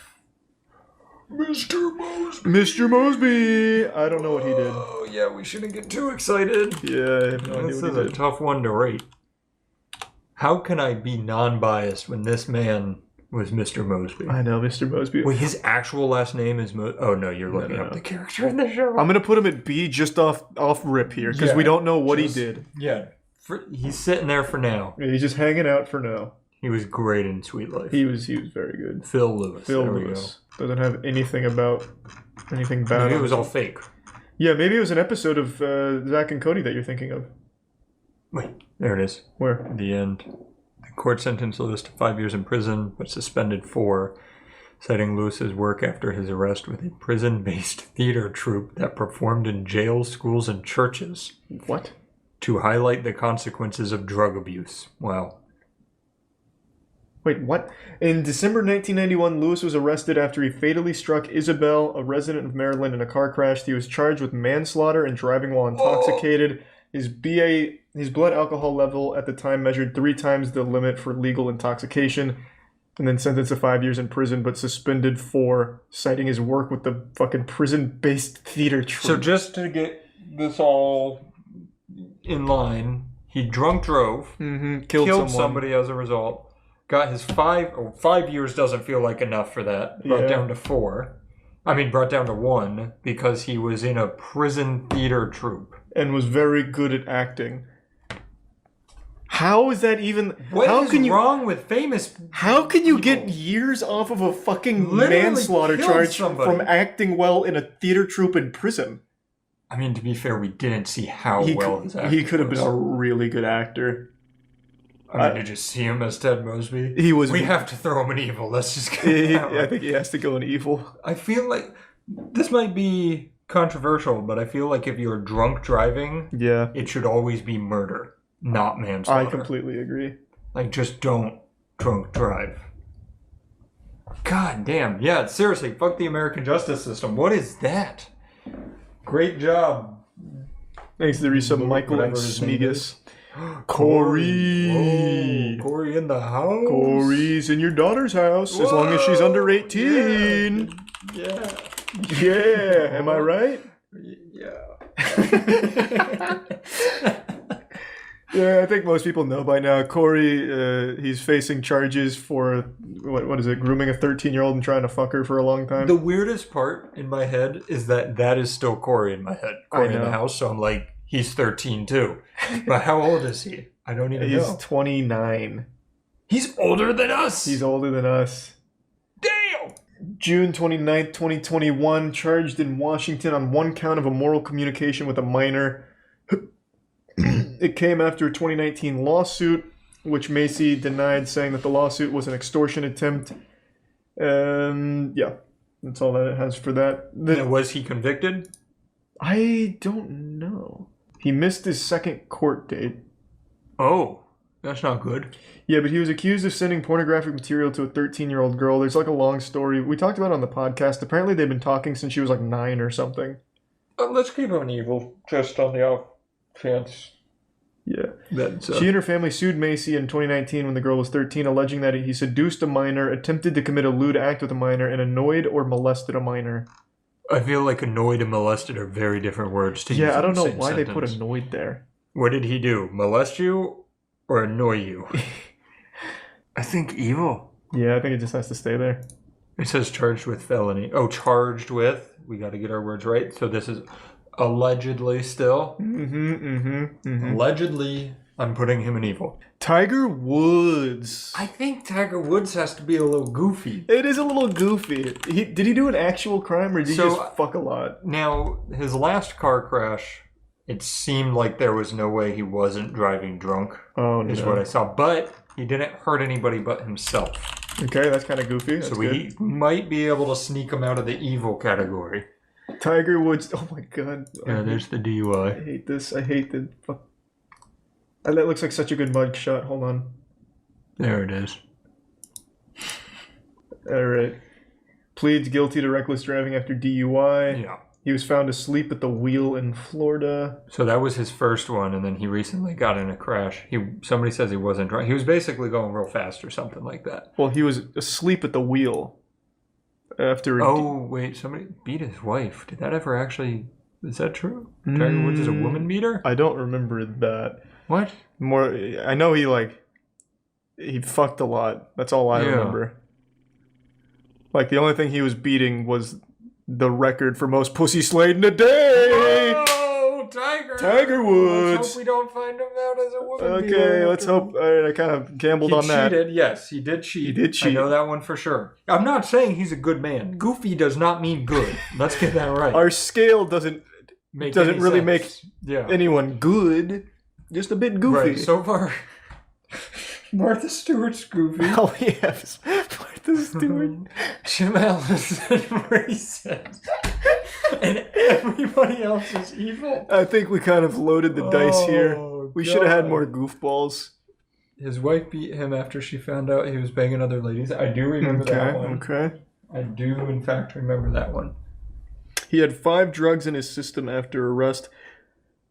So he didn't hurt anyone, right? Like he just hurt himself? As far as I'm aware, he's only hurt himself. Okay, this is going to be our first C tier. Yeah. Pretty goofy. Yeah, this tier list is fucking depressing. I agree. We just had to put Corey in the house. Yeah, that was evil. That was hard. He's a tier 1 Onyx. Yeah, that was actually a good idea. We should have had a groomer tier. Yep. Dan Schneider, baby.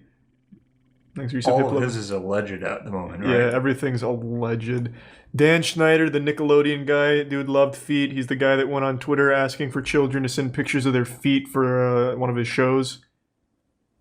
I'm sure most people know who Dan Schneider is. I probably don't need to give the lore. I just don't think it's like confirmed evil, so it's just really weird foot fetishism targeted towards minors. But I guess it's not exclusive to minors. It's just all we've ever heard about since he only made shows for kids. That's true. I think he's got to go in evil. I honestly think this can actually fit in a bad show. That's true. What if we skirt the system as we're learning every celebrity does? What if we skirt the system and just rate him based on, I didn't like his shows. Well, let's not get carried away. iCarly slapped. That was a good show. I liked almost all of the shows. Yeah. I don't actually know a show I didn't like. Also, Noah Monk stood up for Dan Schneider, kind of, when he was on our podcast, saying that he never got any weird vibes from him or anything. Mm-hmm. So I feel like he was just super fucking odd with feet. There's never been any allegations that he actually fucked any kids or anything like that. So I think we can just put him in bad show, or even C, even. Yeah, why do we have bad show there? Was that literally made for James Corden? Well, no, and Bill Nye. Bill Nye, yeah. Yeah. Okay. It just doesn't really fit between C and evil. Yeah. So move it to the top under Goofy. I'll put it over. I'll put it here. Okay, I like that. Yeah, that gives us something, because now it feels like C is real bad. Yeah. And I want to say it again, racism and evil, same. We know racism's evil. They're both bad. Yeah, it's very bad. What did Chumley do? We're getting there. We're almost there. Don't ruin it. Hold your horses. John McAfee. You're the expert on That's big. That's big Goofy energy. Like, Goofy was made for John.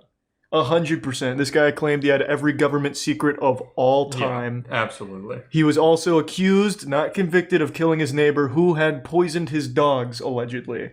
So, as far as murder goes, someone poisoning your pets is probably a good enough reason, I would argue, under the right circumstances. And he also talked about fucking whales. Apparently he had a big fetish for shit. He liked to be shit on. According to reports, he would hire prostitutes to sit on a custom seat that he designed with a hole in it. Yep. So that way he could lay under it and they'd shit on his chest. That's just solving problems. Yeah, that's like he knew what he wanted and he got it. That's big Goofy energy all around. He also had body doubles. He had he faked a heart attack to get out of a prison sentence in Barcelona, I think. Yep. He also had his own little private military at one point. True. On his island and everything. Yep. He kind of invented the Goofy category. Yeah, he is big I will Goofy. say people are not happy about Schneider being in C tier. Yeah, a lot of people like real unhappy about it. I don't feel right either because it's so weird with his feet and kids. Agree, but the problem is evil isn't split up, so there's murderers. There's and actual dog killers, murder, and the people who have been actually convicted. What? I said thanks for the Prime vaccine. Oh. Sorry. All right, I'm going to make an executive decision because I think people will get the wrong decision. This is evil. All right. But see, there's my problem, B-Pops. Child molester should be with murderers, but has he been convicted? All right. Allegedly, he's evil. Yeah. To me. Alleged evilness. Wood should go to B. He did do a lot less than these people. But C's fine. He cheated a lot. That's bad. He drunk drive. That's true. Very Drunk driving is a big no-no. Mark Wahlberg, that's racism. He committed an actual hate crime. That's the one where you said he threw the brick, right? Yeah, let me get the whole story. Right. I believe the man was Asian, and he just hated Asians, so he threw a brick at him and blinded him for life. Oh. But luckily, he forgave himself for the event, so that's good. Let me find it. Yeah, that's the most important thing, is that he forgave himself. Yeah.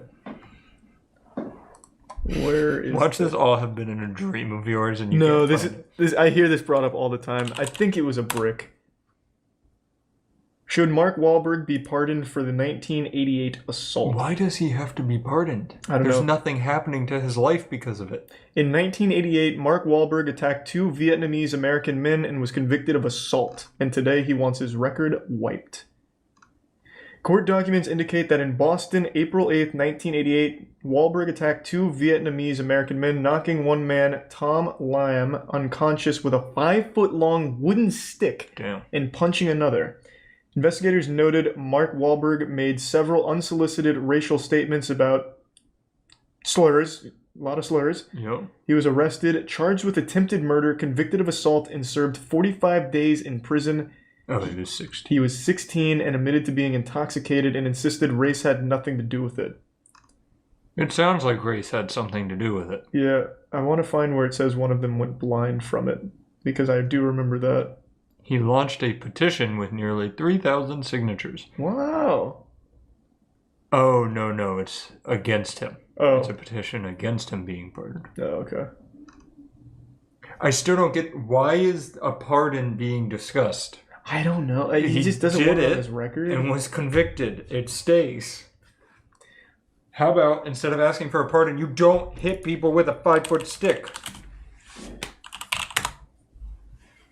Oh, here we go. Wahlberg believed he had left the second victim permanently blind in one eye, even though Trin stated he'd lost sight in his eye in the Vietnam War. Wait. So it doesn't look like he actually blinded him. Oh, he thought he did. Yeah, he thought he did. So he was the one that reported that he blinded the guy, but that was incorrect. Wait, click on that top link again? No, the one you just were in. Is the victim saying he should get pardoned? I'm not sure. God, I hate these websites Yep, that make you pay same. for these ads. You didn't hurt me. I need to find a different site. Yeah. He got pardoned! Oh, from the only person who matters. We really just fell at scroll. Jesus. Oh my God, these websites. The victim pardoned him. Yeah, the victim forgave him. I don't know what to do with him here. There's a lot of new information. That's a little tough. I mean, it was still a hate crime, right? He's claiming it's not, but if he said racial slurs... In 1986, 15-year-old Wahlberg and 3 friends were charged with chasing 3 black children and pelting them with rocks while yelling slurs until an ambulance driver intervened. And then the next day he put him in racism. Yeah, I think this stays in racism. He may not be racist currently. Yeah, he might be much better, and I'll give him that. But you know what? I'm not racist today, and I wasn't when I was 15. So he's more racist than I ever have. I did not know about that second part here. I thought it was only that one hate crime. Okay, he stays there. Yep. Chris Brown, evil. Evil. Beats the shit out of women. Yeah, I don't even think we need to talk about that one. He's just evil. I don't think that goes without saying. Twitter would be very upset to see Chris Brown and evil, though. They have not only forgiven him, they sucked the fuck out of his dick. Like, imagine, his music's so good, though. Like, how could we I not know. like him now? It's crazy. Like, he would beat those women if you saw them on the street, it seems like, because he beats the shit out of women. It's baffling to me that Chris Brown is still allowed to exist as a human and, like, have notoriety. I just can't believe he's still famous and adored by people that he would probably beat. I don't Because he has a history of just beating women. It makes no sense.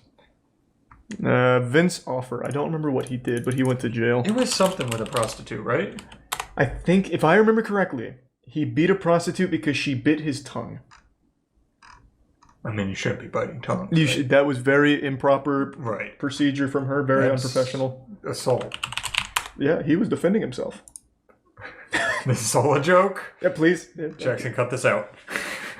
Okay. He was subject to a lawsuit in 1998 by 20th Century Fox.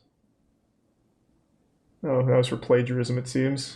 Or like some kind of legal dispute with 20th Century. Oh, there's the arrest. Oh, here we go. 2009. 2009, Offer and a 26-year-old sex worker were arrested in Miami after a physical altercation. Police reports stated that the woman had bitten onto Offer's tongue and refused to let go, at which point Offer began beating her and left her with lacerations and fractures. Police later released photos of the bloodied Offer, hotel room, and the battered woman. Prosecutors later declined to file formal charges against either person, and when Offer last spoke of the arrest, he stated, "It probably saved my life." So there are no heroes in that story. Yeah, that's a tough one. Yeah. Because I gotta be honest, if somebody bit into my tongue and it started bleeding, and they refused to stop biting my tongue, I'd have to fight back, right? He also looks fucked up. Like in the mugshot, he looks like he got fucked up. Yeah, he does. Yeah, I don't know where that sits. This is stumping me. At the very least, though, I bet there wasn't a whole lot of blood at the scene because he probably had the ShamWow nearby to soak it all up. There was probably none, let's be honest. Yeah, no, that shit was probably spotless. You know what they're both lucky about? That he didn't have the slap chop, because they would both be on the floor in pieces. I think this is probably a bit on the goofier side. It's I think definitely goofy. I think it's probably C tier because there isn't any heroes here. It's all bad. That's true. And it's not a show, so... Can we delete Bad Show? No, we need Bad Show, For man. one purpose! Yes. And it's an important purpose. See, I am agreeing with some of this. In your mind, you got to take Bad Show out in your head because B and C are still on top of each other. Yeah. Bad Show's just resting there. Yeah. I think he might be a B tier. You think it's goofy? You think him getting into a prostitute fight is It's pretty goofy. It's kind of goofy. Like if you say, hey, why is your mouth all fucked up? Because a prostitute bit my tongue and wouldn't let go. That's goofy. It is goofy. But it is self-defense, right? Like it is self-defense. Neither one was charged. Like I said, there are no heroes in that story. That's tough. I think. All right, I guess well- the decision on hand is Tiger Woods or off or worse. I think Tiger Woods. Well, there's nothing really super goofy about Tiger Woods. He just kept cheating on his wife and drunk driving. Yeah, I think Tiger's worse. Than I'll ShamWow, man. I'll go Vincent. Let's give him a B. Let's give us some variety here. Thanks to the Prime. Crag in the resub, Brad and Deadass in cosplay. Okay, Felicity Huffman. You know more about her than I do. Okay, so her and Aunt Becky, same thing. It's the college admissions scandal. Now, I have a weird take on this that very few people agree with. Okay, run it. A lot of people are really pissed about what they did. So, do you know what they did? Yeah, they paid to have their children accepted to schools. Basically, they'd go to like Stanford and they'd pay the rowing coach to get them a rowing scholarship so they could get into the school that they weren't smart enough to get into. They shouldn't do it. I understand. But Thanks to Prime Go. If I'm a billionaire and I want to get my son into Stanford, I can walk into Stanford or USC. Yeah, it was USC. And I can buy them a fucking building and they will admit my son and it's all above board.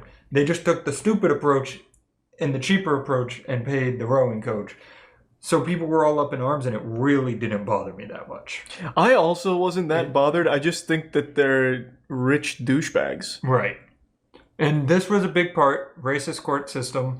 I don't know about the actual court systems. I do know pretty much everybody involved was white, and that was one of the big problems. But, like, I don't know. I just, it didn't bother me as much as it bothered some people. It really is a rich people shit event. They just had so much money, they paid for their dumb kids to get into good schools. It's shitty that rich people have that much of a leg up, and they're taking a spot from people that should actually be in the school.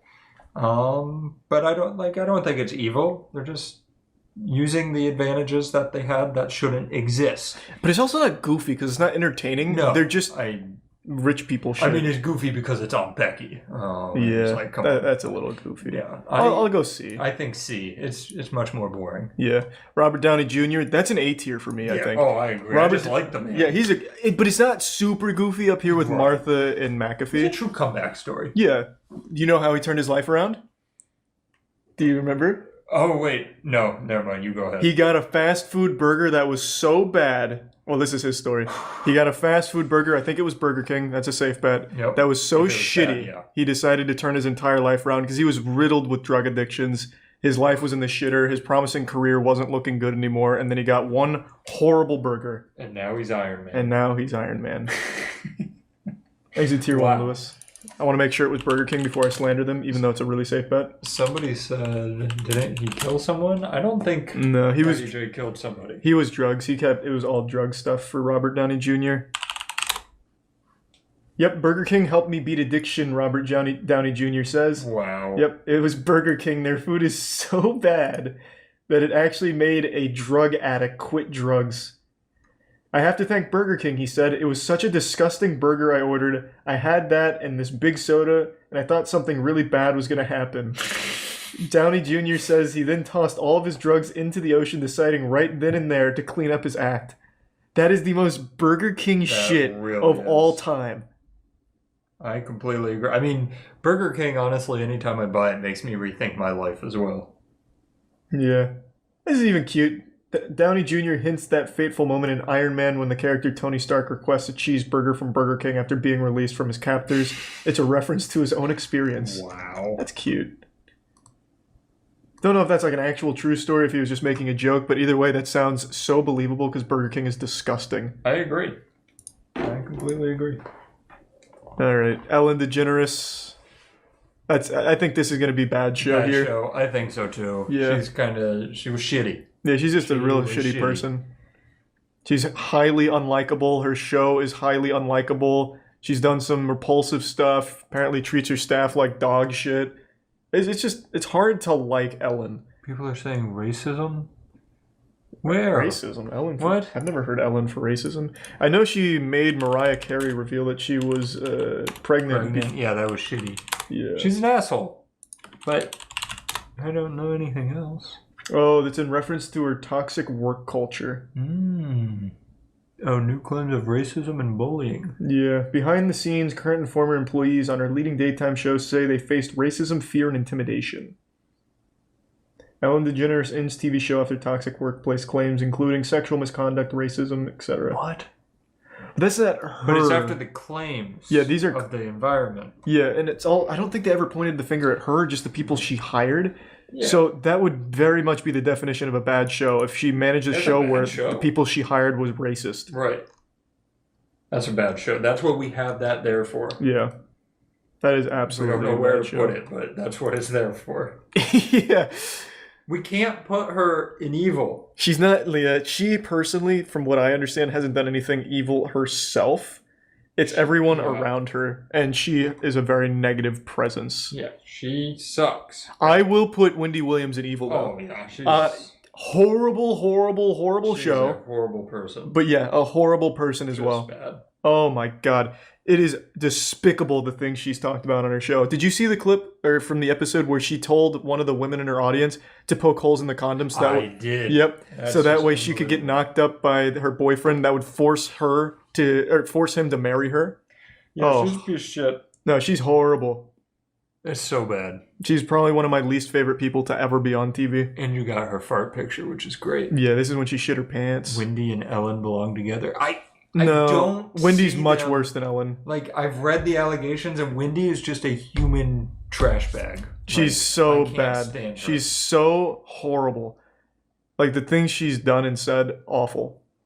The best. This is the only good thing she ever did was The farting. fart, yeah, that was really good. I used to be some curly. Charlie Sheen. What did he What do? about the Ellen Wayfair situation, human trafficking conspiracy? If you have to put the word conspiracy in it, we can't use it as facts. The Wayfair conspiracy is because some of the items were named after missing kids, but the kids' names were just generic names like John. Oh. So the Wayfair thing was like John cabinet, and they thought John was locked in the cabinet. It's just super at dumb. the factory. Yeah, Wow. it's super dumb. Wendy ain't worse than Ellen, though. I disagree. I do disagree You have as not well. looked up Wendy Williams if you think she's worse than Ellen. Ellen's horrible, really fucking bad. It's misleading that bad show's closer to B than it is to Bad evil. show, just put it below C again. Yeah, let's just bring it back. Let's get her below. Yeah. Cool. You know, if you want to make it just totally random, just put bad show at the bottom. Oh, Charlie Sheen. Isn't he just another one? I think it's Tiger Blood and drugs and that kind of thing. Winning, all that. He also has 2 women that live with him full time. Just like a full time like sex or something. Yeah, something like that, which that's goofy. Yeah, I think that's... Is that A-tier I think goofiness he's though? I think him and Robert Downey Jr. are on similar levels, you know? True, yeah. Some... Charlie... Wait. Is he racist? I see a lot Is for he racism. racist? Can be... Why? This is a depressing list. Yes, Matt, we have pedophiles and murderers. I know, but and I expected that. And then the ones we threw in for comedic relief are no longer comedic relief. True. The best one so far was the ShamWow guy. What did Mr. Mosby do? Manslaughter. Yeah. But he got out of it early for acting in a prison troop. All right, you tackle Charlie Sheen real quick. I gotta be right back. All right. So you navigate the Charlie Sheen You're gonna field. give me full autonomy here. Yeah, I trust you on Charlie Sheen. I'll be right back. All right. Charlie Sheen is anti-vax. Is he? Because that drops him down a peg. All right. Charlie Sheen will plead guilty to a misdemeanor offense and get 30 days in jail time, says a source close to negotiations in his domestic violence case. He intends to... Why do they get 30 days? I don't get it. He was arrested and got a raise of $1.8 million. Pleaded guilty to misdemeanor assault as part of a plea bargain. Let's see. Anti-vaccination. There we go. Wait, what? Why? He has an opinion on September 11 attacks. Anti-vax. Sheen is staunchly opposed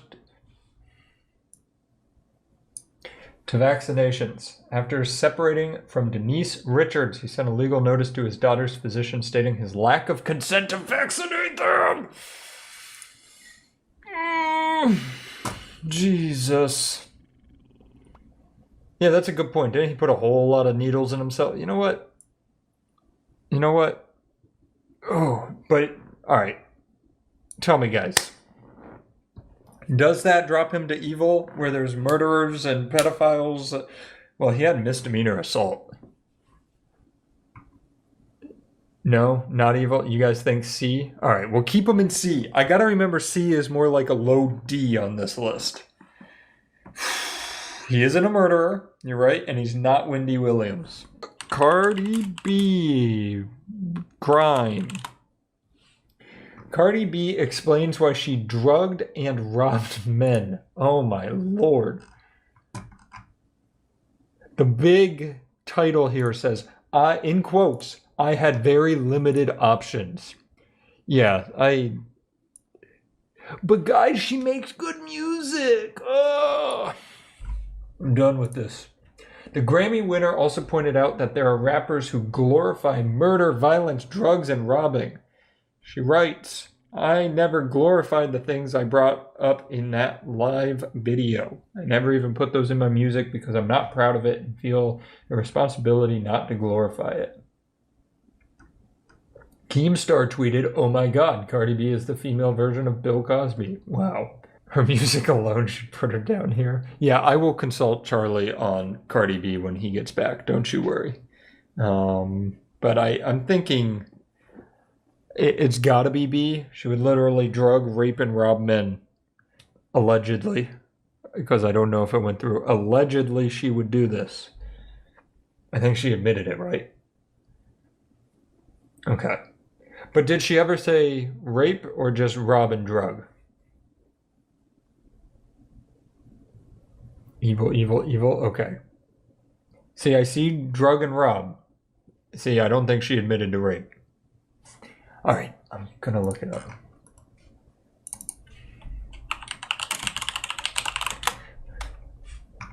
Man, this carpet is so nice. It really is. You didn't even hear me coming. I know, you're so sneaky. She lashed out at accusations that she's a rapist, so we can't rate it on that. Who did? Cardi B. So we know she drugged and robbed men. She admitted that. Okay. But they're claiming she has to be... I put her in evil, but they're claiming she's evil because of rape. But that's all allegations. Right. But I think she's evil. No, I agree. Drugging and robbing people. Yeah, Charlie Sheen got moved down to a C while you were gone. Why? What happened? There's just some bad stuff. He settled a case for misdemeanor assault against his wife, and there are allegations, but he sued the people who made the allegations that when he was a 19-year-old actor, he raped his 13-year-old co-star. Jesus Christ. So he moved in C because I can't put in evil based on allegations that he was so against he sued over, but I don't know. All right, that's fine. Oh, and he's very anti-vax. Oh, okay. He actually reached out. That could be evil, honestly. Yeah. But I said I'd consult you first. No, I think this makes sense. All right. He's a prime dastard, and they said Julio and none. Chumley. What the fuck did he do? It was drug trafficking? Somebody said, why is Corey in the house evil? Oh, you should look up the people that are here. They've done some fuck shit. There's a problem with this list where we're learning everybody is evil. Yeah, okay. Chumley, it's guns and drug charges, it seems. Now, was it like trafficking? Because I'm going to be a little wacky with you. I would watch a documentary of Chumley smuggling guns over the borders. I would as well. That's like the movie War Dogs, but with Chumley instead of Jonah Hill. That's a good movie. Oh, we have a non-wacky claim here. Oh, shit. In the spring of 2016, Chumley's Vegas residence was raided in connection to sexual assault allegations. During the search of Chumley's home, officers found firearms, crystal meth, Xanax, marijuana, and traces of cocaine, and was arrested and later released after a $62K bond. 2 months later, he was charged with 20 felony counts, including unlawful possession of a firearm, and pled guilty to firearm count, and misdemeanor for having drugs. He was given 3 years of probation. Sexual assault, not cool. It goes down far enough that all you have to do is be the side character of Pawn Stars to get out of this shit. I know. Oh, you were on TV once? You're okay. I know. It's actually really crazy. Rock climbing in that picture? He is rock climbing in this picture. Look at this. I didn't even know Chumley would be capable of doing this, given how gravity works. That's kind of goofy. That is pretty goofy. He's making a case for goofy. If all of this existed without the sexual assault, he's fine. Can people stop sexually assaulting people? Please? Oh, man. Rick said the best he could do is 3 years, no more. Chumley free solo timeline. Imagine Chumley doing the free solo shit. I think this is more goofy. He wasn't charged with sexual assault. He did not get charged with sexual assault. All right. I think we this can is keep him out of evil. I think this is a B tier goofiness. These are all allegations, and we have to keep that in mind. Yeah. I agree. I think Chumley gets a B. Him and the ShamWow guy together. Yeah, that's a power team in the goofy tier. Gwyneth fucking Paltrow and her goop nonsense. Oh, what is that? Oh. I don't know whether to put her in evil or more goofy. I don't know. Because people have died from her goop stuff. That's true. People and have her literally candles died. explode, which is honestly a bonus. Yeah, her orgasm candles explode. Her pussy candles explode. Or it was her pussy, right? It smells like my vagina. I think that's the one that explodes. That's the one that exploded. I think it has to be evil. Because she knowingly puts out dangerous pseudoscience. Oh, yeah. Well, I guess she doesn't think it's pseudoscience. Or maybe she does, and she's extremely evil. What was the one that was killing people? Was it her bee sting therapy, I think? I think it was the bee sting. I'm pretty sure, because she convinced people that... Yeah. I think it was, bee venom therapy for an old injury. Well, that's her actual site. You don't want to go to that one. Oh, I'll right. tell you it's great. Second link. Yep. Woman dies from bee sting therapy from goop. Gwyneth Paltrow's promotes. Also, just to be clear, that doesn't look like a bee. That looks like a hornet. That is definitely a hornet. 55-year-old Spanish woman has died following repeated exposure to acupuncture method that uses live stinging bees instead of traditional needles, according to the case report. The painful and dangerous practice called apipuncture is generally peddled by non-medical practitioners and in recent years buzz among celebrities, most notably Gwyneth Paltrow and Goop. Yep. I don't really like her. No, I can't stand her. She preaches the worst shit. Pretty cool candles. I love the smell of her vagina and her orgasm, but that's not good enough. People are saying Goopy. Goopy would be a good tier for her. Should have made Goopy. Goopy would have been a really good tier. Talk about missed opportunities. Yeah. I think it's between C and evil for me. Yeah, that's where I'm at, and my brain just keeps going. Like, I don't think I can count that as murder. Yeah. But I don't feel right not putting her in evil. I know. She's not as evil. The only reason I'm leaning towards C is because I've smelt her vagina, allegedly. I mean, that is a good point. I don't think it smells like the candle, but I've at least got close. Wow. A death doula's advice on embracing the end by Goop. Wow. What the fuck is a death doula? Like a doula who normally brings a baby into the world, except now they're letting you leave the world. What's neurosoup? I don't know who that is. I think we gotta go C. I think it has to be C. You can smell her fucking orgasms and vaginas. Definitely a little better than evil. Yeah, like a tad. Now here's where it gets... She sucks. Yeah, she sucks. This is where it gets wacky. We got Bill Nye. And we know where Bill Nye goes. Yeah, Bill Nye, to my knowledge, has never done anything wrong. Except... one Netflix show. And it goes right... But he also had a good show. He had a good show, but that Netflix show was so dog ass. Really bad. That was a load of dog nuts. That show was bad. The first episode. It was bad. I don't think he's had a show since. So that's gotta be bad show all Bill Nye day. saves the world. People did not like a lot of the stuff he said on that. Well, he didn't. If I remember correctly, he didn't even really do any like science shit in the show. Yeah, not much. He completely stopped doing what he. But here's the thing: I love him, and the problem is we made the bad show category specifically for this, but we put Ellen in it. Yeah. So now he's up there with Ellen for no reason. Yeah, Ellen is absolutely significantly worse than Bill Nye too. And That's the rough. C tier is where we could move Ellen to because C is worse than bad show. Yeah, let's just bring Ellen to C tier. All right, we could bump bad show up to under Goofy.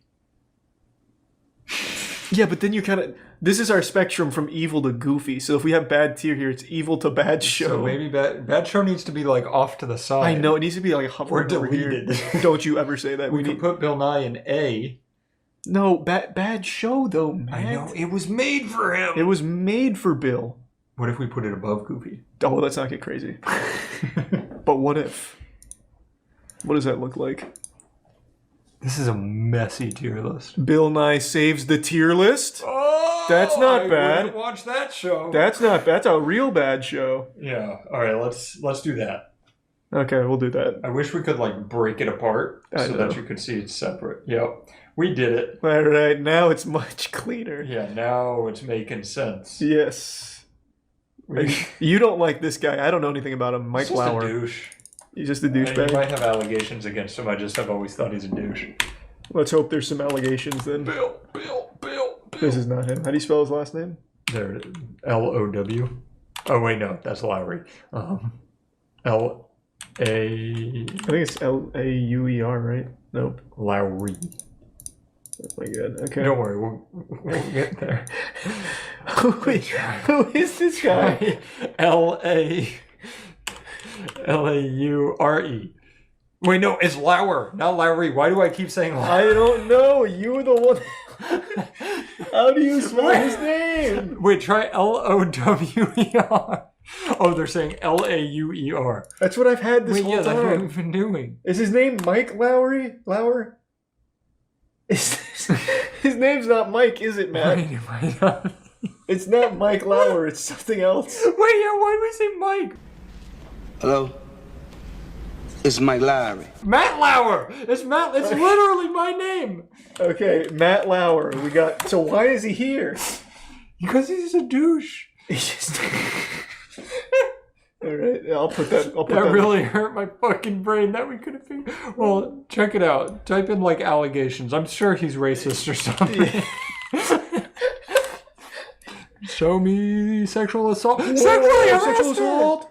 What? November 29th, 2017, NBC News announced that Lauer's employment had been terminated after unidentified female NBC employee reported that Lauer had sexually harassed her during the 2014 Winter Olympics in Sochi. And it continued after they returned to New York. Oh, boy. You caught him, Matt.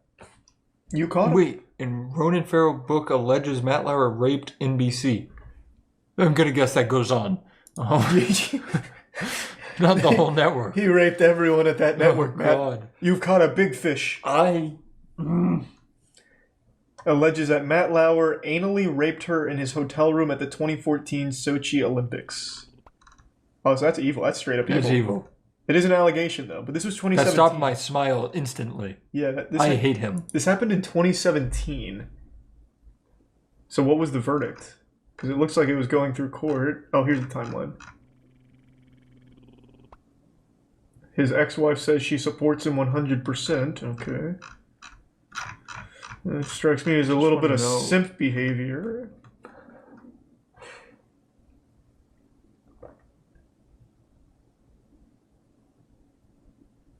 See, this is where... He keeps denying it, obviously. Yeah, this is where it gets tough, where they're just allegations. Yeah. If it was confirmed, obviously straight to evil, and I don't like them. I'll keep it in C for now, since it's not completely...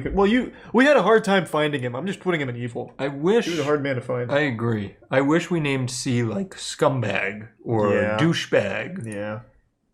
Because C doesn't do it justice.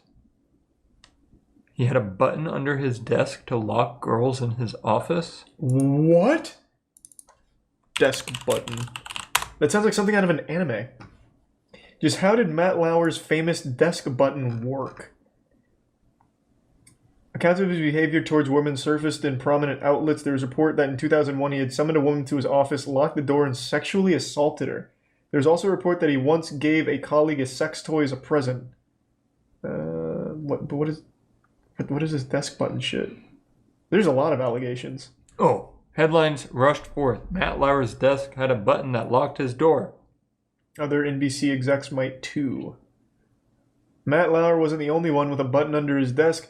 About that secret button in Matt's office, Matt Lauer reportedly used a button under his desk to lock his door after inviting women inside. So I do just want to claim, I'm going to guess the desk button was not created with that intention in mind. That would be my guess. Like, I don't think he went to engineering and said, hey guys, I got a project. Yeah. I'll keep him in evil. That's a lot of allegations. It's a lot of allegations. Once again, these are just allegations, but... Matt, we still don't like you if you're in the chat. Yep. Allegedly. Thanks to the Prime Steel and the resub Rabbit, Crown, and Tier 1 Non-Neo. James Corden! Bad show. No, this is evil. His comedy is so goddamn bad. He is. We have gone through swaths of rape and murder charges and allegations, and James Corden fits right at home amongst all the guy who that. does carpool karaoke is getting put there. God, that show's bad. That's bad. No, that's real bad. Yeah, no, I think James Corden, he's got to be like some kind of project to see how bad he. Yeah. Can we do renaming here? This would have helped us so much. This would have been actually a game changer. And because people don't like James this, Corden and racist. All right, yeah. And James Corden. Because then, oh shit. Does that save it? I don't know. I can't see past your. Yeah. Because now look, we can move the racists in there comfortably because people don't like that racism is below that. Because then I can delete this. Are you happy with that? Yeah. Or we can rename this to James Corden's category. All right. Which is below. All right, here you take care of that one. Okay. Yeah. That's a good idea. Yeah, I think. Whoops. I think that is a good idea. Poor James. Well, now that we can just have evil, which includes racism. Yeah, because racism is evil. Yeah. We can have we James... rename C to scumbag? Yeah, maybe that would be helpful. Damn. We should have checked this a long time ago. Yeah.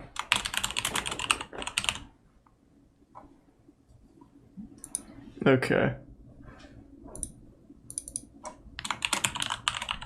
There we go. You know what else would have been helpful? Huh. We could have done super evil or confirmed evil. And alleged evil. Okay.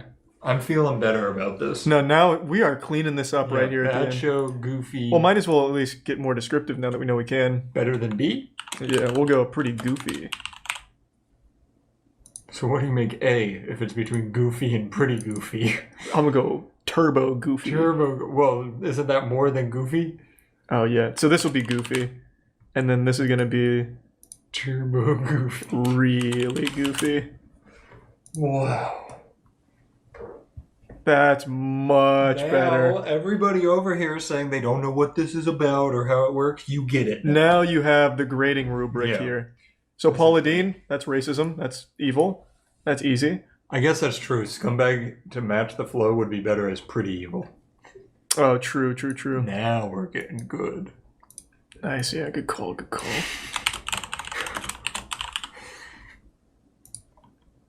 Google apparently thinks Mark is racist. Yeah, Google really does, so we gotta go with it. Yeah. Paula Deen confirmed racism. Yep. Is it confirmed? Yeah, she tried to host a... Matt, you don't remember this? She tried to host a... Here, I'll just show you. You say Paula Deen, I hear butter. I know. Where's the wedding? I want to find the wedding. Paula Deen reportedly planned a wedding with waiters who looked like slaves. And she also has used the N-word regularly. Well, maybe she's in the Tim Allen category. I mean, she's literally next to him right now. Where, yeah. You know, she's not racist. She just wants to say the N-word and dress waiters up as slaves. No, she has literally been blatantly racist. It's not even like Tim where he was trying to make some kind of like political point. Yeah. No, she's like a confirmed racist. All right, evil. Yeah, that's definite. That's easy. Evil. That's easy. Poor fucking James Corden. Yeah. Well, he deserves it. I like how evil and goofy is bookended by bad show and James Corden. Your screenshot for the video has to be this so people can really see that James Corden is down there. Yeah. All right. Oh. Roseanne, that's racism as well, right? Yeah. Yeah, she wasn't she screaming racist stuff on set? I don't remember. It's been a long time. Let me see. It was something like pretty fucking bad.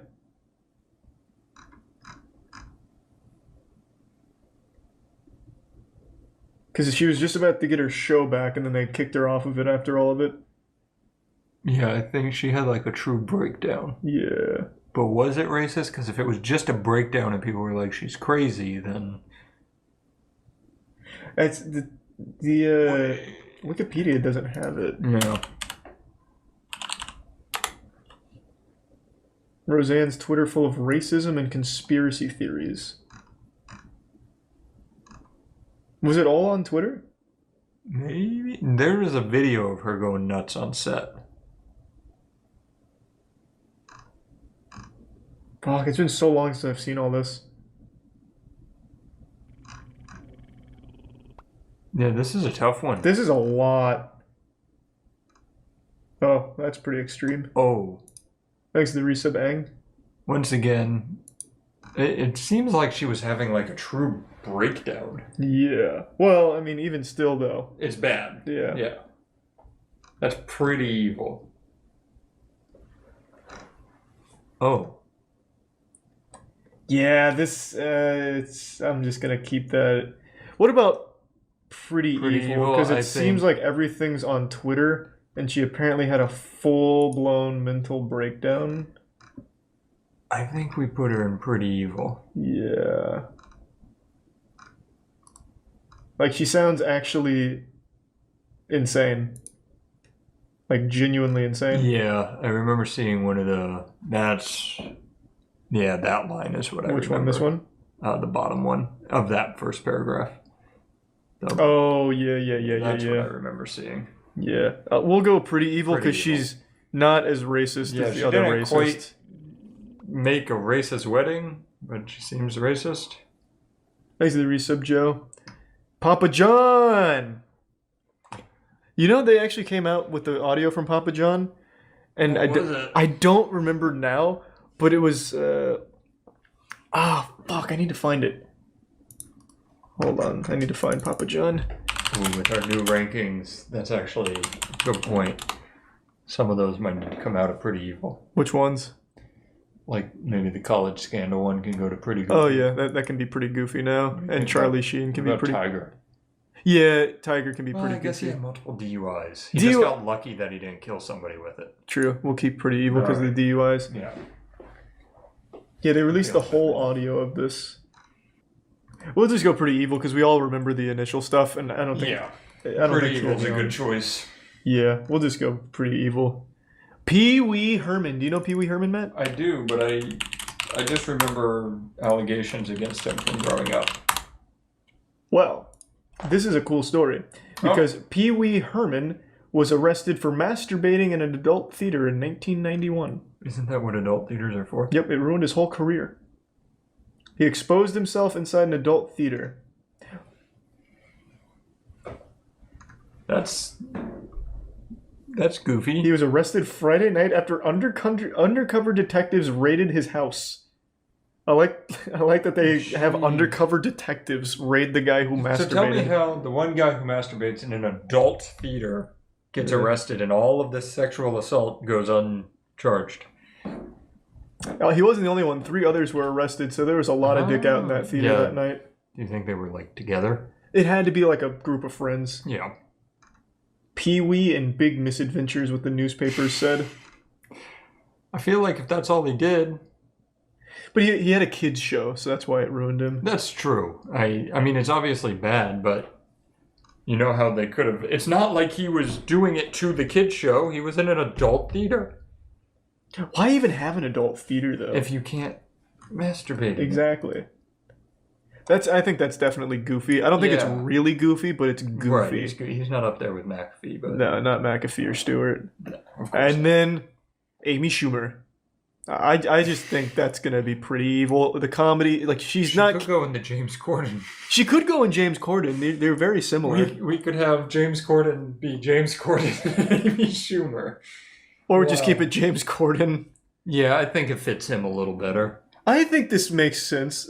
Like, they're not guilty of killing anybody, but they are guilty of murdering comedy and humor. They're saying she raped someone? Whoa, what are you talking about? What? Amy You know how depressed this list is making me? She said she was assaulted. Wait. Oh, and then there's this. Wait a second, did Amy Schumer rape a guy? I trust this article. Yeah, this does not seem like a very well-written article. She is a joke thief, you're right. It's James Corden of personality type. Yes. Yes, it is. Yeah, I don't know. It seems like an unreliable site. Either way, she belongs in the James Corden category. No questions asked. That's easy. That's easy. Poor fucking James Corden. What do you mean? It's his fault that he can't make a good piece of content. It's not like he's like born with some disease that makes him insufferable. No, I'm saying poor James Corden because you're bullying him. Oh, right. Yeah, right. The rest of the world seems to like him. No, they do not. They're pretending. Oh. Well, now that I know. Thank you. No, they're literally lying. All right, I think that's a good list. I think it's a very good list. I think we've broken new ground here. We've done it. Holy shit. Thanks to Prime Doom and the Resub Xavier. They want Tim Prime Miller Regal. Pretty evil, but we don't listen to them. We make the list. Yeah. I talk about a lot of worthless nonsense that I just find goofy and entertaining, but what I'm about to talk about today, what I'm about to start yapping and blabbering on about, has to be a new gold standard for the most trivial. This is more meaningless than a filler arc in Naruto, yet I can't help but care about it. Like, my voice is cracking because I'm almost embarrassed that I actually care. I read about this like right before leaving the gym, and for some reason I thought about it the entire drive home. So I got home, put my Skechers down because I'm one of the few people under the age of 60 and over the age of 9 that wear Skechers, and I just marched up here and I'm like, you know what? I need to talk about it. So it's about Dwayne "The Rock" Johnson. I'm sure all of you know that name. He's one of the biggest celebrities in America. I don't think you could find a place in this nation that hasn't at least heard of The Rock. Fucking Narnia probably knows about this guy. He is huge. And he recently posted an Instagram video that seemed innocent enough on the surface, but if you dive a bit deeper, it actually gets quite nefarious. It's about his supposedly first time trying In-N-Out. In-N-Out is a fast food chain. I'm sure a lot of you know that. It has like a cult-like following. People love In-N-Out. They fight tooth and nail for the honor of In-N-Out. Like, when I've tried it and I thought it was fine. I didn't think it like changed my life or anything. It didn't make me more attractive or taller. It wasn't a game changer, but it was fine food. But some people go crazy for it. And Dwayne "The Rock" Johnson apparently just tried it for the first time. Let's see what that looks like. I don't want to let the audio play because it's just DMCA music. And basically the whole video is him going to In-N-Out drive-thru and people just going crazy to see The Rock. This is supposed to be his cheat meal with In-N-Out, and it's his first time ever trying it. He's going to see what all the hype's about. But basically the whole video kind of plays out like autofellatio. It's The Rock just sucking his own dick. Like, hey, you just call me handsome? I don't speak Spanish. Is that what you said to me? That kind of thing. And then he makes his order here, he gets like his big meal. It's just complete throwaway garbage here. There's more empty calories in this video than there is in the french fries that The Rock is buying here. The video is honestly less about In-N-Out and more about just The Rock being famous. Like, this whole video is just The Rock showcasing he's famous and filming people's reaction to them seeing him in all of his benevolent glory. He is an angel, and he is blessing them with his presence.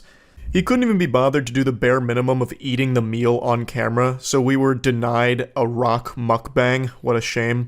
But here's his caption: "My first ever In-N-Out burger experience. Rolled up in my pickup and tried to be cool AF with my order." And then emojis for car and sunglasses. God. But I didn't know the lingo. Didn't know who to pay, where to pay. I didn't know shit. What do you mean you didn't know the lingo? You just place an order. I don't know why he's pretending. You know, it's not like this is complicated jargon. But I'm a quick study. Loved everyone's positive vibes in there. Holy shit, it's The Rock energy. God, he just can't. No one has The Rock's dick in his mouth more than he does. Like, good God. Goodness gracious. Can you smell what The Rock is cooking? It's his own wiener. Oh my lord. His favorite meal. Love the grub. And love how everyone in the drive-thru looked at me like I have 3 heads when I gave them a tip. Thank you, In-N-Out, for being awesome. I'll see you down the road. So it clearly reads like it's supposed to be some kind of promotional thing for In-N-Out here. And it's all just standard celebrity trash, but this is the 3rd time he's done it. He keeps pretending that he's trying In-N-Out for the first time every couple of years. Why? Why are you lying about that? You could just say, like, I love In-N-Out, so I'm going back to In-N-Out. Let's go. Can't wait for more In-N-Out. Why does it always have to be your first time? We know it's not. So there was 2 articles written about this, like, why does The Rock keep lying about it? And I have no fucking idea. Why would you just keep lying about it being your first time going to In-N-Out? The other 2 videos are still on your Instagram page. It makes no sense to me. It's like the weakest lie ever. I remember remember when I was a child, I used to do lies like this for April Fool's Day, where I would tell my friends that the Buccaneers quarterback Brad Johnson was retiring, and they'd be like, is he really? And I go, nope, I gotcha. It's like, what? Why are you even lying about that? It's so lame. Is history in the making. It is Sunday night, approximately 11 p.m. It is Cheat Meal Sunday for all of us around the world, certainly for me here. And the reason why this is history in the making is because this is the very first time that I have ever tried an In-N-Out burger or In-N-Out fries or anything from In-N-Out for that matter. Now, I've picked up some In-N-Out burger before through the drive-thru a few times for some buddies of mine. I've never tried it, so this is a first. That's such a convenient excuse. I've been through the drive-thru, but I've never actually eaten it. I've only ever picked it up for other people. That's like the timeless classic of, oh no, those aren't my drugs. I was actually just holding them for a friend. Now, he has a post from 2017, once again, through the In-N-Out drive-thru, but he doesn't have any evidence of him eating the meal, so I guess I can't say beyond a shadow of a doubt if he tried the In-N-Out meal when he bought it for the people in his vehicle. I would wager a guess that he has, because he keeps pretending like he doesn't even know what the fuck In-N-Out is, practically. He doesn't know how to go through the drive-thru or how to pay, according to his most recent Instagram post. So I don't know if the Men in Black keep coming around and neuralizing him every time he eats In-N-Out so he forgets entirely, or if this is just the weirdest marketing idea ever. I don't really get it. But I have said for about 5 or 6 years now that The Rock is the fakest celebrity in Hollywood. I truly believe that. I grew up a huge fan of The Rock. In the WWE, he was probably one of my favorites. Not up there with Kane, but pretty close. He cut the best promos. And to this day, if I had a nickel for every single time I said, can you smell what The Rock is cooking? Or if I imitated the people's elbow, man, shit, I'd be able to own In-N-Out by now. Like, he had a big impact on my childhood, but as he made it more into the mainstream consciousness, and as his fame grew, I feel like his soul kept getting chipped away at, whittled away, and now he's just this husk, this hollow shell that PR firms speak through. Like, every time he tries to vocalize something that's supposed to resemble his own thought or opinion, it feels like the most PR speak shit ever. Like, all of these PR suits are just using him like a fucking fleshlight, like this puppet of ventriloquism act where they are talking through The Rock. What really cemented that for me was when he went on Joe Rogan recently. I haven't listened to Rogan in quite a long time, but when The Rock was on, I was very interested to see if he would finally come out of his shell here and actually speak his mind. And he barely spoke at all. The whole episode was mainly crickets. Like, he barely engaged with anything because it seems like The Rock only vocalizes what his team allows him to. Like, it has to be the most filtered responses and statements imaginable. He's just so fucking fake, and this In-N-Out madness was just a cherry on top of it. Another thing, I'm getting way off topic now, but another thing with The Rock that always rubbed me the wrong way since it happened was about a year ago, he was a brief guest on Jeff Keighley's Summer Games Fest. So he was there to promote the Black Adam trailer, but Summer Games Fest was supposed to be like a celebration of games and talking about all of that. And The Rock sent in a video that he absolutely threw together in like 30 seconds, but he couldn't even go through that video without plugging his own fucking drink. Like, come on, you're already there just to promote a movie and you're still going to promote something else as well? He only has one mode, and that's sales mode. That's it. He didn't engage with the community at all. He couldn't even pretend to care about Summer Games Fest or Jeff Keighley's production or really gaming in general. He just can't even put on a facade that he gives a fuck about anything beyond just selling himself. Like, even in this In-N-Out clip that I showed you, the second one where he pretended that he, trying it for the first time, let me show you how it actually ends. Check this out. They're called double doubles, loaded with lettuce, tomato, onion, pickles, and cheese. Of course, we got fries here. Get this. The fries are good. So we're off to a good start. Now, the question becomes, I have the one and only Terramana tequila. What is going to pair best with, you know what? I'm the founder of Terramana, so fuck it. We make up the rules. So I'm going to go with Blanco and Reposado. Here we go, ladies and gentlemen. What a pleasure this is.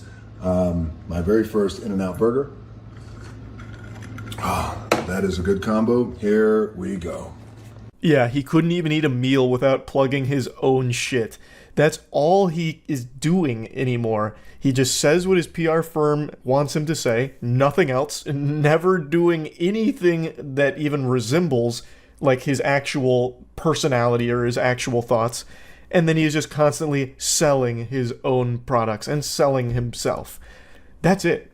Like, that is so fucking sad. So yeah, just a really weird thing here that he keeps pretending that he's never had In-N-Out. So every year or a couple of years, he'll be like, oh, I'm trying In-N-Out for the first time.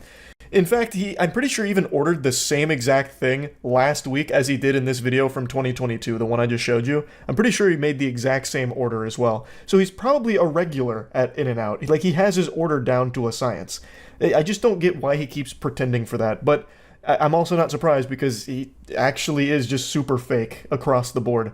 So yeah, just wanted to talk about it a little bit. A super, super meaningless topic that I just got passionate about. That's it. See ya.